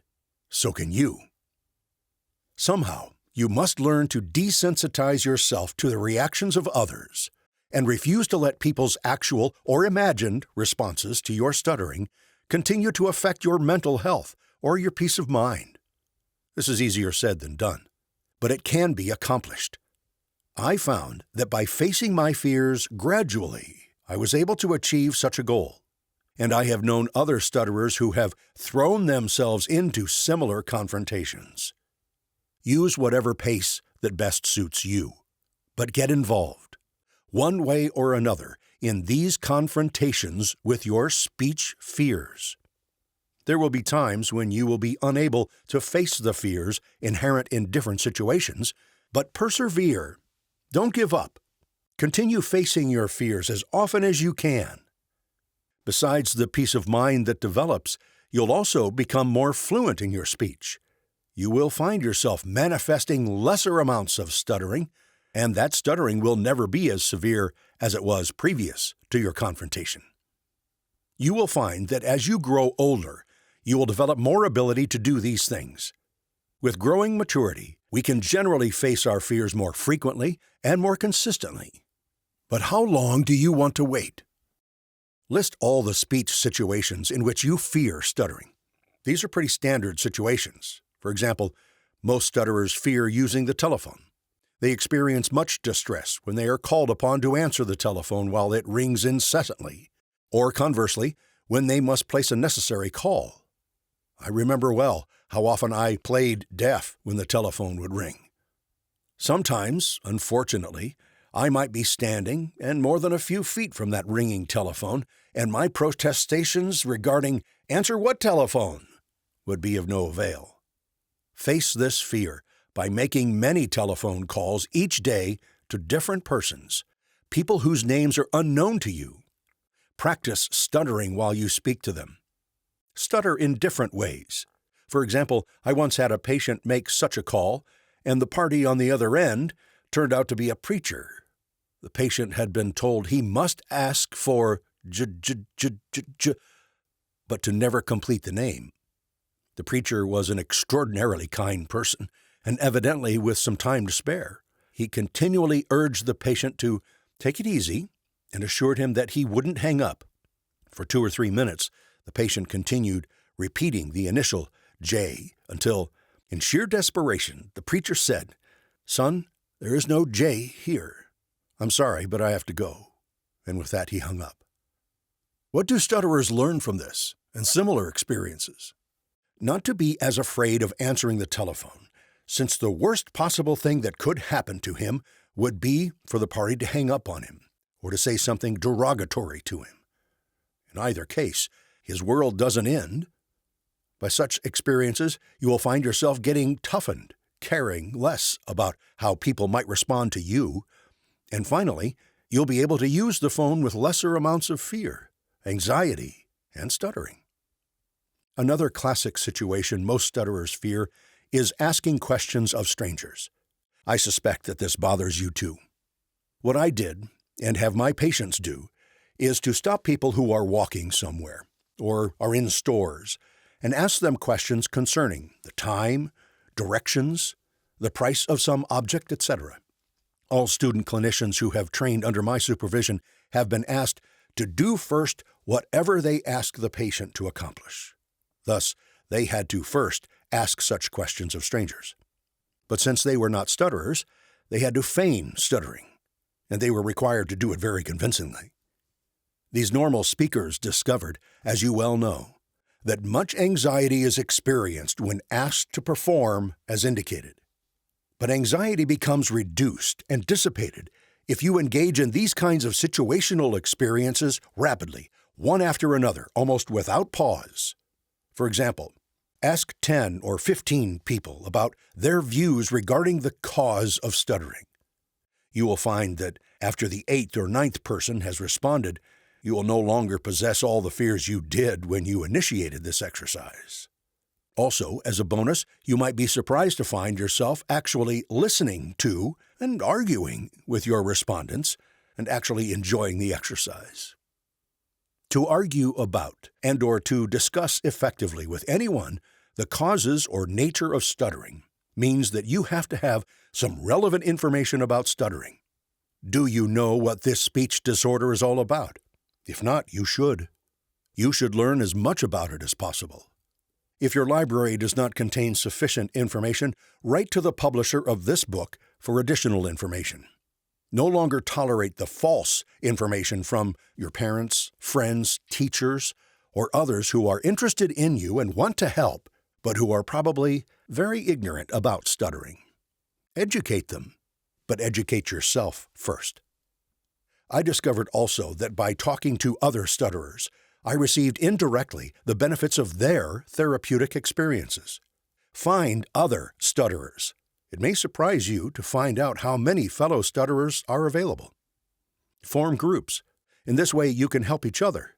It will be so much easier for you when you can find someone in whom you can confide and who understands your problem. Work up your own situational assignments. Alternate as clinician and patient, with the proviso that the clinician must first do whatever he asks the patient to do. Watch people closely. See how they react to your stuttering. Do you see facial grimaces or indications of shock or surprise on their faces? Occasionally you may, but often you may not. You will find that when you both become objective enough to observe these people carefully and to compare notes regarding their responses, you may even begin to enjoy the exercise. Your group should also try to obtain the services of a competent and sympathetic professional person who can guide you in discussions regarding those factors involving personality development. If not, discuss them yourselves. This kind of introspection or self-analysis helped me a great deal. It made me look at myself to see what made me tick.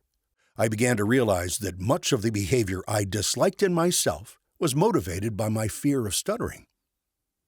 In summary, I have suggested 2 matters of great importance to you regarding your stuttering. 1, learn all about stuttering. Read everything you can regarding this disorder. There is much literature available. 2, face your fears as often and as consistently as you can. Do not give up if and when you backtrack. Try to meet head-on these feared situations. When you can do so with some degree of consistency, you may find a new life awaiting you. Chapter 21. Attacking the Iceberg of Stuttering. Ice Picks, Axes, and Sunshine. By Larry Molt. Presenter information. Lawrence Larry Molt, Ph.D., is a speech-language pathologist and audiologist, board-certified Fluency specialist, an ASHA Fellow, and current Vice President for Finance for ASHA. He is Professor Emeritus and former Chair of the Auburn University Department of Speech, Language, and Hearing Sciences, and Director of the Neural Processes Research Laboratory. His career has included teaching, research, including topography mapping of brain activity in a variety of speech, language, and auditory disorders, particularly stuttering, and clinical practice in both speech-language pathology and audiology. Dr. Molt begins. Years ago, the late Joseph Sheehan, see Chapter 6, compared stuttering to an iceberg. The stuttering behaviors we see at the surface, above the water, the repetitions, blocks, substituted words, physical struggle, are just the tip of the iceberg. The greatest portions of what maintains stuttering lurks unseen in the depths. 4 decades later, this remains a fit analogy. My own experience as a person who stutters, speech clinician, stuttering support group participant, listener on the Internet Stuttering listservs, and researcher in stuttering, tells me there's much truth in this.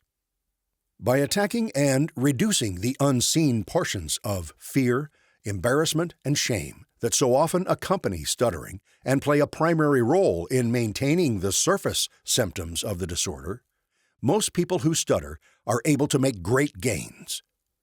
Let's talk about how we can start chipping away at the iceberg. What we need are tools, ice picks, axes, and sunshine. The actual tools to melt and devour the iceberg are within our grasp.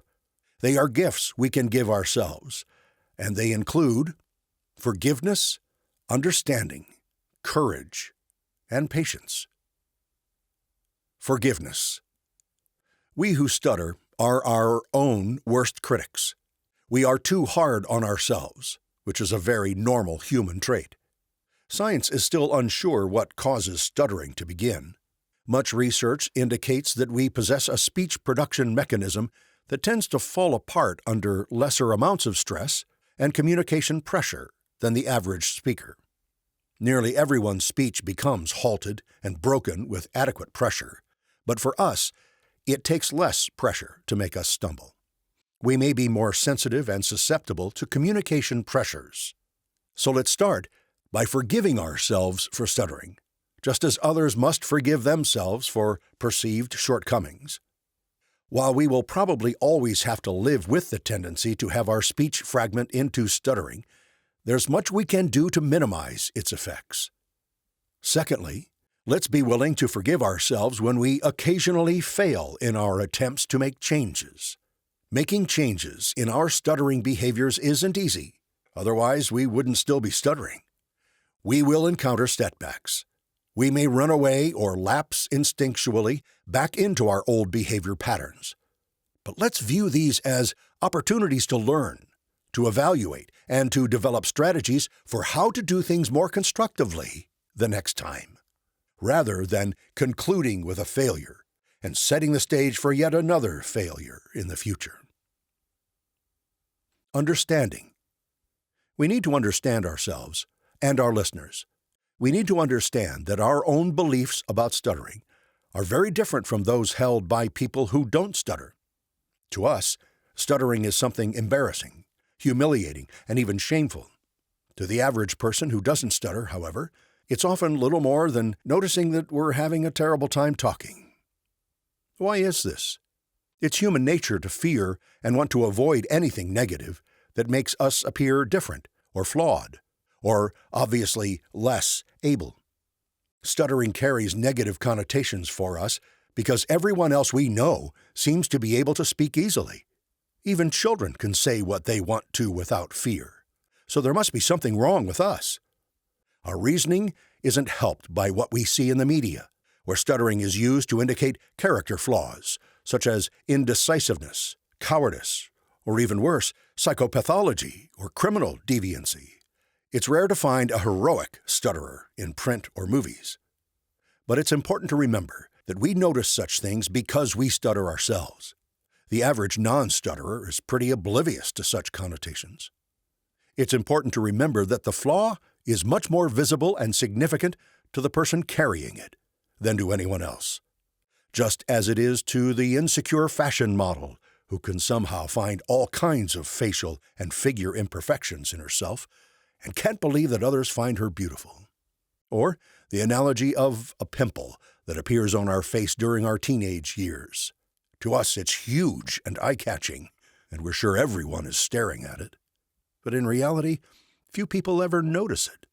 Simply put, stuttering isn't that important to most people who don't stutter.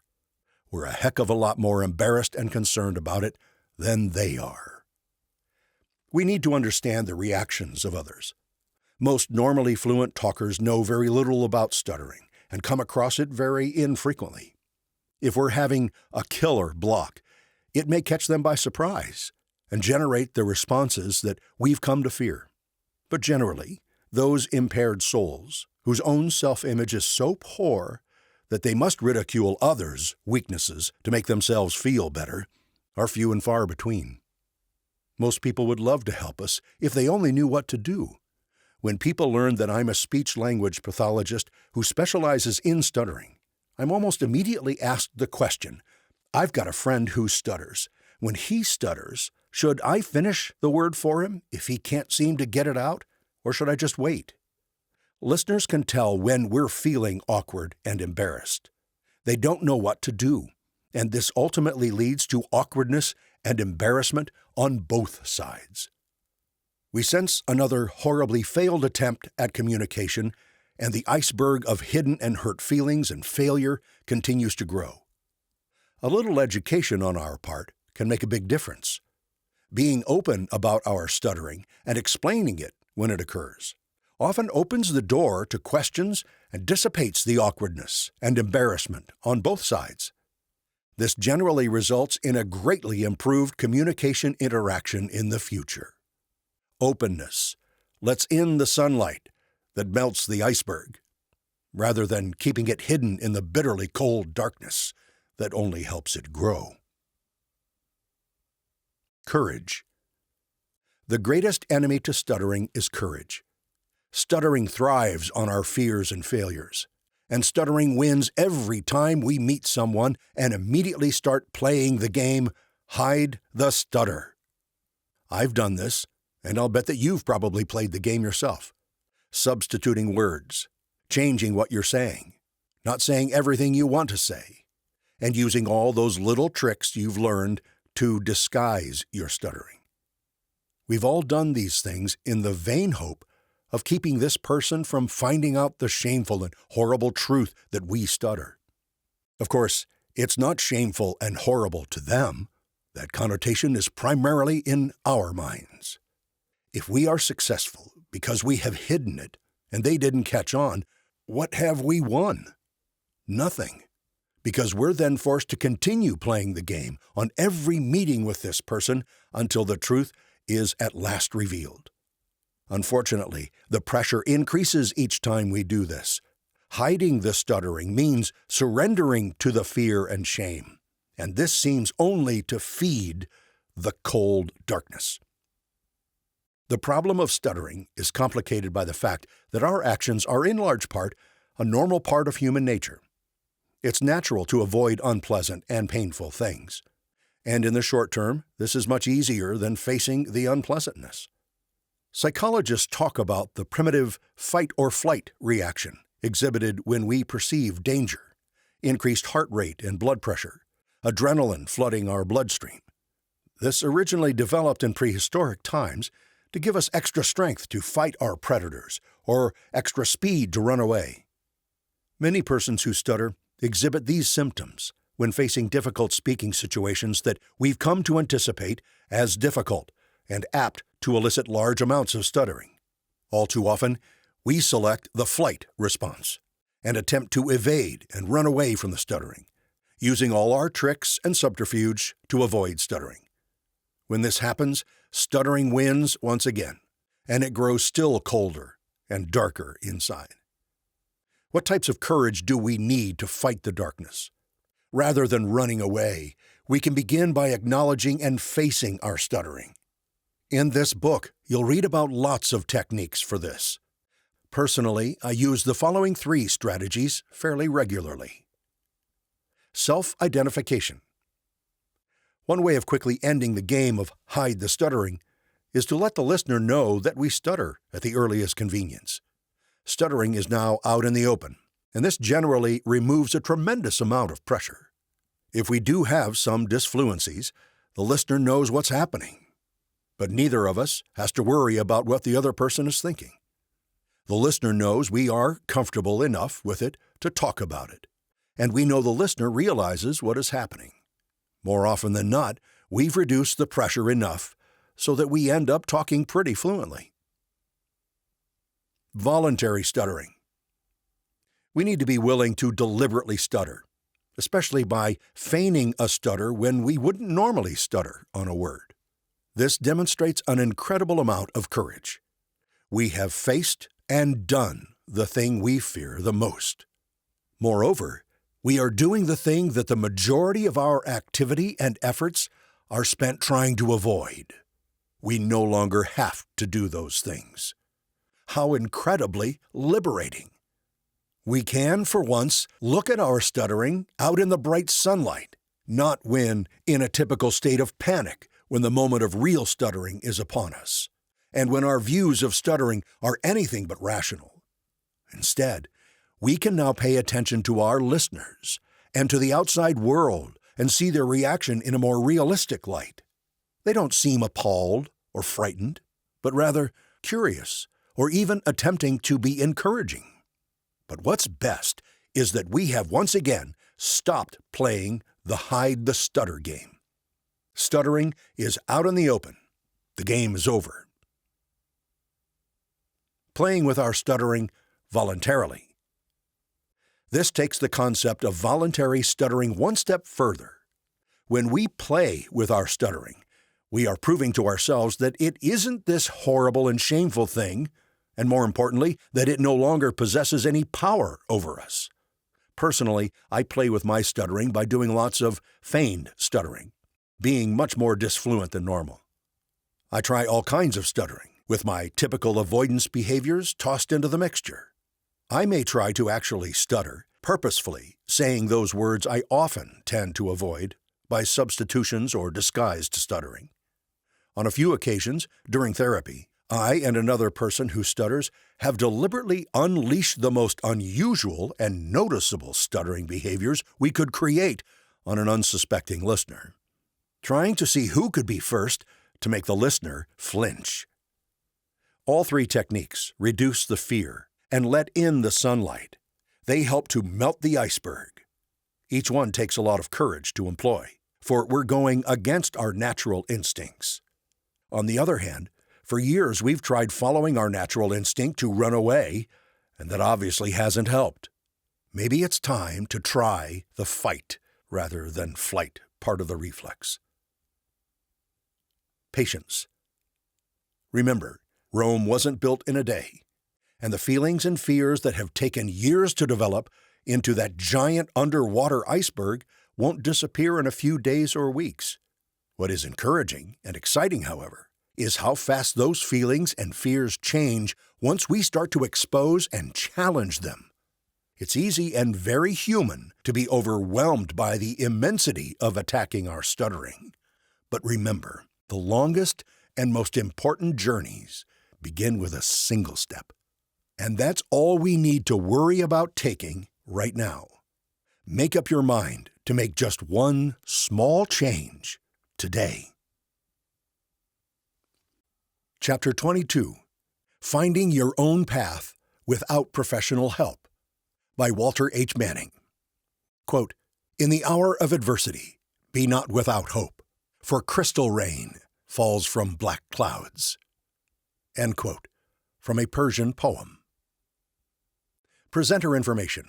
Walt H. Manning, Ph.D., 1942 to 2023, was Professor Emeritus of the School of Communication Sciences and Disorders at the University of Memphis, Tennessee. He retired in 2016 after over 40 years in the field, leaving an indelible contribution in the field of stuttering and other fluency disorders. He was well published, an extremely popular international speaker, and contributed 3 books on stuttering and fluency disorders, including the extremely popular Clinical Decision-Making in Fluency Disorders, with co-author DeLolo, now in its 5th edition. His teaching, mentoring, and clinical perspectives and talents influence generations of students, SLPs, and colleagues around the world. Dr. Manning begins. Because stuttering is a complex and uniquely human problem, change is often an arduous and lengthy process. Once a person has stuttered through the years of adolescence, the odds are slim that the disorder will go away. After stuttering for several decades, you are likely to have become a sophisticated traveler in the culture of stuttering. You will probably always be someone who stutters, more or less, harder or easier. Accepting this fact is the essential first step in beginning to change the handicapping effects of your speech. Now for some better news. It really is possible, even if you stutter severely, to make dramatic changes, both in your speech and your response to the stuttering experience.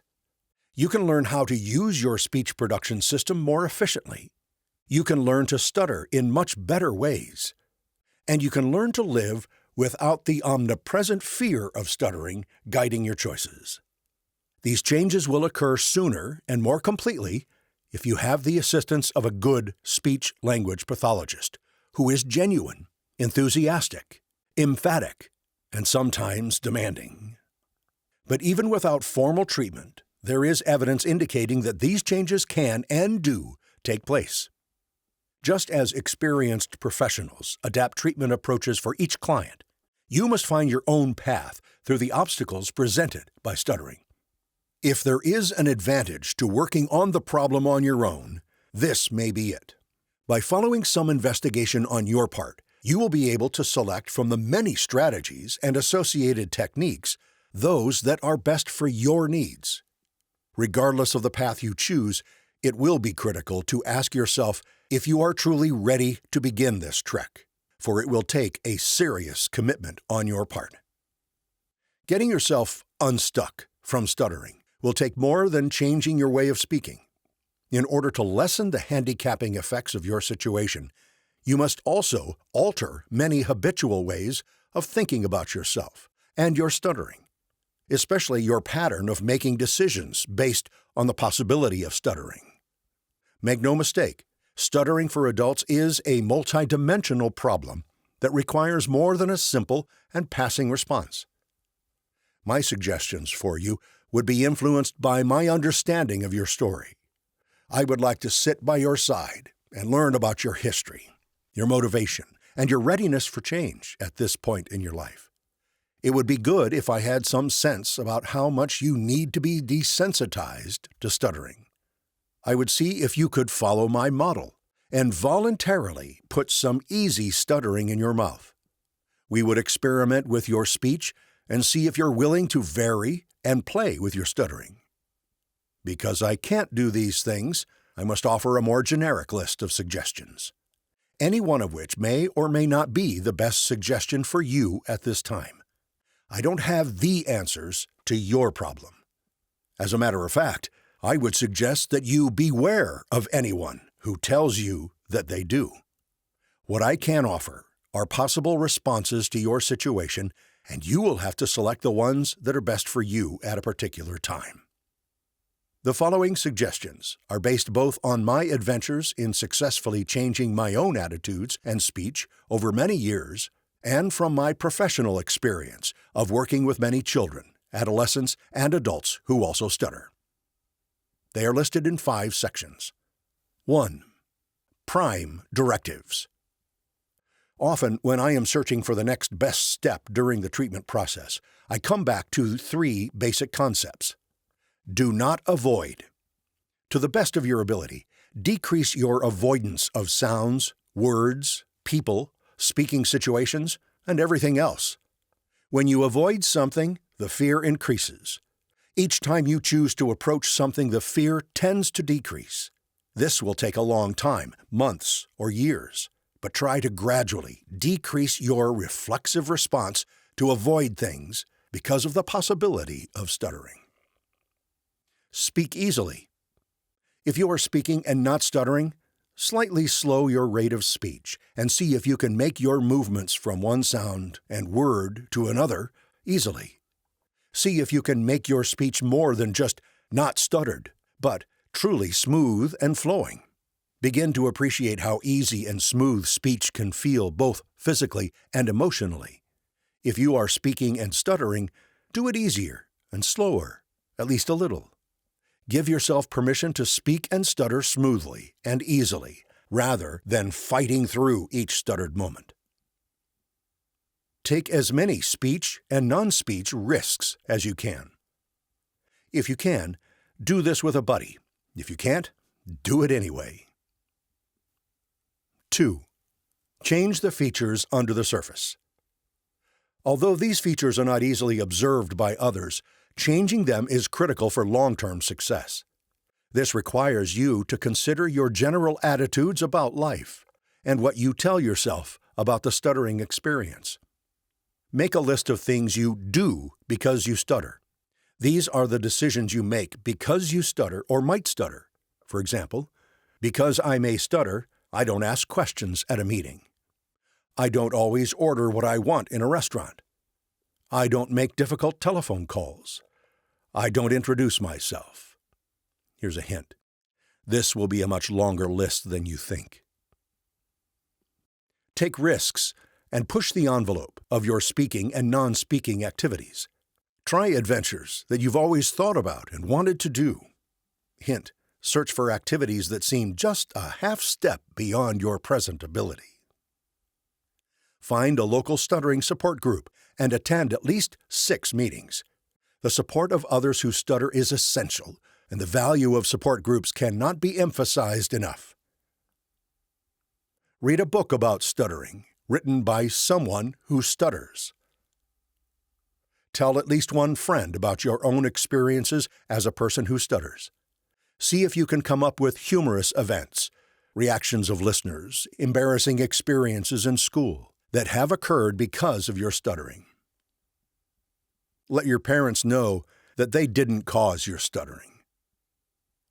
Study literature and videotapes discussing the nature and treatment of stuttering. Lurk and take part in internet discussion groups focusing on stuttering. 3. Change the surface behavior of stuttering.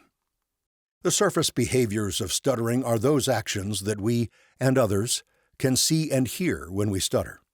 The secret to changing these behaviors is not to try to stop doing them, but to slightly change and vary them.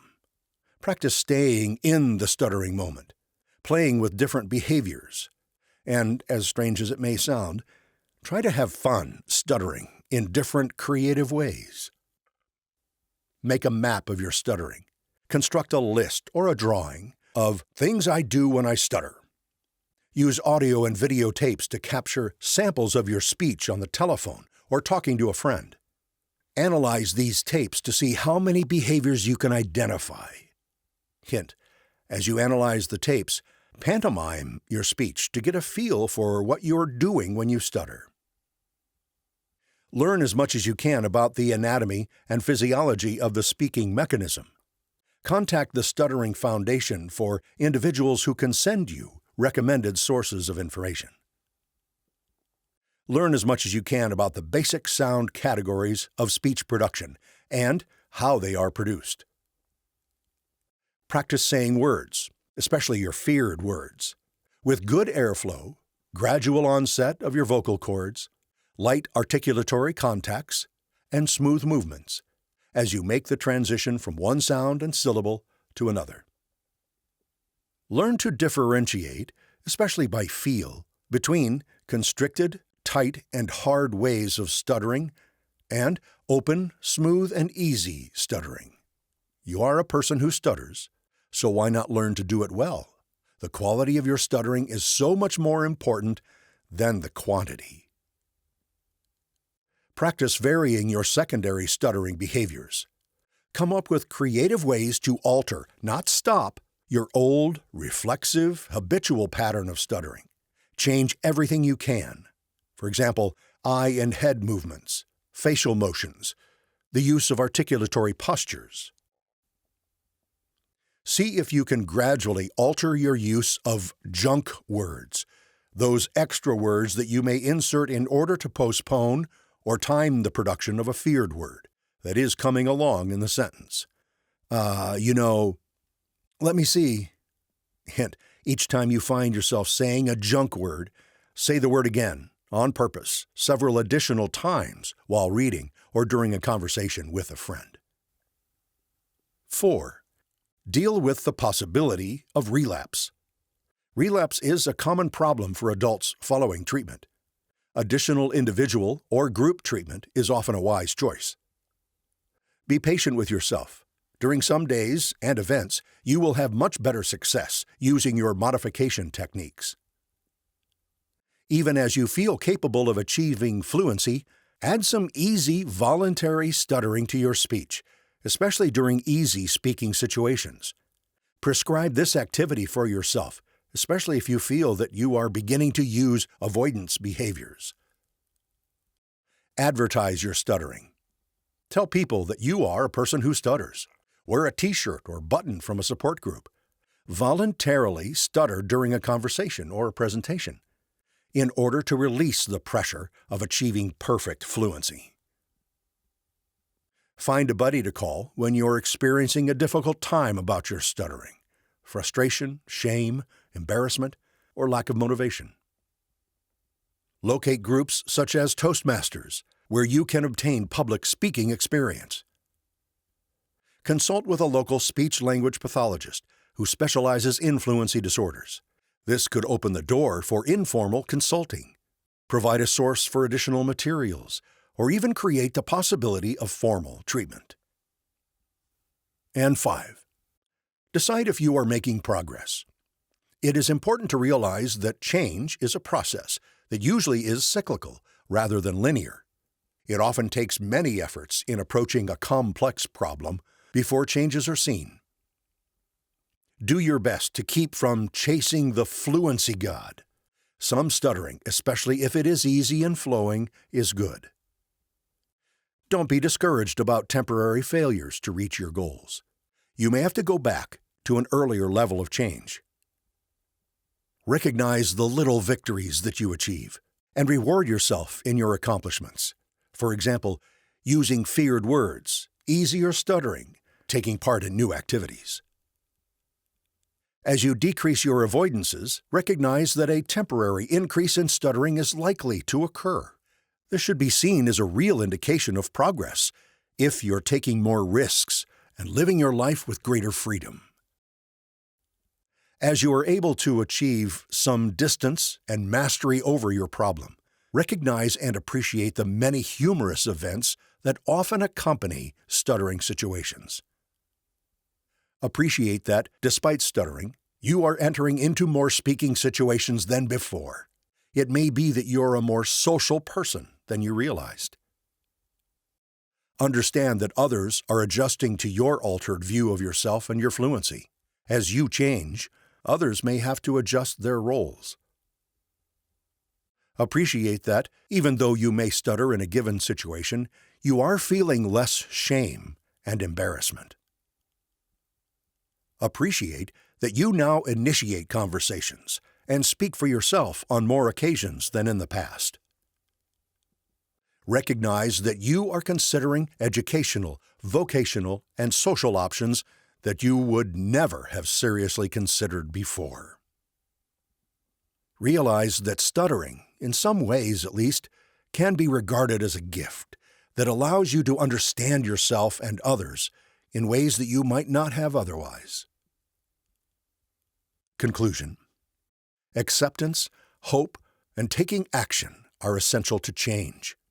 The process of change is not an easy one, and sometimes it will feel like the path is mostly uphill.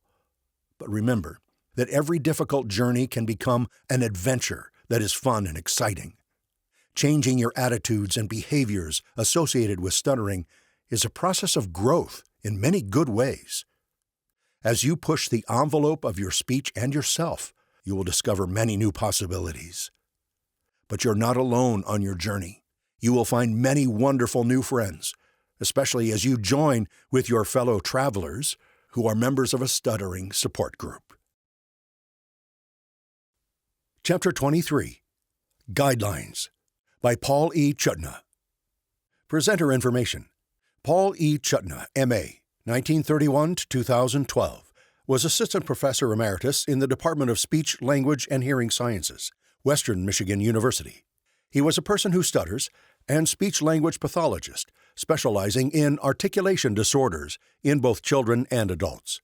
He taught and supervised numerous graduate students and shared his clinical talents within, for example, Missoula, Missouri, and outside, for example, Newfoundland, Denmark, the United States.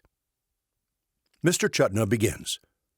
By the time most stutterers become adults, they have become profoundly frustrated in their efforts to speak fluently, and irritated at themselves for their failure to do so.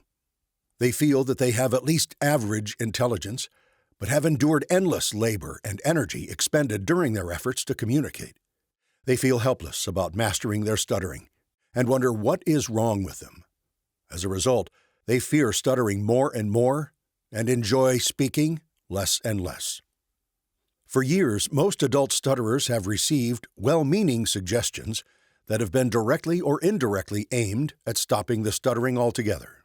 These suggestions imply miraculously quick cures and fluent speech. Take a deep breath before a word on which you may stutter, then say it without stuttering. Think of what you're going to say before you say it, and you won't have any trouble, etc. You, like every other stutterer, have heard such prescriptions that imply and instill within him the belief that it is wrong to stutter. In his efforts to speak fluently, the stutterer becomes more and more fearful of being unable to cope with the intermittent stuttering that may occur. The more he struggles to avoid possible stuttering, or attempts to hide or disguise the stuttering that cannot be avoided, the more he denies that he has a problem. There appear to be two main types of stutterers.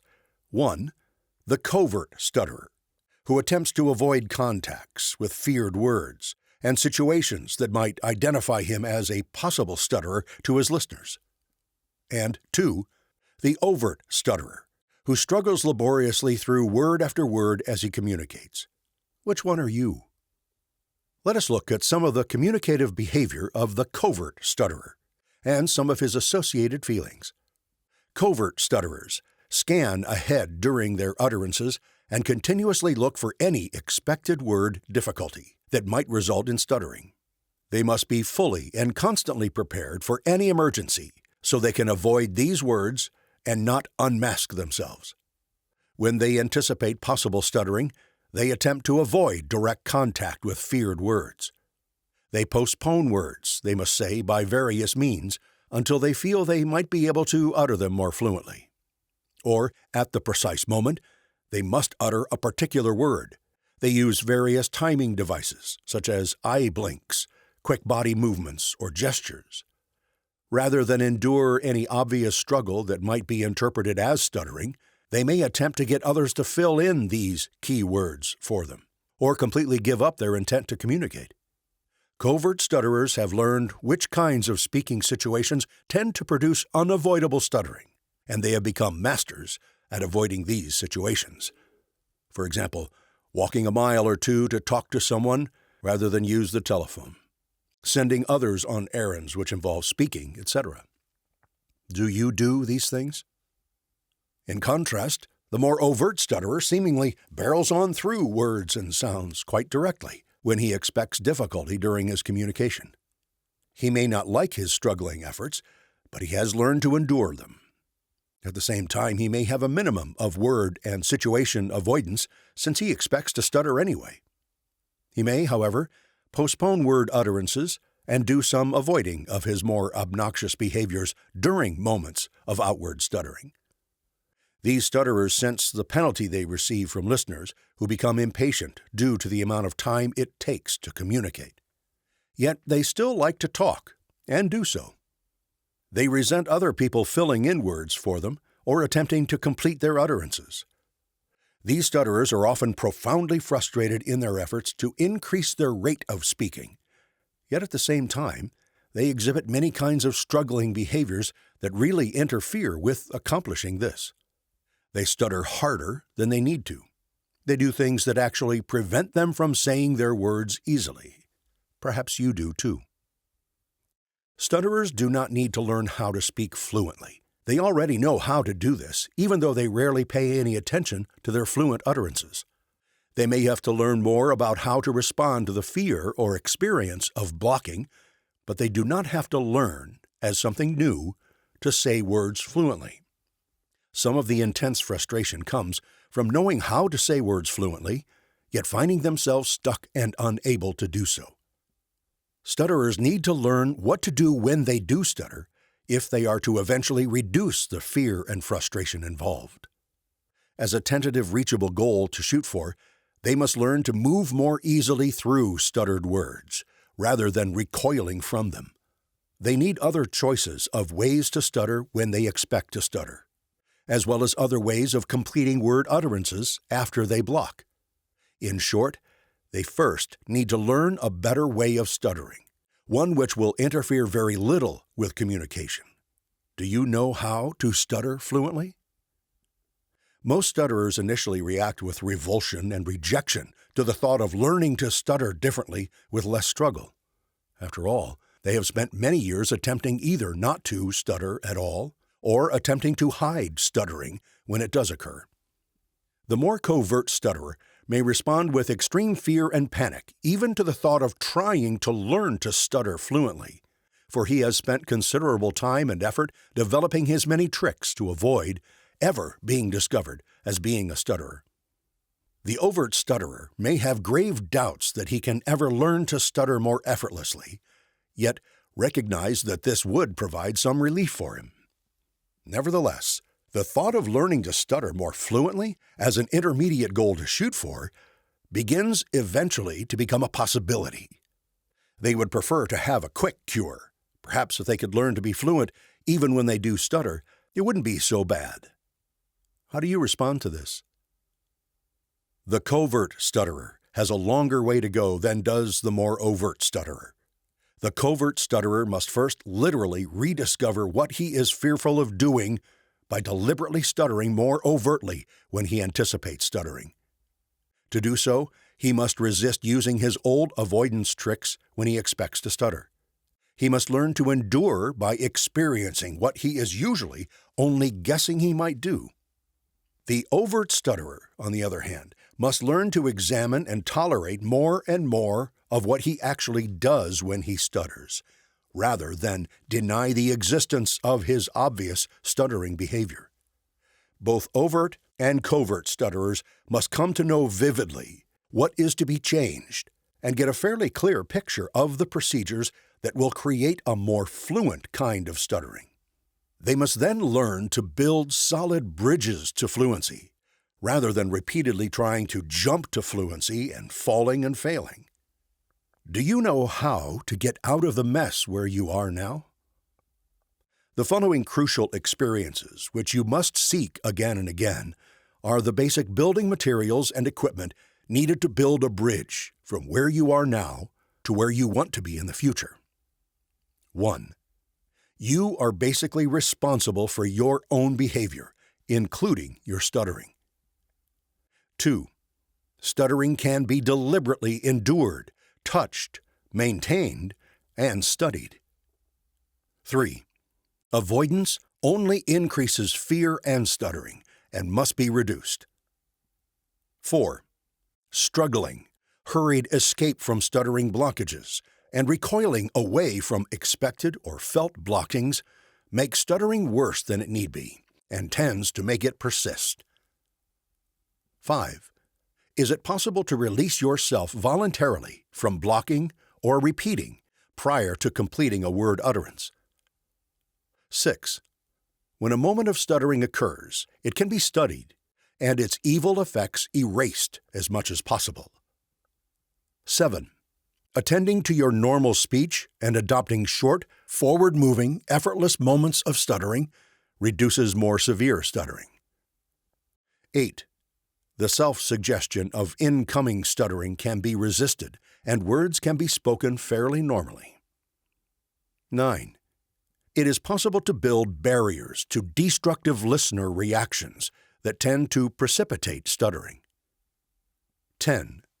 Ambivalence, anxiety, guilt, and hostility can be decreased. 11. Every effort should be made to build up your ego strength, self-confidence, and self-respect. 12. Society, in general, rewards the person who obviously confronts and attempts to deal with his stuttering. 13. It is more personally rewarding to stutter fluently than to stutter grotesquely, and it is fun to be able to talk anywhere, even if you do stutter. Will you merely read this list and then forget it? Or will you consider each item carefully and see if you can find some way to use it to help yourself? These experiences, which the stutterer must repeatedly undergo, may be difficult to devise or to carry out by the stutterer alone. The stutterer feels in enough lonely isolation with his stuttering problem as it is. Therapy for stutterers ordinarily requires having a competent speech therapist available as a guide, one who can share experiences with the stutterer throughout the course of therapy. The companionship of a competent speech therapist is usually essential for therapy success. Get help if you can, but if none is available, help yourself. Others have done so. Chapter 24. Knowledge, Understanding, and Acceptance by Robert W. Quiesel. Presenter information. Robert Bob W. Quiesel is Professor Emeritus of Communication Sciences and Disorders at Western Illinois University, a person who stutters, a Fellow of ASHA, and was a board-certified specialist in fluency and fluency disorders. His research contributions have focused on the psychosocial aspects of stuttering, including teasing and bullying, and the centrality of loss of control to the stuttering experience. He has co-authored several research articles and book chapters, has presented extensively nationally and internationally, and was a co-developer of the Overall Assessment of the Speaker's Experience of Stuttering. Dr. Quiesel begins. Although I cannot speak for all stutterers, I can speak from personal experience. My experiences and yours may be considerably different, so consider my comments as things to ponder, suggestions and perspectives gained by someone who has stuttered for over 4 decades. We probably do have some things in common, however. I read the first edition of Advice to Those Who Stutter in 1973, after ordering it from an ad I saw in Reader's Digest. Reading Advice to Those Who Stutter was a turning point in my life. I hope after reading this chapter and the other chapters in this book, you will be helped in the way that I was. The authors in the first Advice to Those Who Stutter spoke to me like no one had before. Before that time, I didn't know many stutterers, and no one said much about my stuttering. Most of what I knew about stuttering was based upon my experiences and feelings. I was trying to understand my stuttering, but I was doing it alone. The authors helped me realize that many other people shared similar experiences. Before reading that book, for example, I thought that no one else would change their order in a restaurant based upon how easy something was to say, or would avoid the telephone, or would wander around a store looking for something rather than asking a sales clerk, or would avoid or leave situations in which they would be asked to say their name. These things, which I often did, were fairly common coping behaviors among the stutterers whose chapters I read some 25 years ago. I was also impressed that all of the authors had become successes in life in spite of, or perhaps in some cases because of, their stuttering. Until that time, I was living a fairly aimless existence. I had completed 2 years of college, but had quit school after my sophomore year. I spent part of the next year sharing an apartment with a high school friend who was attending college in Texas. I didn't work while I was in Texas, but instead spent my days reliving the past and thinking about my future. What was I going to do? What did the future hold for a stutterer like me? My copy of Advice to Those Who Stutter arrived in Texas at a most opportune time. While I was pondering what I was going to do with my life, I had the opportunity to read about the experiences of other stutterers, most of whom had become successes in the profession of speech pathology.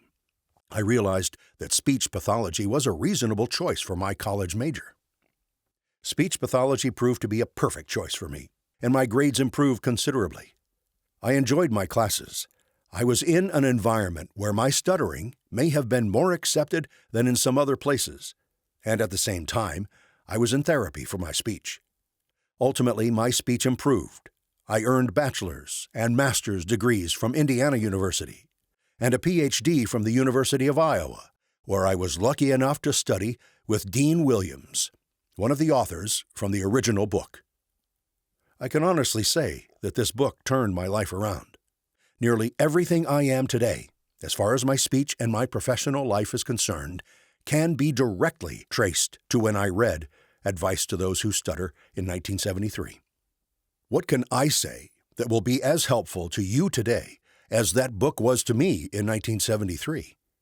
Over the years, I have come to believe that 3 things are important if we are going to come to grips with our stuttering.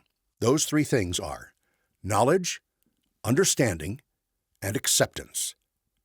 I think all these things go together, and I think those are the tools that a stutterer needs if he or she is going to be able to deal with stuttering. Words like knowledge, understanding, and acceptance are like many other words. They're used a lot and can have a number of different meanings.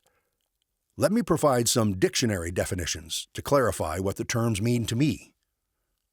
Knowledge: acceptance with facts, truths, or principles, as from study or investigation. Acquaintance or familiarity gained by sight, experience, or report. Understanding: mental process of a person who comprehends, comprehension, personal interpretation. Knowledge of or familiarity with a particular thing, skill in dealing with or handling something. Acceptance: regarding as proper, usual, or right. Enduring patiently, with resignation and tolerance. Favorable reception, approval, favor. The definitions I've emphasized suggest that knowledge, understanding, and acceptance gradually evolve in an informal rather than formal way. I also emphasize these because even though I have studied stuttering in a formal way, much of what I now know about my own stuttering has resulted from my experiences and things I have tried on my own. I have had the good fortune to be able to integrate my education and my experience. Knowledge, understanding, and acceptance are not linear. That is, acquiring knowledge does not mean one will acquire understanding or acceptance of stuttering. The three are interrelated. There are a number of ways, both formal and informal, to learn about stuttering. You can learn a lot from going to therapy with a speech-language pathologist who is knowledgeable about stuttering. However, even if you can't attend formal therapy, there are numerous sources of information about stuttering that are available to you. You will learn a lot from reading this book. Another good source of information about stuttering may be a self-help group in your area. Remember, however, that not all the information that is available about stuttering is good information. In other words, the mere fact that someone says something or writes something doesn't necessarily mean that it's true. The people who talk or write about stuttering have a particular perspective, usually based on their own unique experiences. So those perspectives may vary widely. Also, I would avoid anyone who claims to have the answer or the cure for stuttering. Consider everything that you read or hear in the context of your own experience. Delve more deeply into those aspects of stuttering that have the most relevance for you. Spend less time on those things that do not relate to your experiences with stuttering.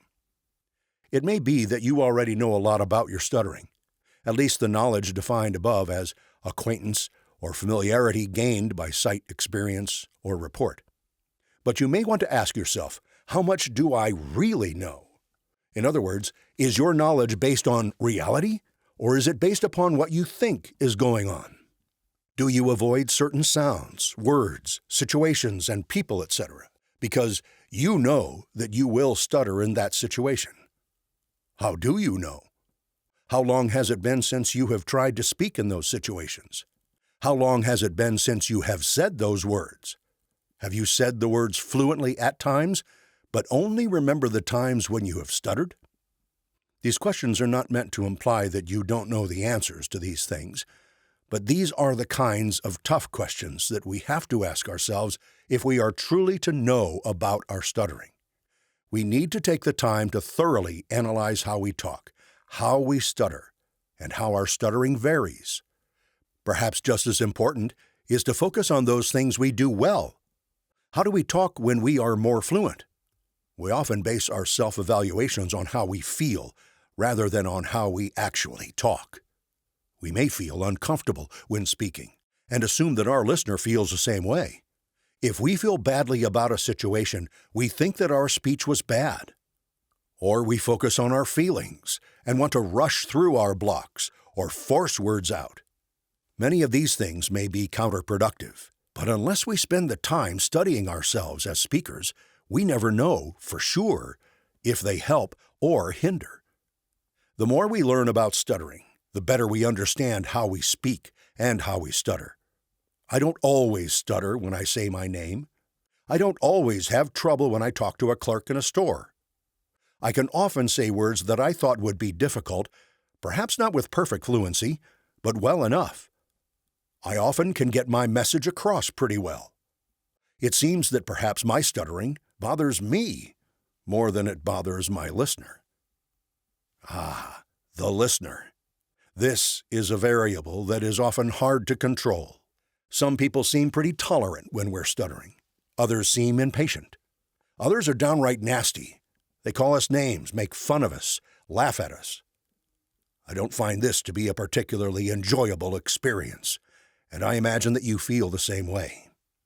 So how do we deal with listeners? Well, this is one of the hardest things to do, but it is often the most helpful. Tell them that you stutter. I don't mean to go up to every person you meet and say, "Hi, I'm Bob Queasel and I stutter." But when the opportunity presents itself, make a socially appropriate comment about your stuttering. For example, suppose you've met someone for the first time and are making small talk, and you're not as fluent as you'd like to be. Make a comment about your difficulty. "Gee, my stuttering seems to be pretty bad today." Or, "You'll have to forgive me. I normally don't stutter this much when I meet new people." This is what my colleague and friend Bill Murphy refers to as normalizing stuttering. Try to accept stuttering as part of you, like your hair color, eye color, height, athletic abilities, writing skills, and any number of other attributes. If you are comfortable with your stuttering, your listeners will be more comfortable with it as well. Often we think people are being cruel when they stare at us or laugh when we're having a block. Many people react that way because they don't know how to react to our stuttering. For all they know, we could be having a seizure, playing a trick on them, or something else. We often assume that our listeners should know as much about us as we know about ourselves, but that is a lot to ask. We make things easier on our listeners and ourselves when we let them know what's going on. Telling people that you stutter, normalizing your stuttering, may be one of the most difficult things to do, but it may have the biggest payback for you. It's a way to help you understand your stuttering, but more importantly, it may help others better understand your stuttering. It also shows that you accept your stuttering, and this usually makes it easier for other people to accept it as well. So, take time to learn about stuttering in general, and how you stutter specifically. Use this knowledge to better understand yourself as a speaker and a stutterer. Try to accept stuttering as a part of you, and help others to understand and accept your stuttering. You have a lot of positive attributes. I'm sure there are things you do better than other people. There are things you know that other people don't know. And there are a variety of things that make you a unique individual. Your stuttering is just part of the person that you are. It doesn't define you unless you allow yourself to be defined by stuttering. Perhaps most important is to realize that you are not in this alone. Don't be like I was and try to muddle your way through things on your own. Take advantage of everything that's out there. People, information, resources, and other sources of help. This book is a great place to start. It was for me, and I'm confident it will be for you. Chapter 25, Maintaining Dignity While Living with Stuttering, by Gary J. Rentschler. Presenter information. Gary J. Rentschler, Ph.D., retired from Duquesne University, Pittsburgh, Pennsylvania, where he was clinic director and coordinated the stuttering therapy program. Prior to Duquesne, he directed the University of Buffalo Speech and Hearing Clinic. He is a board-recognized specialist in fluency disorders and was named Speech Pathologist of the Year by the National Stuttering Association. His interests included the psychodynamic aspects inherent in treating stuttering. He was a clinical educator who also taught courses in stuttering therapy, professional ethics, and legal issues for speech pathologists. He is the author of Here's How to Do Stuttering Therapy. Dr. Rentschler begins. Most of us who stutter feel a strong sense of embarrassment, guilt, shame, and even hostility related to the disruptions in our speech. Years of experiencing these feelings influence how we think about ourselves. Feelings of diminished self-worth, low self-esteem, inferiority, shyness, and withdrawal are common among those of us who stutter. There are those who, in spite of stuttering severely, seem to enjoy life and are not diminished by their disfluent speech. These people share certain qualities which enable them to maintain the respect of others and project a strong feeling of self-worth. They are able to 1. View their stuttering objectively, 2. Accept themselves with imperfections, and 3. Explain their stuttering openly to others. Dealing with stuttering objectively. For many of us, the negative emotions stirred during disfluent moments are so strong that we are unable to describe what happens in much detail. Some comment, "I was very nervous," or "that was really bad," while others say, "my vocal cords locked and I wasn't able to make any sound," or "my lips were pressed together with too much force." Note that the first two statements expressed the emotion, while the second two described the physical characteristics of what had happened. The negative emotions which develop obscure our ability to see the physical behaviors clearly and objectively, and interfere with our ability to learn more about our stuttering. Being able to see beyond our feelings requires that we distance ourselves from our stuttering in order to describe its physical characteristics. The more we know about our stuttering behaviors, the more power we gain over them, and the better we will become in managing their physical and emotional components. Accepting ourselves. We who stutter tend to develop unrealistic expectations for the fluency of our speech. This is understandable because so much negative attention has been focused on our disfluencies that it is only natural to want to be noticed less for our shortcomings. For many of us, this negative attention generalizes into an overall dissatisfaction with ourselves as people. We become our own harshest critic and berate ourselves on many issues in addition to our stuttering. Many people are able to see beyond their blemishes and accept themselves as a person with imperfections. Our parents and our friends have imperfections, but we are able to see beyond their flaws and cherish their love and fellowship in spite of their shortcomings. It is our imperfections that make us individual and memorable. To embrace our flaws is to honor our uniqueness. Formulating an explanation. Part of establishing distance between ourselves and our stuttering is learning to appreciate how our listeners feel when we communicate with them. Being able to see ourselves through someone else's eyes represents another means of helping ourselves become more resilient to the negative effects of our stuttering. Compared to obvious physical handicaps, for example, being confined to a wheelchair, stuttering is invisible, at least until we speak.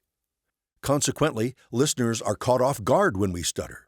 They have no warning or opportunity to prepare themselves, and may therefore be surprised by our stuttering. They feel both curiosity and surprise, and search for an explanation of what they see and hear. Many of the outward signs of stuttering can give the impression of having a seizure, muscle spasm, or other medical problem. The listener becomes alarmed, confused, and doesn't know how to react to stuttering. Our intuition often tells us not to acknowledge to others that we stutter. Perhaps our strong sense of embarrassment, guilt, or shame causes us to retreat within ourselves, somehow hoping that the listener hasn't noticed our effortful speaking, body contortions, or facial grimaces. In this instance, our intuition does not serve us well.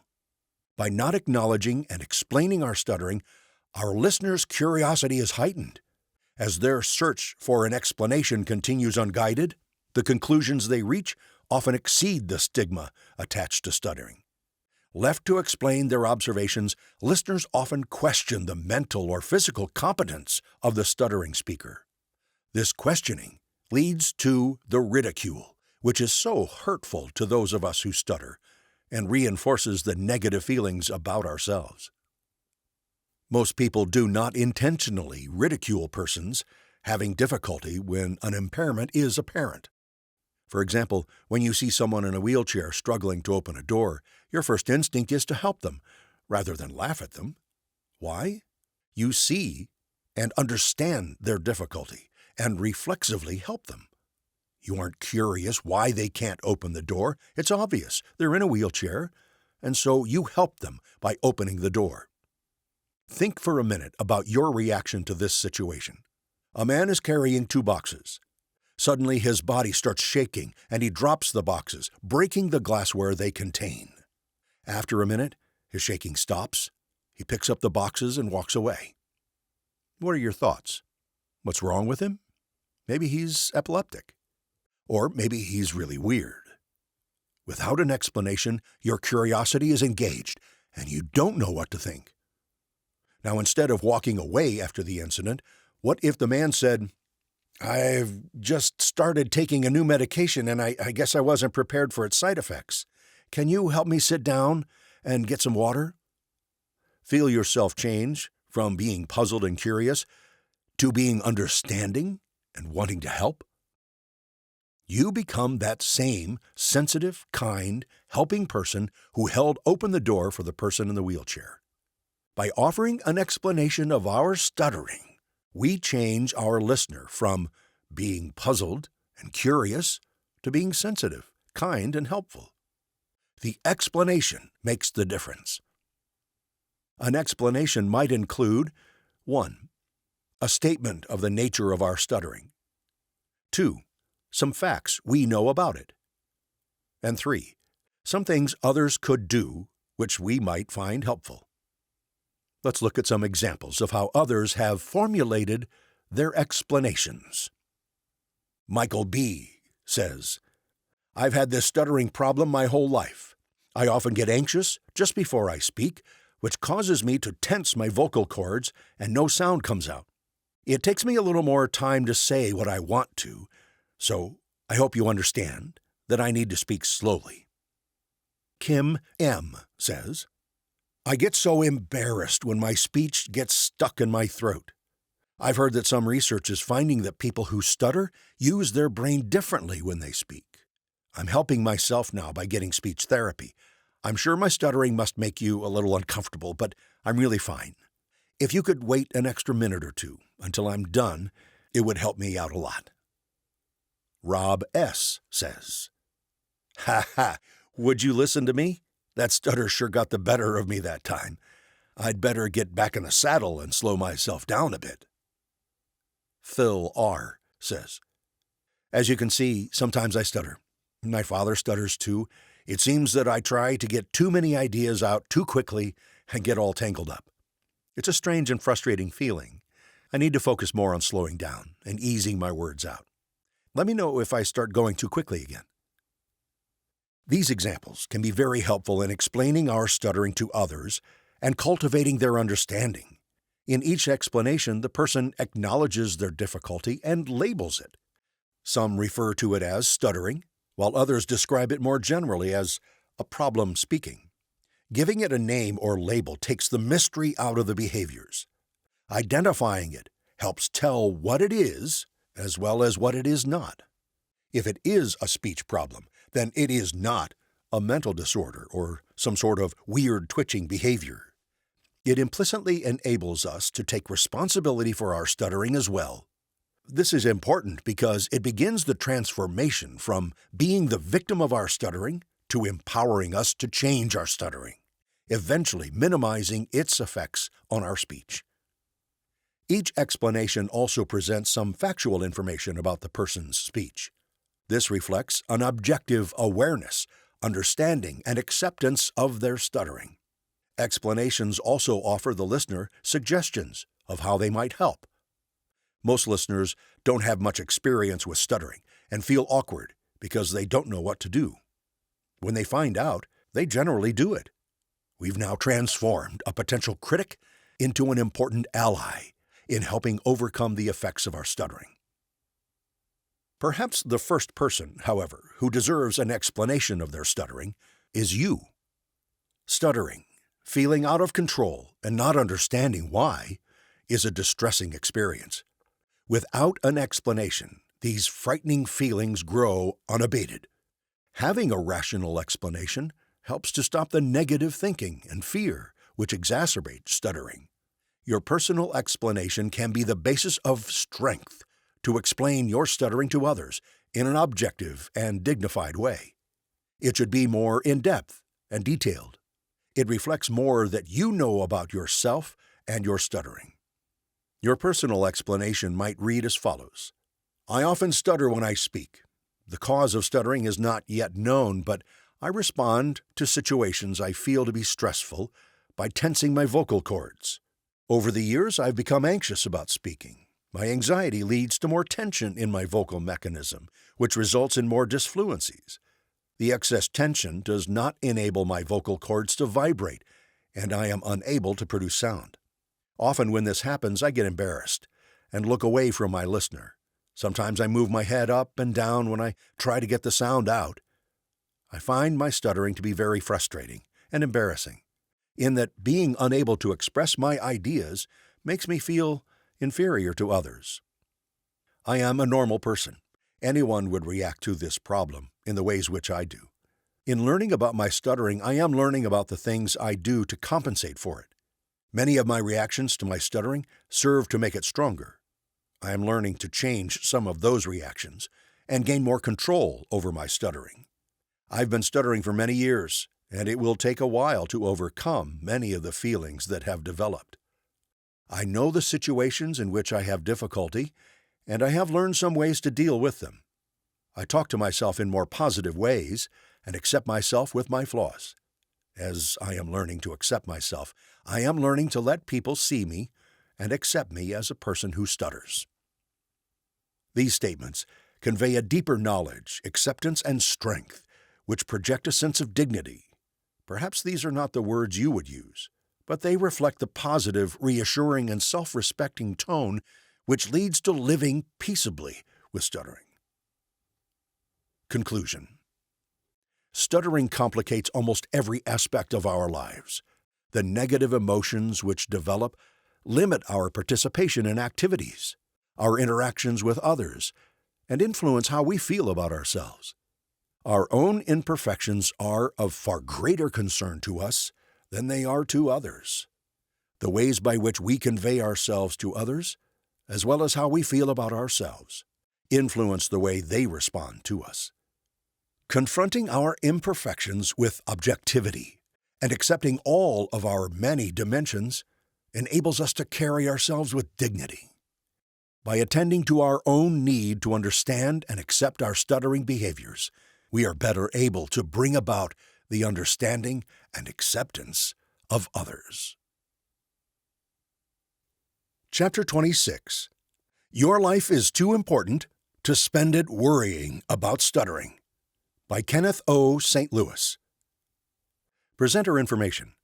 Kenneth Ken O. St. Louis, Ph.D., is Professor Emeritus of Speech-Language Pathology in the Department of Communication Sciences and Disorders at West Virginia University. He has taught, treated fluency disorders, published several books, and engaged in research collaboration for over 50 years. He founded the International Project of Attitudes Toward Human Attributes, PASHA, investigating public attitudes toward stuttering around the world, with numerous related publications. He has also presented and published widely on cluttering and helping others share their stories of stuttering. He is an ASHA Fellow, and among his many awards are the Deso Weiss Award for Excellence in Cluttering, the International Fluency Association's Lifetime Achievement Award, and the Dave Rowley International Initiatives Award. Dr. St. Louis begins. Dear friend who stutters, I grew up in an isolated valley in northwestern Colorado on a ranch. I had a wonderful childhood, living in the country, attending a one-room schoolhouse, and interacting mostly with my cousins. But I stuttered. My family told me that my uncle, who died in a tractor accident when I was very young, had stuttered as well. Little else was said. Apparently, my parents had been told by a speech therapist to ignore my stuttering. Although family, relatives, and friends accepted my stuttering, I was basically on my own. I grew up without the benefit of effective therapy from a speech-language pathologist, SLP, and it wasn't until high school that I finally sought and received formal therapy. Thanks to that help, I can now talk nearly all the time without fear, and with very little stuttering. How much easier it would have been if my parents and I had access to this book and other resources that are available. You stutter too. No doubt it bothers you, or you would not be reading this book. There are many more SLPs now, so maybe you have had some therapy. Maybe not. I know there are lots of places where speech therapy services are not available, or folks are not aware that they are available. In many places in the world, there are no services at all. My first suggestion is to check to see if there are any stuttering self-help organizations in your area. These are organizations of stutterers who meet regularly to support one another. If not, think about starting one. It's always helpful to discover that you are not alone. Here you are, though, looking for advice and help. Good. That's the first important step, locating resources.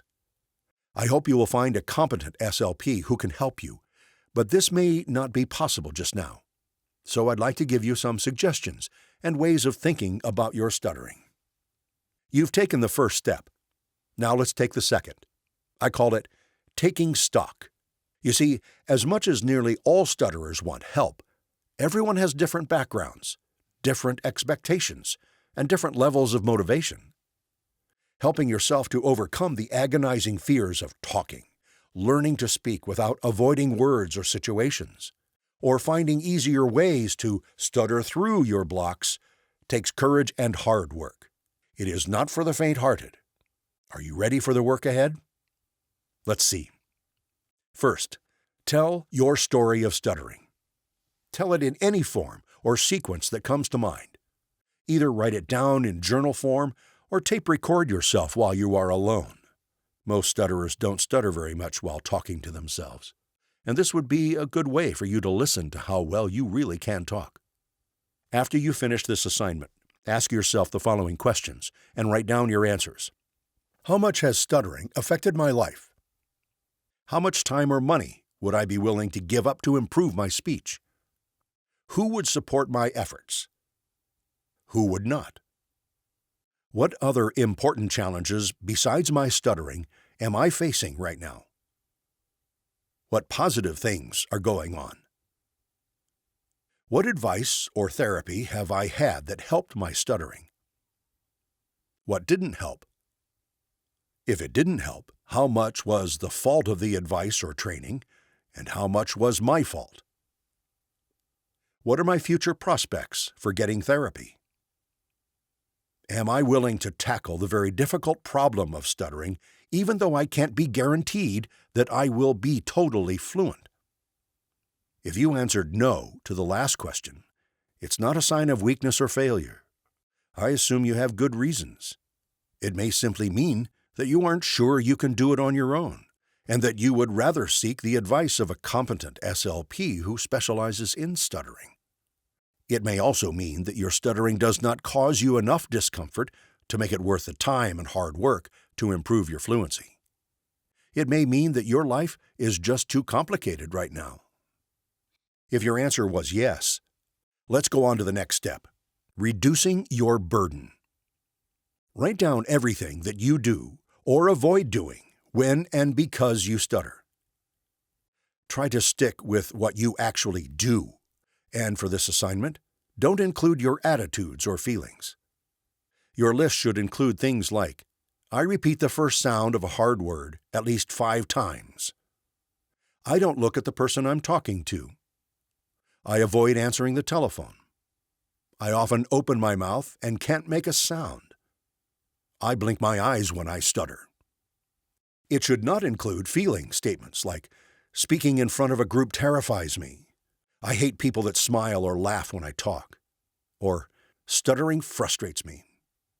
The goal of this step is to begin to see your stuttering in a new light, not something to be feared or avoided, but something that is part of you, that need not prevent you from 1.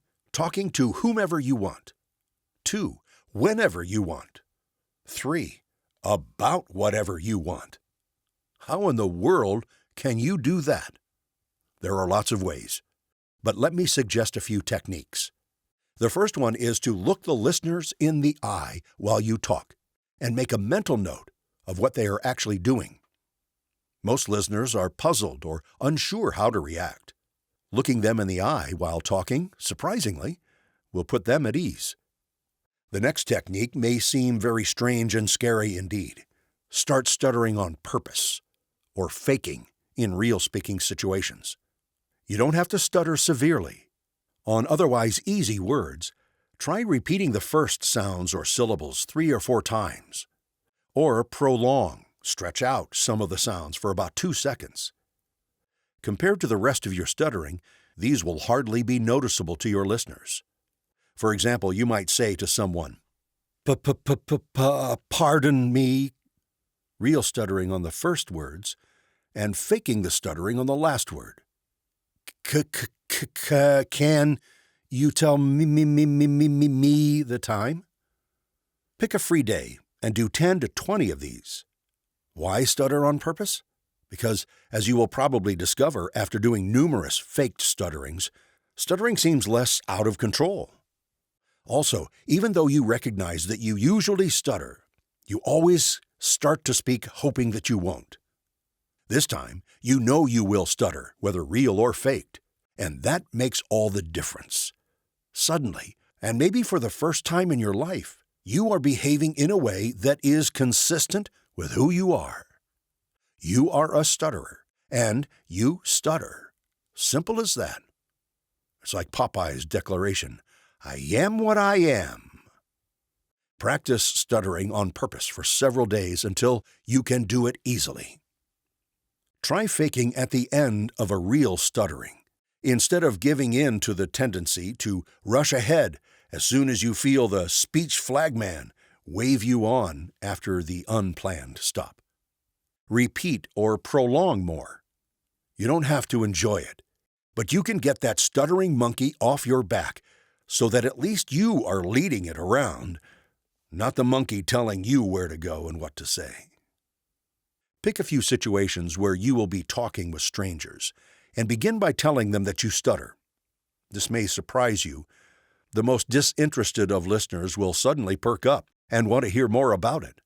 And besides being intensely interested in everything you have to say, they will be both sympathetic and impressed with your courage and forthrightness. You will probably feel less need to avoid and struggle. After all, they already know you stutter. You told them. Do things that you typically avoid, like leaving a message on an answering machine. Go ahead and stutter, and then reward yourself by taking a walk in the park or eating a favorite food for having done it. If you have succeeded in reducing the burden, you are now talking more, enjoying it more, and realizing that you really do have something to say. You may also discover that stuttering was not as big a problem as you thought it was. Perhaps you are now thinking seriously about that college major, or that job or career that you never let yourself contemplate. Perhaps you are finding new and exciting relationships with other people. But you probably still stutter, even severely at times. If you are like me, you may want to be more fluent, not only so that you can feel good about yourself as a speaker, but also to become a more effective communicator. If so, you're ready for the final step, changing the way you stutter. I don't know how far you can go with this step on your own. You may need to see an SLP to help you change the way that you stutter to a form that satisfies you.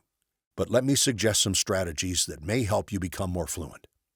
You probably have noticed that you don't use the old tricks, like eye blinks, head jerks, short gasps of air, or those uhs you used to get started as much as you did before. But it's likely that many remain, especially when you get into a hard stutter. Try to eliminate those unnecessary tricks. Talk to yourself while you watch what you do in a mirror. Talk and read while tape recording yourself, and then listen to the tape. Write down all the tricks you see and hear. Then try to talk without them. But don't try not to stutter. That's very important and worth repeating. Do not try not to stutter. Trying not to stutter is what motivated you to acquire all those tricks in the first place. Go ahead and stutter, but try to talk in a new way. If you have been able to lessen the tricks, then you might decide to press on and try to change the way that you actually stutter. Again, this is better done in therapy, but let me suggest some guidelines. Try to stutter with less tension. You may not be able to stop stuttering, but you probably can change the way you stutter. Try using easy repetitions that are slow and even, not fast and irregular. Or try using prolongations that are smooth and unforced. Think slow, smooth, and easy. In either case, it is very important that you don't hold your breath or have silent blocks. If you do, get some air and voice going before trying to modify your stuttering, even if it sounds strange. You can't modify stuttering when you're holding it in. Try to think beyond the sound or syllable you get stuck on. Think of the whole word or phrase and keep moving through the entire sequence while concentrating on smoothness, ease, and relaxation, even while stuttering. If you find yourself jerking out of a block, pause and go back and try it again. This will certainly interrupt communication, but it will let your listener know, loud and clear, that you are working on your speech and that you are in control. If you are successful in using these strategies, which some SLPs refer to as stutter more fluently techniques, you may find that you are capable of shortening your stutters and simplifying them to the point that they hardly delay your communication. You may find that you don't stutter as much as you used to, partly because you are not so concerned about it, but also because you have discovered that as you think about and monitor your speech, less and less stuttering occurs. It is as if you have learned to do things with your breathing, voicing, and articulating that you would do if you did not stutter. Finally, if you have succeeded with these steps, plan to work on your speech a little bit every week for the next several years. Old habits die hard. Stutter on purpose once in a while and practice stuttering openly and easily.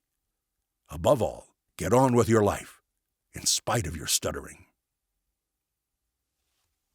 Chapter 27, Do-It-Yourself Kit for Stutterers, by Harold B. Starbuck. Presenter information: Harold Hal B. Starbuck, Ph.D., deceased in 1982, was Professor Emeritus in the Department of Speech Pathology and Audiology at the State University of New York, SUNY at Geneseo, where he spent almost 20 years, including roles as department chair. While at SUNY Geneseo, he founded the first full-time residential institute of stuttering therapy in the United States that was subsequently named for him, serving over 400 clients. He was awarded the Distinguished Service Professorship for his service to the campus, university, and community. Among his Stuttering Foundation contributions was a video of him using his stuttering modification techniques with a group of teens and young adults. Dr. Starbuck begins. Dear Sir or Madam, in reply to your letter of complaint about our Do-It-Yourself Kit for Stutterers, I apologize for not including the instructions. However, the kit was supposed to be empty. You don't need any gadgets to correct your stuttering. You already have all the tools and equipment you need. As long as you've got your body, complete with movable parts, you're set to begin. Don't ever forget that even though you went to the most knowledgeable expert in the country, the correction of stuttering is still a do-it-yourself project. Stuttering is your problem. You stutter in your own unique way. The expert can tell you what to do and how to do it, but you're the one who has to do it. You're the only person on earth who can correct your stuttering. Here are your instructions. The first thing you must become is an honest stutterer. By that, I mean you've got to stop trying to be fluent. You have to stop struggling with your feared words. Go ahead and stutter on them. Let your stuttering come out into the open. Hit the block head on and let it run its course. Start by stuttering aloud to yourself. Stutter on every word you say. Stutter 2 or 3 times on every word. Get used to it and notice that as you stutter freely, you can eliminate all those retrials, avoidances, and half-hearted speech attempts. Practice on your family and friends.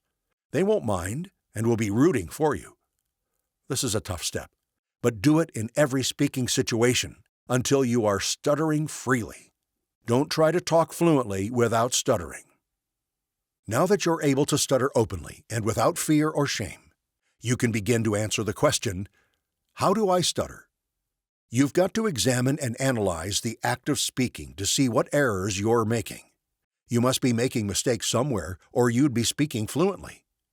What are you doing wrong that makes your speech come out as stuttering?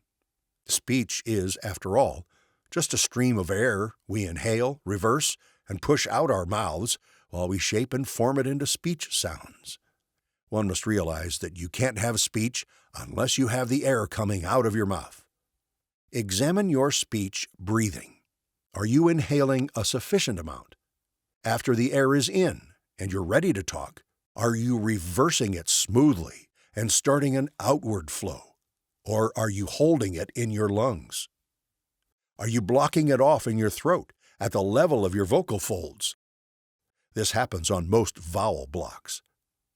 Are you humping your tongue up in the back of your mouth and blocking it there, as on K and G? Is the tip of the tongue jammed against your gum ridge, blocking the air on T and D? Have you jammed your lips together so no air can flow out on P and B? No airflow means no speech, and hard contacts between any two parts of the speech mechanism result in a blocked airstream. Now examine yourself a little more closely. Examine the muscular movements, stresses, and strains you use in producing those hard contacts. Examine the muscular tensions and pressures. Is it any wonder you stutter? Speech is an act of almost continuous movement, and when you stop that movement, you're in a stuttering position. In order to say any speech sound, you have to move into position to say that sound, move through it, and then move out of it into position for the next sound. Find out what and where your blockages and stoppages are, and what muscular tension causes them. Is there a solution? There is to every problem. What you've got to do now is to correct every problem or error you've analyzed. We call this the post-block process of correction. Here's how it works. Stutter on a word. When the word is completed, stop completely and analyze all of the errors you made while all the tensions and pressures are still fresh. Now, figure out a correction for each error. For example, suppose the air was blocked off in your throat on a vowel sound. The correction is an open throat. You will have to concentrate on the throat area so no muscular action jams the vocal folds closed. Concentrate on keeping them open the way they were when you inhaled. Reverse the airstream slowly, start the sound, and say it. Suppose the lip muscles have jammed the lips shut into a hard contact which allowed no air to pass. The correction would be a light contact, or better, no contact at all between the lips. Concentrate on controlling the lip muscles so that the lips just barely touch or almost touch, and air is able to flow between them. An important aspect here is movement out of the sound, so you have to control the lip muscles in their movement out of the sound as well as into it. The airflow must be coordinated with the lip movement so that the sound is produced as the lips form the sound. Figure out a correction for every error as in the above examples. When you have all the necessary corrections figured out, you're ready to try the word again.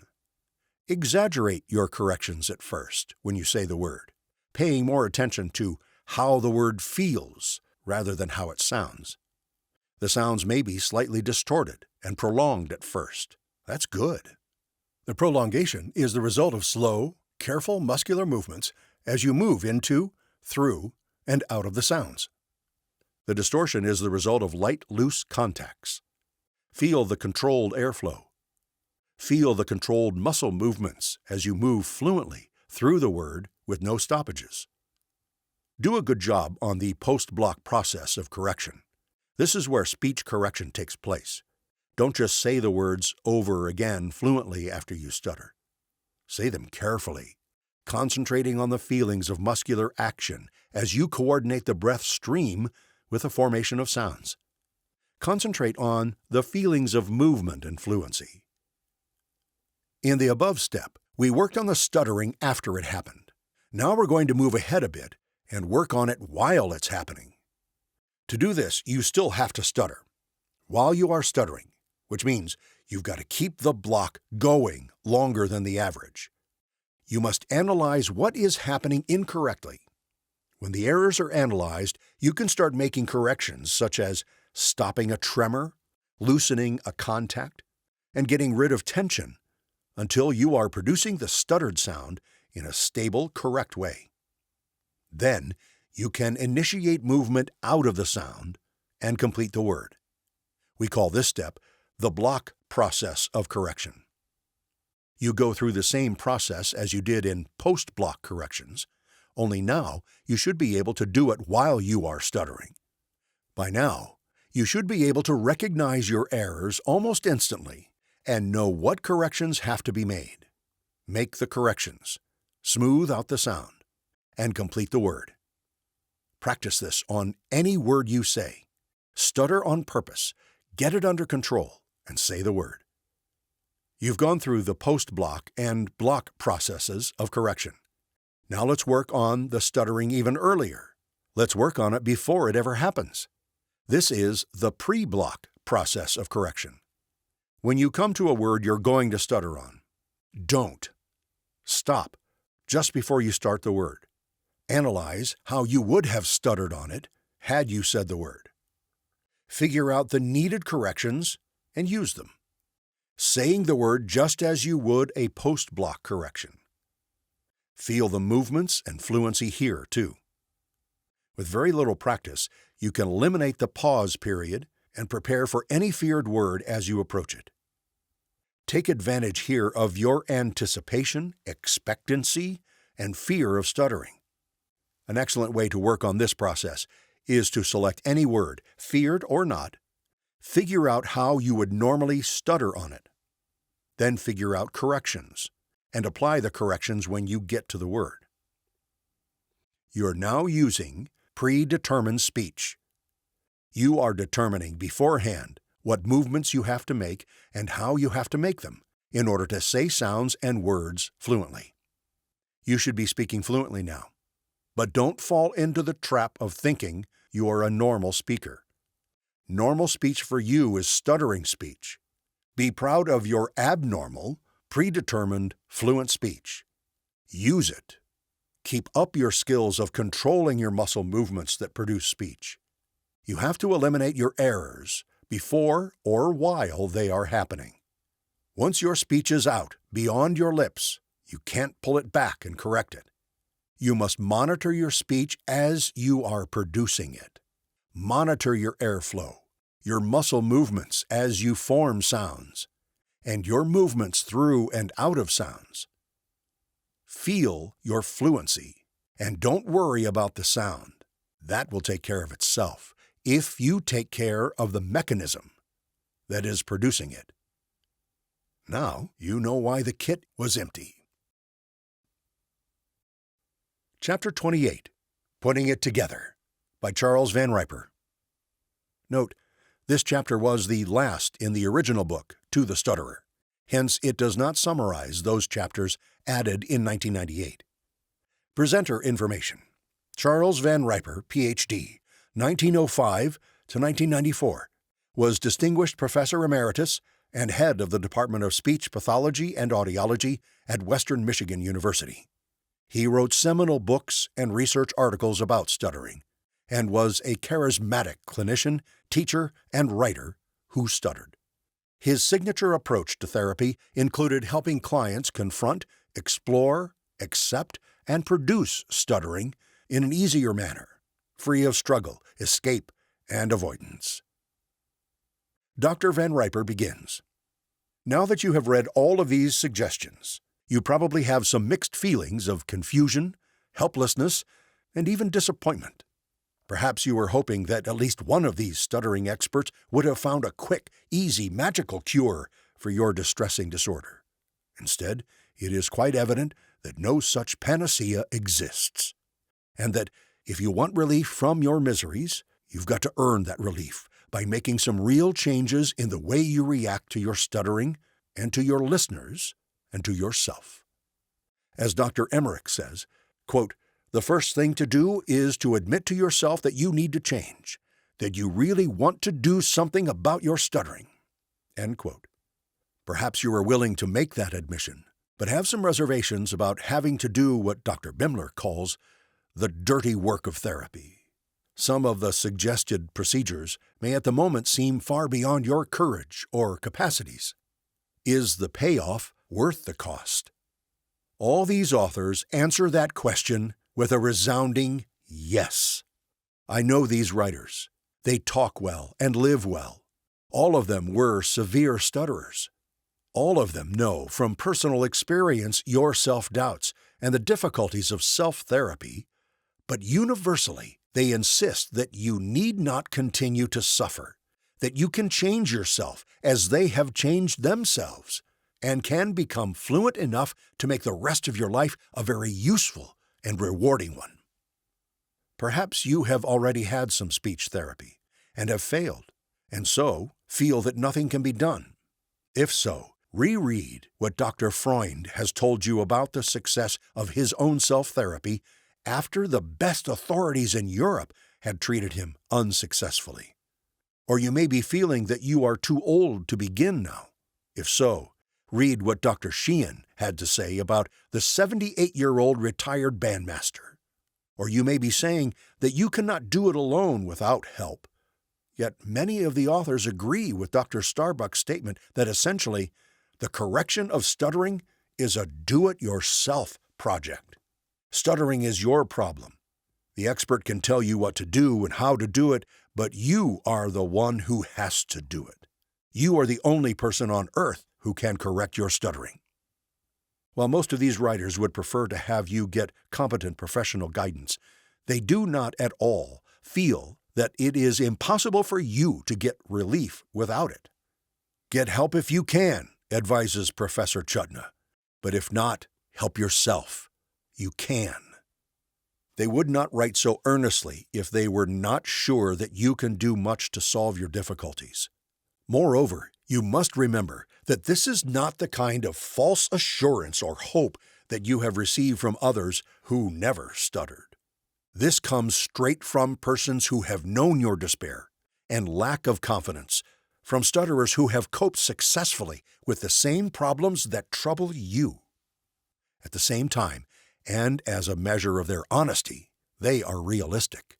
They hold out little hope for what you have long dreamed for, the complete cure. Universally, they insist or imply that you can learn to live with your stuttering and to be pretty fluent anyway. This may be hard for you to accept, as it was hard for them too.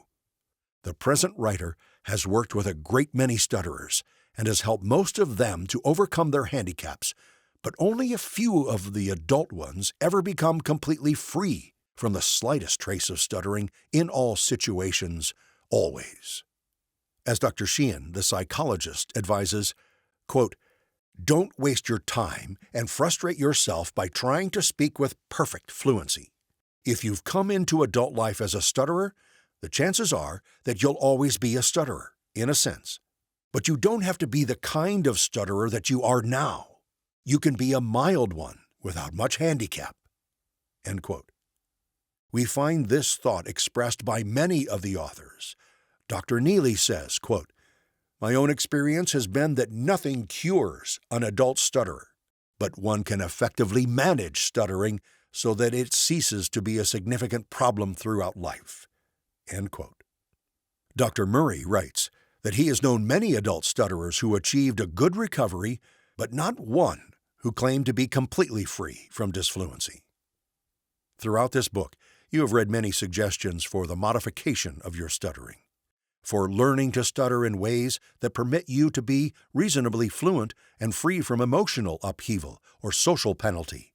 If these authors have one common message to you, it is this: you can change your abnormal reactions to the threat or the experience of stuttering, and when you do so, most of your troubles in communicating will vanish.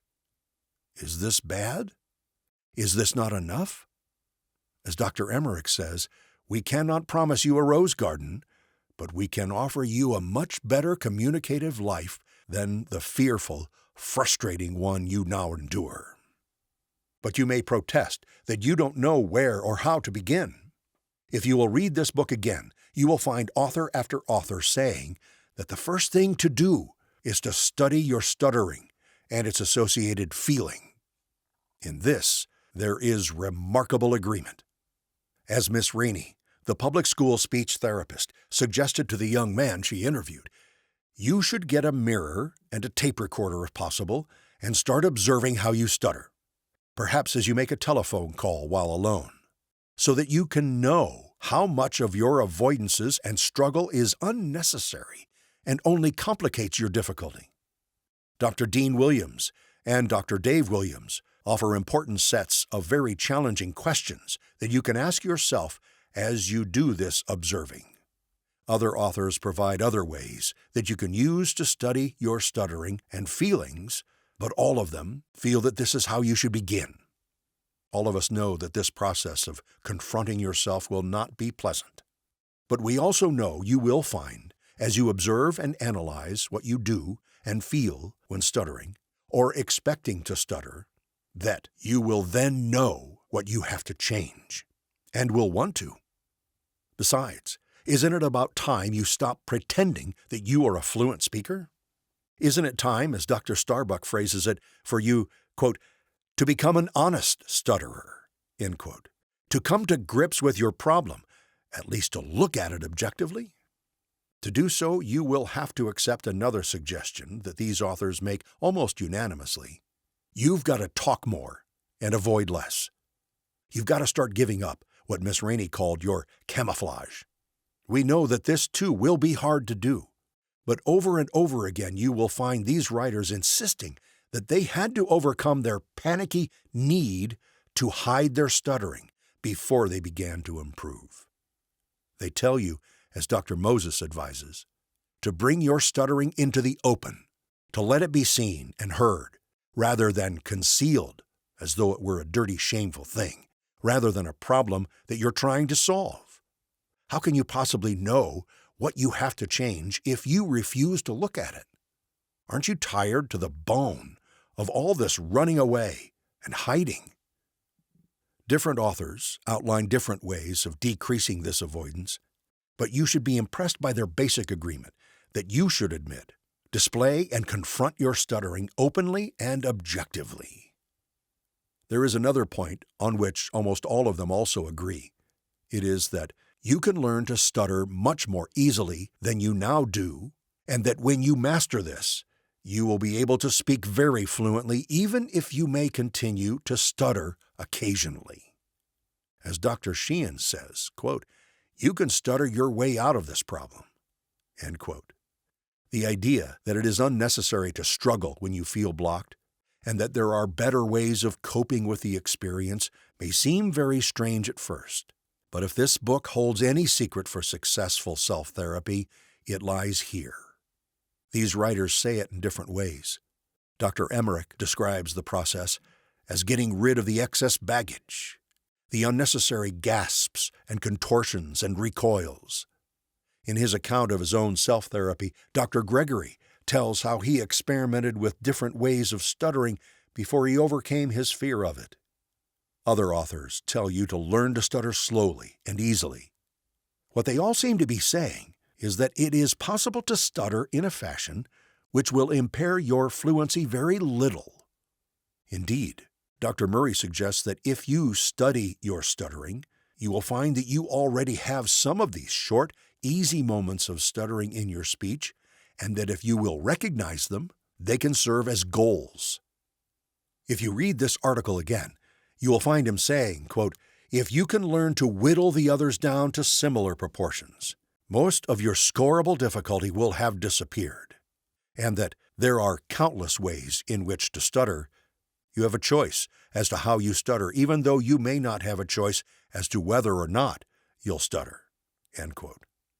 Along with other authors, Dr. Agnello says that you should try different ways of stuttering, that you need not remain bound to your old patterns of stuttering.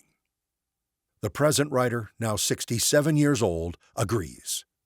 For years he tried to keep from stuttering, and only grew worse. Not until he found that it was possible to stutter easily and without struggling did he become fluent. He was born at the age of 30 years and has had a wonderful life ever since. How old are you? So we suggest that you reread this book, this time to work out the design of your own self-therapy. Your stuttering won't go away. There are no magical cures. You will not wake up some morning speaking fluently. You know in your heart that there is work to be done and that you must do it. This book contains many suggestions and many guidelines. Your job is to sort out and organize those that seem appropriate to your own situation, to devise a plan of self-therapy that fits your needs, and then begin the changing that must take place. Why spend the rest of your life in misery?